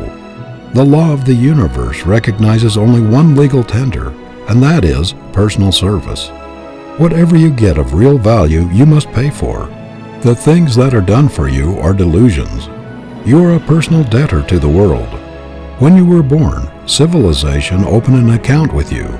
On one side of the ledger you find John Smith, debtor to all the past ages for the sum total of the results of the toil of the men and women who have lived and toiled before him, debtor to the privations, the sufferings, and the sacrifices of those who have bought freedom from bondage, immunity from slavery, emancipation from drudgery. You are debtor to all the inventions that have ameliorated the hard conditions of mankind and which have emancipated you from the same hard drudgery and stern conditions, the same narrow, limited life of your prehistoric ancestors. Who are you, Mr. Idler, that you claim a living from the world when you have not earned the clothing you have on your back or the shelter which covers your head? Why should tens of thousands of people drudge and endure hardships and privations to produce all of the useful things, the beautiful things, the luxuries for you to enjoy without effort? You say the world owes you a living. What if the sheep should refuse to furnish its wool to cover your lazy back? The earth refused to produce crops to fill your lazy stomach. The army of laborers refuse to let you take all the good things out of the world's great granary without putting anything back. What would become of you who have never lifted a finger to learn a trade or to prepare yourself for a career or to do work of any kind if an edict were to come from the skies that would force you henceforth to do your share of the world's work or starve? Is he not a thief, an enemy of civilization who thrusts his arm into the great world storehouse, pulling out all the good things he wishes and refusing to put anything back in exchange? We hear a great deal about indiscriminate giving making paupers, but what shall we say about the giving of fortunes to youth who have never been taught that they should give anything in return for all they receive? What are the chances of growth in character, in sturdy manhood, for the boy who knows that a fortune is waiting for him when he is 21, and who is told every day that his father is rich and that he is a fool to work? That he should just make a business of having a good time? What are the chances of his developing a rugged, sturdy independence, resourcefulness, originality, inventiveness, and all the other qualities that make for vigorous manhood? It is cruel, little less than criminal, to leave vast fortunes to youth without stamina of character, a superb, practical training, or the experience or wisdom to use them wisely. Things are so arranged in this world that happiness as a profession must ever be a failure. It cannot be found by seeking. It is reflex action. It is incidental, a product which comes from doing noble things. It is impossible for a person to be really happy by making pleasure a profession. No idle life can produce a real man. A life of luxury calls out only the effeminate, destructive qualities. The creative forces are developed only by stern endeavor to better one's condition in the world. No wealth or efforts of the parents can bring the latent energies out in the son which make for sturdy manhood. He must work out his problem himself. It can never be done for him. How little Harry Thaw's parents realized the cruelty of bringing their son up in idleness, without a trade or profession, helpless to earn his own living in case of necessity. One would think they would have learned wisdom from the tens of thousands of lessons which ruined lives have taught. That there is no getting around God's fiat, no evading the law. That work, exercise of faculty, self-effort are the only things that will develop a real man. The Creator has put an enormous penalty upon idleness, the penalty of weakness, of deterioration, of destruction, of annihilation. Use or lose is nature's edict. The idle man is like an idle machine. It destroys itself very quickly. A score of enemies are in readiness to attack anything as soon as it is at rest. Rust, decay, and all sorts of disintegrating processes start in a man just as soon as he becomes idle. Self-destruction begins in the mind the moment it ceases to work. There is no power in heaven or on earth that can save an idle brain from deterioration. No power that can make a man strong and vigorous unless he obeys the natural laws of his life, written in his very constitution.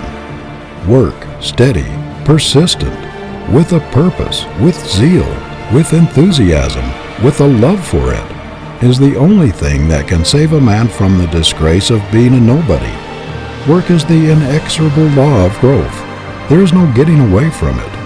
The time will come when an able-bodied man who has the audacity, the presumption to try to get all the good things out of the world and give nothing in return will be looked upon as a monstrosity, an enemy to civilization, and will be ostracized by all decent people.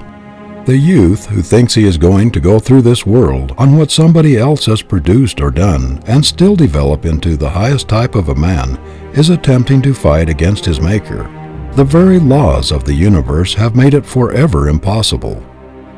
Leave this vast, living, complicated machine idle, if you will. Try to divert it to some other use. Try to make a pleasure machine out of it when it was intended for a work machine, but all nature protests. One of the most demoralizing features of our American civilization today is found in the influence of the idle rich. Great human drones who refuse to work, but who demand the best products of other men's labor and brains. I have heard rich fathers boast that necessity was the spur which made men of them, which gave them the foresight, the stamina, the shrewdness, the creative power, the ability necessary to make and protect their fortune. And yet they turn right around and leave a fortune to a son which is likely to take away his energy, to take the spring out of his ambition, to rob him of the zest, the enthusiasm which can only come from the exercise of earnest, honest effort. No man is so rich, no matter how honestly he got his money, as to be able to confer immunity from work upon his offspring. The very nature of things, the eternal law of the universe has made it forever impossible for you to transfer the stamina, the vigorous manhood, the stability, the character, everything that is of real value which you have gained in your struggle to get on in the world to your son or daughter. Your offspring owes a debt to civilization which goes back of the parent. It is a debt which can only be wiped out by the individual. It cannot be discharged by proxy. Personal effort is the condition of the child's development. It is the inevitable price of manhood. No, there are some things you rich fathers cannot do for your boy.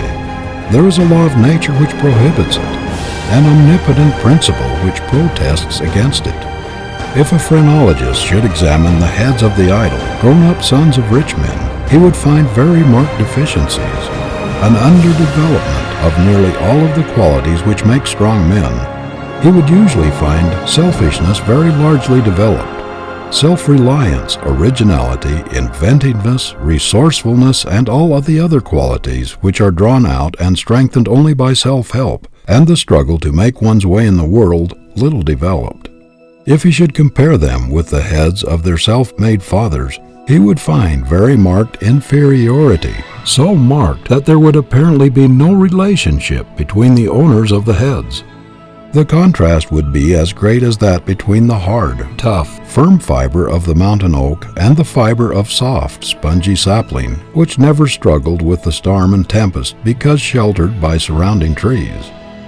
How little a father realizes that it is one of the cruelest things he could do to his boy to practically rob him of the opportunity of making a real man of himself, of developing qualities which make strength, power, which build vigorous, stalwart manhood.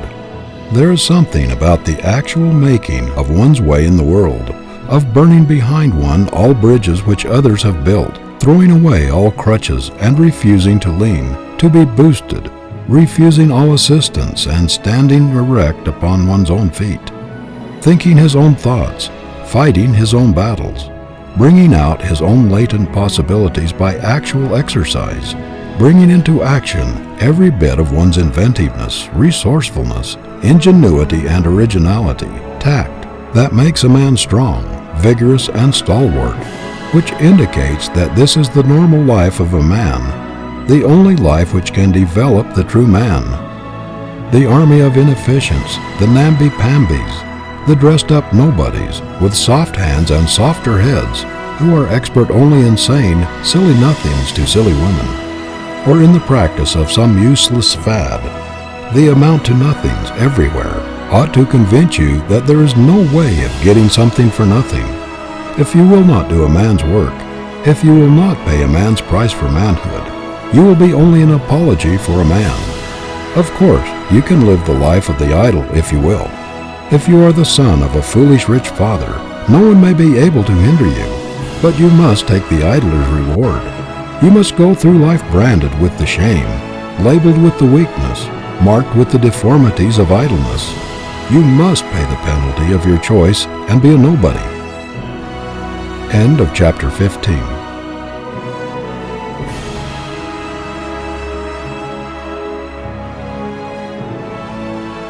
Chapter 16 of He Can Who Thinks He Can by Orison Swett Marden.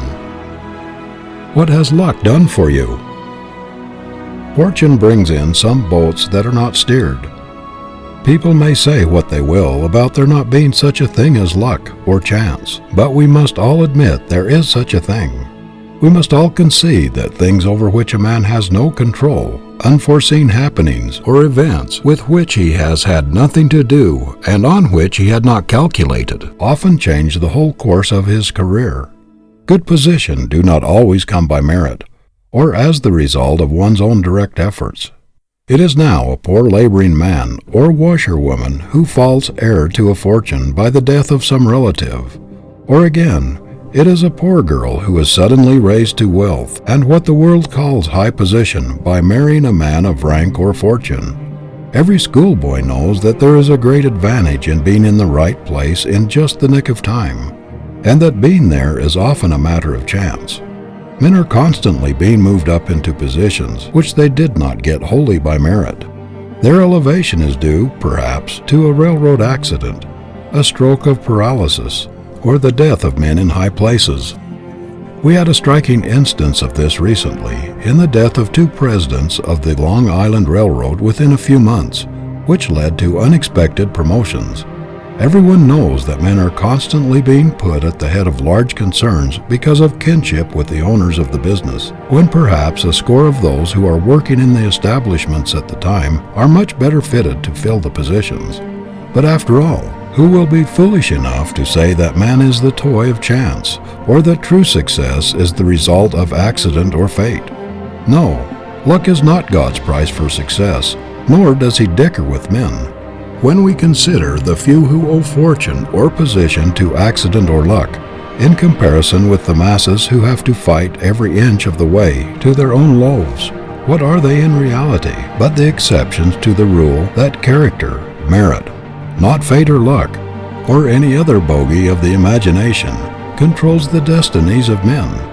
The only luck that plays any great part in a man's life is that which inheres in a stout heart, a willing hand, and an alert brain. What has chance ever done in the world? Has it invented a telegraph or telephone? Has it laid an ocean cable? Has it built steamships or established universities, asylums, or hospitals? Has it tunneled mountains, built bridges, or brought miracles out of the soil? What did luck have to do with making the career of Washington, of Lincoln, of Daniel Webster, of Henry Clay, of Grant, of Garfield, or of Elihu Root? Did it help Edison or Marconi with his inventions? Did it have anything to do with the making of the fortunes of our great merchant princes? Do such men as John Wanamaker, Robert Ogden, or Marshall Field owe their success to luck? Many a man has tried to justify his failure on the ground that he was doomed by the cards which fate dealt him, that he must pick up and play the game, and that no effort, however great on his part, could materially change the result. But, my young friend, the fate that deals your cards is in the main your own resolution. The result of the game does not rest with fate or destiny, but with you. You will take the trick if you have the superior energy, ability, and determination requisite to take it. You have the power within yourself to change the value of the cards which you say fate has dealt you. The game depends upon your training, upon the way you are disciplined to seize and use your opportunities, and upon your ability to put grit in the place of superior advantages. Just because circumstances sometimes give clients to lawyers and patients to physicians, put commonplace clergymen in uncommon pulpits, and place the sons of the rich at the head of great corporations, even when they only have average ability and scarcely any experience, while poor youths with greater ability and more experience often have to fight their way for years to obtain ordinary situations, are you justified in starting out without a chart or in leaving a place for luck in your program? What would you think of a captain of a great liner who would start out to sea without any port in view and trust to luck to land his precious cargo safely? Did you ever know of a strong young man making out his life program and depending upon chance to carry out any part of it? Men who depend upon luck do not think it worthwhile to make a thorough preparation for success. They are not willing to pay the regular price for it. They are looking for bargains. They are hunting for shortcuts to success. We hear a great deal about Roosevelt's luck, but what would have it availed him if he was not ready for the opportunity when it came? If he had not trained himself through years of persistent drill to grasp it? If he had not been prepared to make the best use of it? I have never known a man to amount to much until he cut out of his vocabulary such words as good luck and bad luck, and from his life maxims all the I can't words and the I can't philosophy. There is no word in the English language more misused and abused than luck. More people have excused themselves for poor work and mean, stingy, poverty-stricken careers by saying luck was against them than by any other plea. That door ahead of you, young man, is probably closed because you have closed it. Closed it by lack of training, by lack of ambition, energy, and push. While perhaps you have been waiting for luck to open it, a pluckier, grittier fellow has stepped in ahead of you and opened it himself. Power gravitates to the man who knows how. Luck is the tide, nothing more. The strong man rows with it if it makes toward his port. He rows against it if it flows the other way. When Governor John A. Johnson of Minnesota was asked, "How do you account for your success?" he answered simply, "I just tried to make good." You will find 999 times out of 1,000 that the man who tries to make good is the lucky man. Young Johnson had to fight against poverty, heredity, and environment, everything that could be put forward as an excuse for bad luck or no chance. Yet in his hard battle with fate, he never once faltered or whined or complained that luck was against him. One of the most unfortunate delusions that ever found its way into a youth's brain is that there is some force or power outside of himself that will, in some mysterious way, and with very little effort on his part, lift him into a position of comfort and luxury. I never knew anyone who followed the ignis fatuus, luck, who did not follow it to his ruin. Good luck follows good sense, good judgment, good health, a gritty determination, a lofty ambition, and downright hard work. When you see horses in a race, you know perfectly well that the one in the lead is ahead because he has run faster than the others, and you would not have much sympathy for the horse behind it if he should bemoan his fate and declare that the horse ahead had a snap. When you see anyone doing better than you are doing under similar circumstances, just say to yourself, "There must be some reason for it. There is a secret back of it, and I must find it out." Do not try to ease your conscience or lull your ambition by pleading hard luck for yourself or good fortune for another. Napoleon said that God is always on the side of the strongest battalions. He is always on the side of the best prepared, the best trained, the most vigilant, the pluckiest, and the most determined. If we should examine the career of most men who are called lucky, we should find that their success has its roots far back in the past and has drawn its nourishment from many a battle in the struggle for supremacy over poverty and opposition. We should probably find that the lucky man is a closer thinker than the unlucky man, that he has a finer judgment, that he has more system and order, that his brain acts more definitely and concisely, that he thinks more logically, more vigorously, and that he is more practical. Life is not a game of chance. The Creator did not put us where we would be the sport of circumstances, to be tossed about by a cruel fate, regardless of our own efforts. End of chapter 16.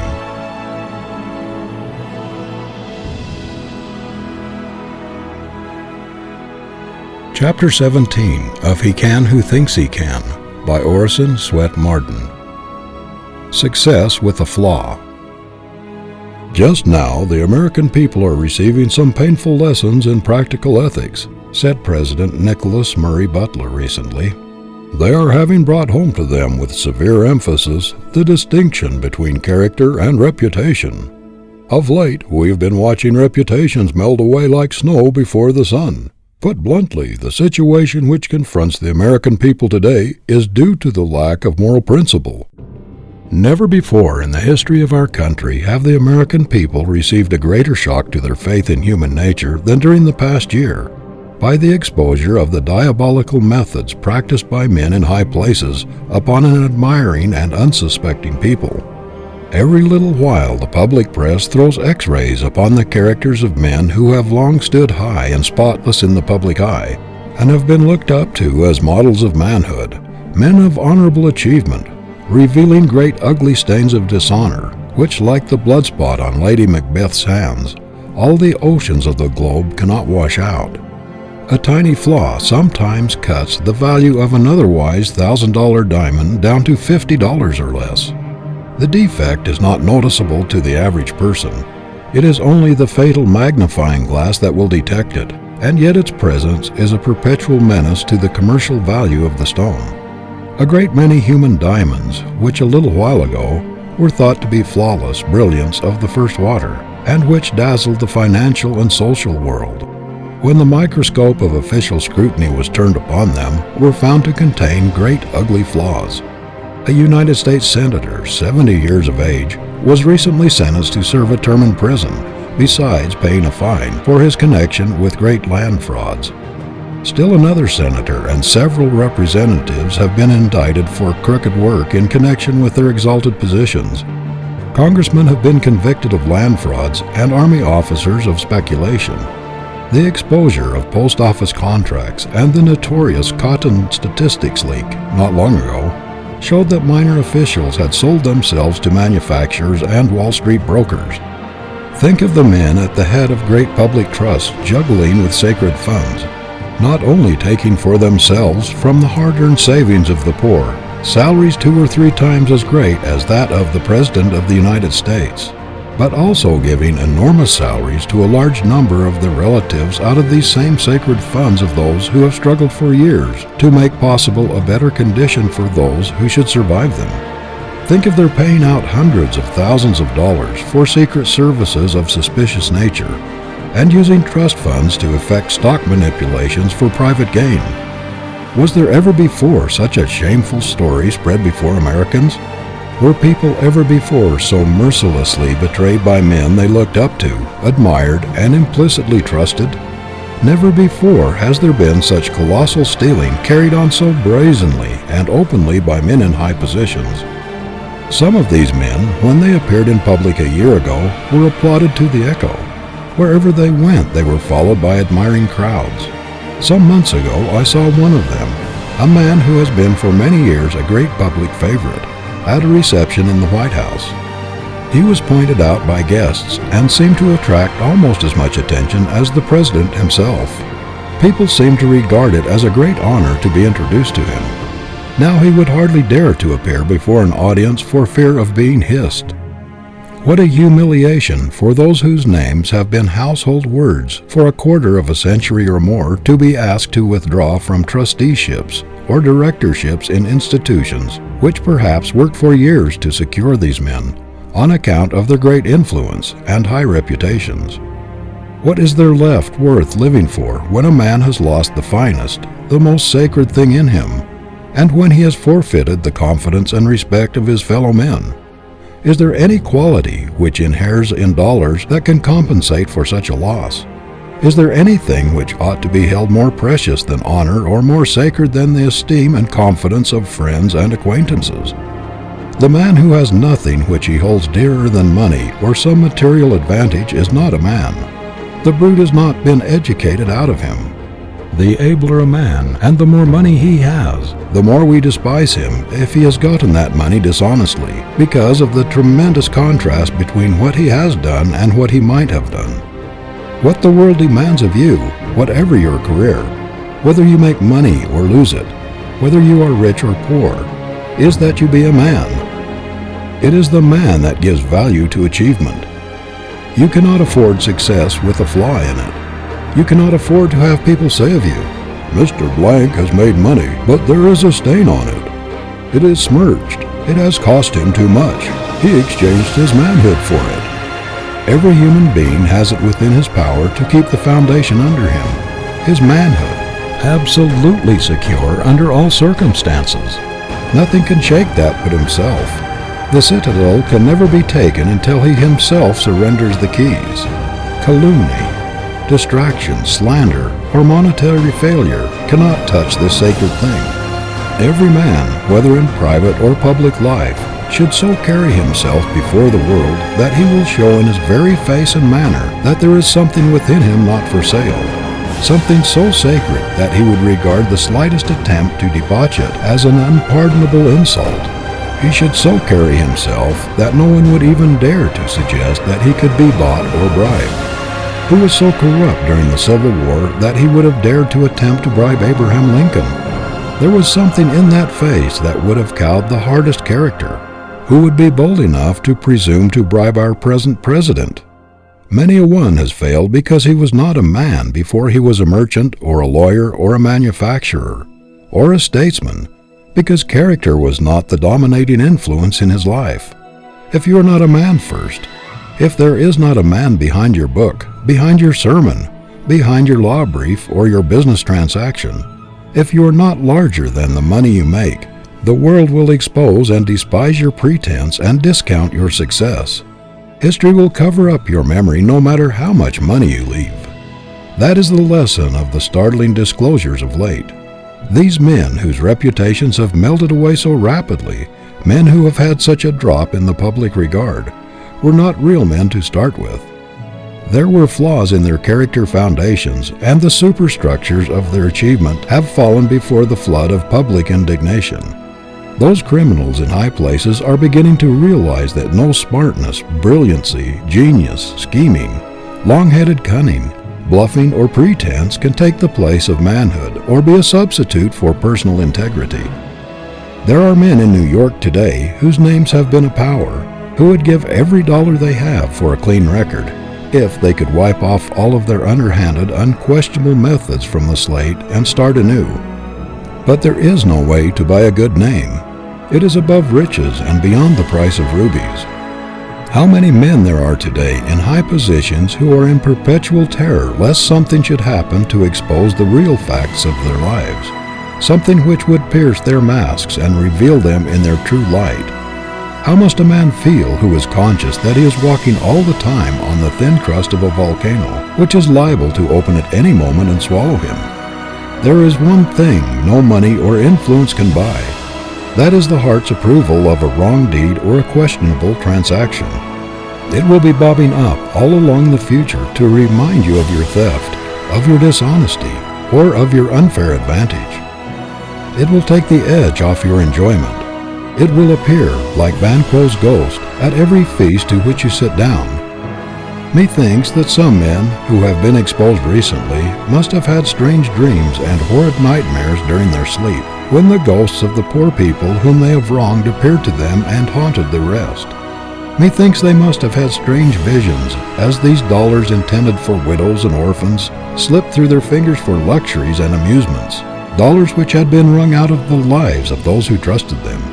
What a pitiable picture those great financial giants made, under investigation in courts of inquiry, squirming, ducking, dodging, and resorting to all sorts of ingenuity to avoid telling the exact truth, to keep from uncovering their tracks or exposing their crooked methods. No man has a right to put himself in a position where he has to cover up anything or where he must be afraid of the truth. Every man should live so that he can hold up his head, look his kind in the face without wincing, and defy the world.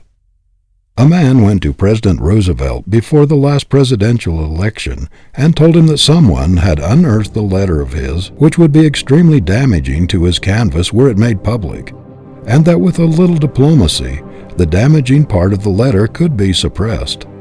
After listening to the man, the great president said, "I have never written a letter which I am afraid to have published. Let them print the letter, the whole of it. I have nothing to conceal. I am not afraid to face anything I have ever done." How many of our public men dare take that attitude? Isn't it a disgrace to this fair land that there are men in our Senate and House of Representatives and in almost every legislature whose votes and influence can be bought, and upon whose honor there is a price? If there's anything which a man in a responsible position ought to prize, it is the esteem of the young men who look up to him as their idol or hero. Is it strange when our youth find their idols smashed and their heroes betraying them, that their ideals should become blurred and twisted?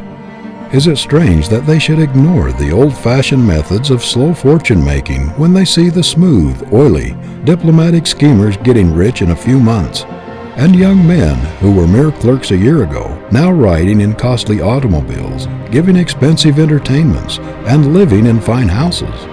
Why should they not catch the spirit and try to do the same thing themselves? You wrongdoers in high places, if you should live as long as Methuselah, should devote every minute of balance of your lives to doing good, and should give every farthing of your wealth to charity, you could not repair the damage you have done in crushing the ideals of these tens of thousands of youths who have looked up to you as their models of successful men. How can you escape responsibility for the crookedness which may be repeated in their lives when they shall come to fill these high positions which you now hold? They thought that square dealing, honesty, and integrity had been the secrets of your success, and now they see it was won by your smooth, oily, cunning dishonesty, your ability to deceive, to cover your tracks, and to live a double life. Who but yourselves will be responsible for the cracks in their characters which may come from the terrible shaking of their confidence in humanity? But young men, don't lose your faith in humanity. Don't let your fallen idols shake your faith in your fellow man, for the great majority of people are honest. Let these terrible examples that have been recently held up to you make you all the more determined to build your own superstructure on the eternal rock of right and justice. Let the man in you stand out so boldly in every transaction that the deed or task you do, however great, will look insignificant in comparison. Get what you can and keep your own good name, not a penny more. $1 more than that would make your whole fortune valueless. If there is a pitiable sight in the world, it is that of a man with executive ability, sagacity, and foresight to make a clean fortune, yet using his energies and abilities in making a dirty one, a fortune which denounces and condemns him and is a perpetual disgrace to himself and his family. The right ought to thunder so loudly in a man's ears, no matter what the business or transaction in which he is engaged, that he cannot hear the wrong or baser suggestion. Men have two kinds of ambition, one for dollar making, the other for life making. Some turn all their ability, education, health, and energy toward the first of these, dollar making, and call the result success. Others turn them toward the second, into character, usefulness, helpfulness, life making, and the world sometimes calls them failures, but history calls them successes. No price is too great to pay for an untarnished name. The highest service you can ever render the world, the greatest thing you can ever do, is to make yourself the largest, completest, and squarest man possible. There is no other fame like that, no achievement like that. End of chapter 17.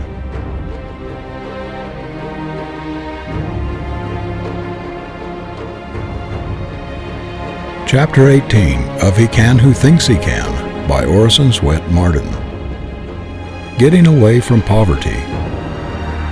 Those who have the misfortune to be rich men's sons are heavily weighted in the race, says Andrew Carnegie. The vast majority of rich men's sons are unable to resist the temptations to which wealth subjects them, and they sink to unworthy lives. It is not from this class that the poor beginner has rivalry to fear. The partner's sons will never trouble you, the poor boys, much, but look out for some boys poorer, much poorer than yourselves, whose parents cannot afford to give them any schooling. Do not challenge you at the post and pass you at the grandstand. Look out for the boy who has to plunge into work directly from the common school, and who begins by sweeping out the office. He is the probable dark horse that will take all the money and win all the applause. The struggle to get away from poverty has been a great man developer. Had every human being been born with a silver spoon in his mouth, had there been no necessity put upon him to work, the race would still be in its infancy. Had everybody in this country been born wealthy, ours would be one of the dark ages. The vast resources of our land would be undeveloped. The gold would still be in the mines, and our great cities would still be in the forest and the quarry. Civilization owes more to the perpetual struggle of man to get away from poverty than to anything else. We are so constituted that we make our greatest efforts and do our best work while struggling to attain that for which the heart longs. It is practically impossible for most people to make their utmost exertions without imperative necessity for it. It is the constant necessity to improve his condition that has urged man onward and developed the stamina and sterling character of the whole race. History abounds in stories of failures of men who started with wealth, and on the other hand, it is illuminated with examples of those who owe everything to the spur of necessity. A glance at the history of our own country will show that the vast majority of our successful men in every field were poor boys at the start. Benjamin Franklin, Alexander Hamilton, Andrew Jackson, Henry Clay, Daniel Webster, Abraham Lincoln, Horace Mann, George Peabody, Ulysses S. Grant, James A. Garfield, to mention but a few of the great names of past generations, rose to distinction from an iron environment and direst poverty.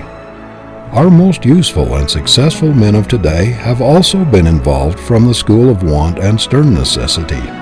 Our great merchants, railroad presidents, university presidents and professors, inventors, scientists, manufacturers, statesmen, men in every line of human activity have for the most part been pushed forward by the goad of necessity and led onward by the desire to make the most of themselves. a youth born and bred in the midst of luxury, who has always leaned upon others, who has never been obliged to fight his way up to his own loaf, and who has been coddled from his infancy, rarely develops great stamina or staying power. He is like the weak sapling in the forest compared with the giant oak which has fought every inch of its way up from the acorn by struggling with storms and tempests. Power is the result of force overcome. The giant is made strong in wrestling with difficulties. It is impossible for one who does not have to struggle and to fight obstacles to develop fiber or stamina. To live without trial is to die but half a man. Strength of character is a thing which must be wrung out of obstacles overcome. Life is a great gymnasium, and no man who sits in a chair and watches the parallel bars and other apparatus ever develops muscles or endurance. A father, by exercising for his son while he sits down, will never develop his muscle. The son will be a weakling until he uses the dumbbells and pulley weights himself. How many fathers try to do the exercises for their boys, while they sit on soft benches or easy chairs, watching the process? And still those fathers wonder that their boys come out of the gymnasium weak, with as soft and flabby muscles as they had when they entered. Isn't it strange that so many successful men who take pride in having made themselves, and consider it the most fortunate thing in the world that they were thrown upon their own resources and were obliged to develop their independence and stamina and self-reliance, should work so hard to keep their children from having the same experience? Isn't it strange that they should provide crutches so that it will be all the more difficult for them to walk alone? That they should take away the strongest possible motive for development of power by making it unnecessary for them to strive, by providing for every want and guarding them on all sides by wealth? A famous artist who was asked if he thought a young man who was studying with him would make a great painter replied, "No, never. He has an income of £6,000 a year." This artist knew how the great struggle against thwarting difficulties brings out power, and how hard it is to develop a strong, manly fiber in the sunshine of wealth. How many young immigrants have come to this country uneducated, ignorant of our language, friendless and penniless, and yet have risen to positions of distinction and wealth, putting to shame tens of thousands of native-born youths who possessed every advantage of wealth, education, and opportunity, but who have never been heard from. I have in mind a young man of this class who came to this country a comparatively short time ago, but who has already risen to a very important position wholly unaided. He is a remarkable example of a self-educated, self-trained, self-disciplined man, and in the persistent process of his development he has evolved a very strong, positive, aggressive character. He has brought out his latent powers and strengthened his weaker faculties. He has pruned out of his mentality and habits those things which would embarrass and hinder his progress, and has gained such a strong momentum that there seems to be scarcely any limits to what he is likely to become. His is an inspiring example of the possibilities of manhood in America, one which explodes all excuses of the poor boy and girl who think they have absolutely no chance to get up in the world. I am no advocate of the blessings of poverty, considered as a finality. Poverty is of no value except as a vantage ground for a starting point. It is only good as the apparatus in the gymnasium to develop the man. In itself it is a curse, slavery, but it is the great thing to get away from, and it is the getting away from it, if honestly and consciously done, that calls out the man, that develops the human giant. We did not always see at the time that we got incidentally on the way up from poverty was infinitely better and more precious than the thing we were aiming for, a living, a competence, that the development of a strong man in the mighty struggle with necessity was 1,000 times more valuable than the living, the money, or the property gained. Grover Cleveland, who once was a poor clerk at a salary of $50 per year, in speaking of poverty as a developer says, "There is surely no development of mental straits, and no stimulation of the forces of true manhood so thorough and so imperiously effective as those produced by the combination of well-regulated ambition with the healthful rigors of poverty." It is the student who has to struggle hardest to obtain an education that gets the most discipline and good out of it. Boys who are born scholars and who only need to read a lesson over to know it and to be able to pass an examination upon it do not derive half so much from their college course as do those who have to fight hard for everything they get. It is not, as a rule, the youth who has a regular income and every want supplied by indulgent parents who make the most of his opportunities at college, but the one who has to work his way through, who has to toil in college and out to make his expenses, or else go without an education. What would the average youth do if he were not compelled by necessity to work, if he were not obliged to exert himself in order to get the thing he wants? If he already has all he wants, why should he struggle for more? Not 1 in 10,000 would go through the struggle with poverty, the wrestling with necessity, just to produce character and make himself a stronger man. But he would do it for selfish reasons, to satisfy his ambition and get that which he longs for himself and those he loves. "I am not wasting my sympathy on the children of the poor," says U.S. Senator J.P. Dolliver, once a poor boy himself. "What little sympathy I have I will give to the children of the rich. If you have $100,000 and give it to a boy to start him out in life, he doesn't start. I suggest keeping that 100,000 and that boy apart. It will be better for the boy. The cabin where Abraham Lincoln was born did not shelter the childhood of a king, but something better than a king, a man." The boy who is conscious that he has a fortune awaiting him says to himself, "What is the use of getting up early in the morning and working one's life out? I have money enough coming to me to take care of me as long as I live." So he turns over and takes another nap, while the boy who has nothing in the world but his own self to depend upon feels the spur of necessity forcing him out of bed in the morning. He knows there is no other way open for him but the way of struggle. He has nobody to lean on, nobody to help him. He knows that it is a question either of being a nobody or getting up and hustling for dear life. Thus, shrewd nature, in making man get that which he wants most by the way of necessity, brings about her great ends of civilization and character development of the race. The money, the property, the position are small things in comparison with the man she's after. What price will nature not pay for a man?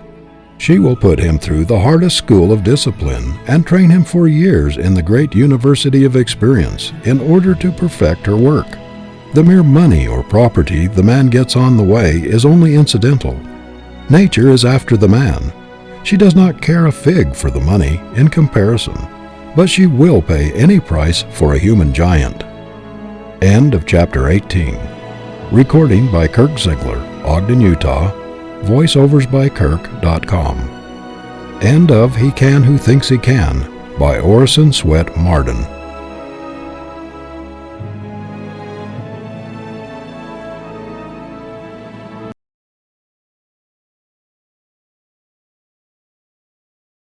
Thank you for watching today's video. This channel is brought to you by hopelify.org to inspire you to become the very best that you are designed to be. Remember, a few simple keys, mastered and consistently applied, are often all we need to excel in each area of life. You can help make this channel even better in 3 simple ways. 1. Subscribe to receive more videos. 2. Leave a comment below to let me know what resonates with you from today's video. Or 3. Suggest a topic for a video that you will like for us to feature on this channel. Visit hopelify.org to post your own inspirational content.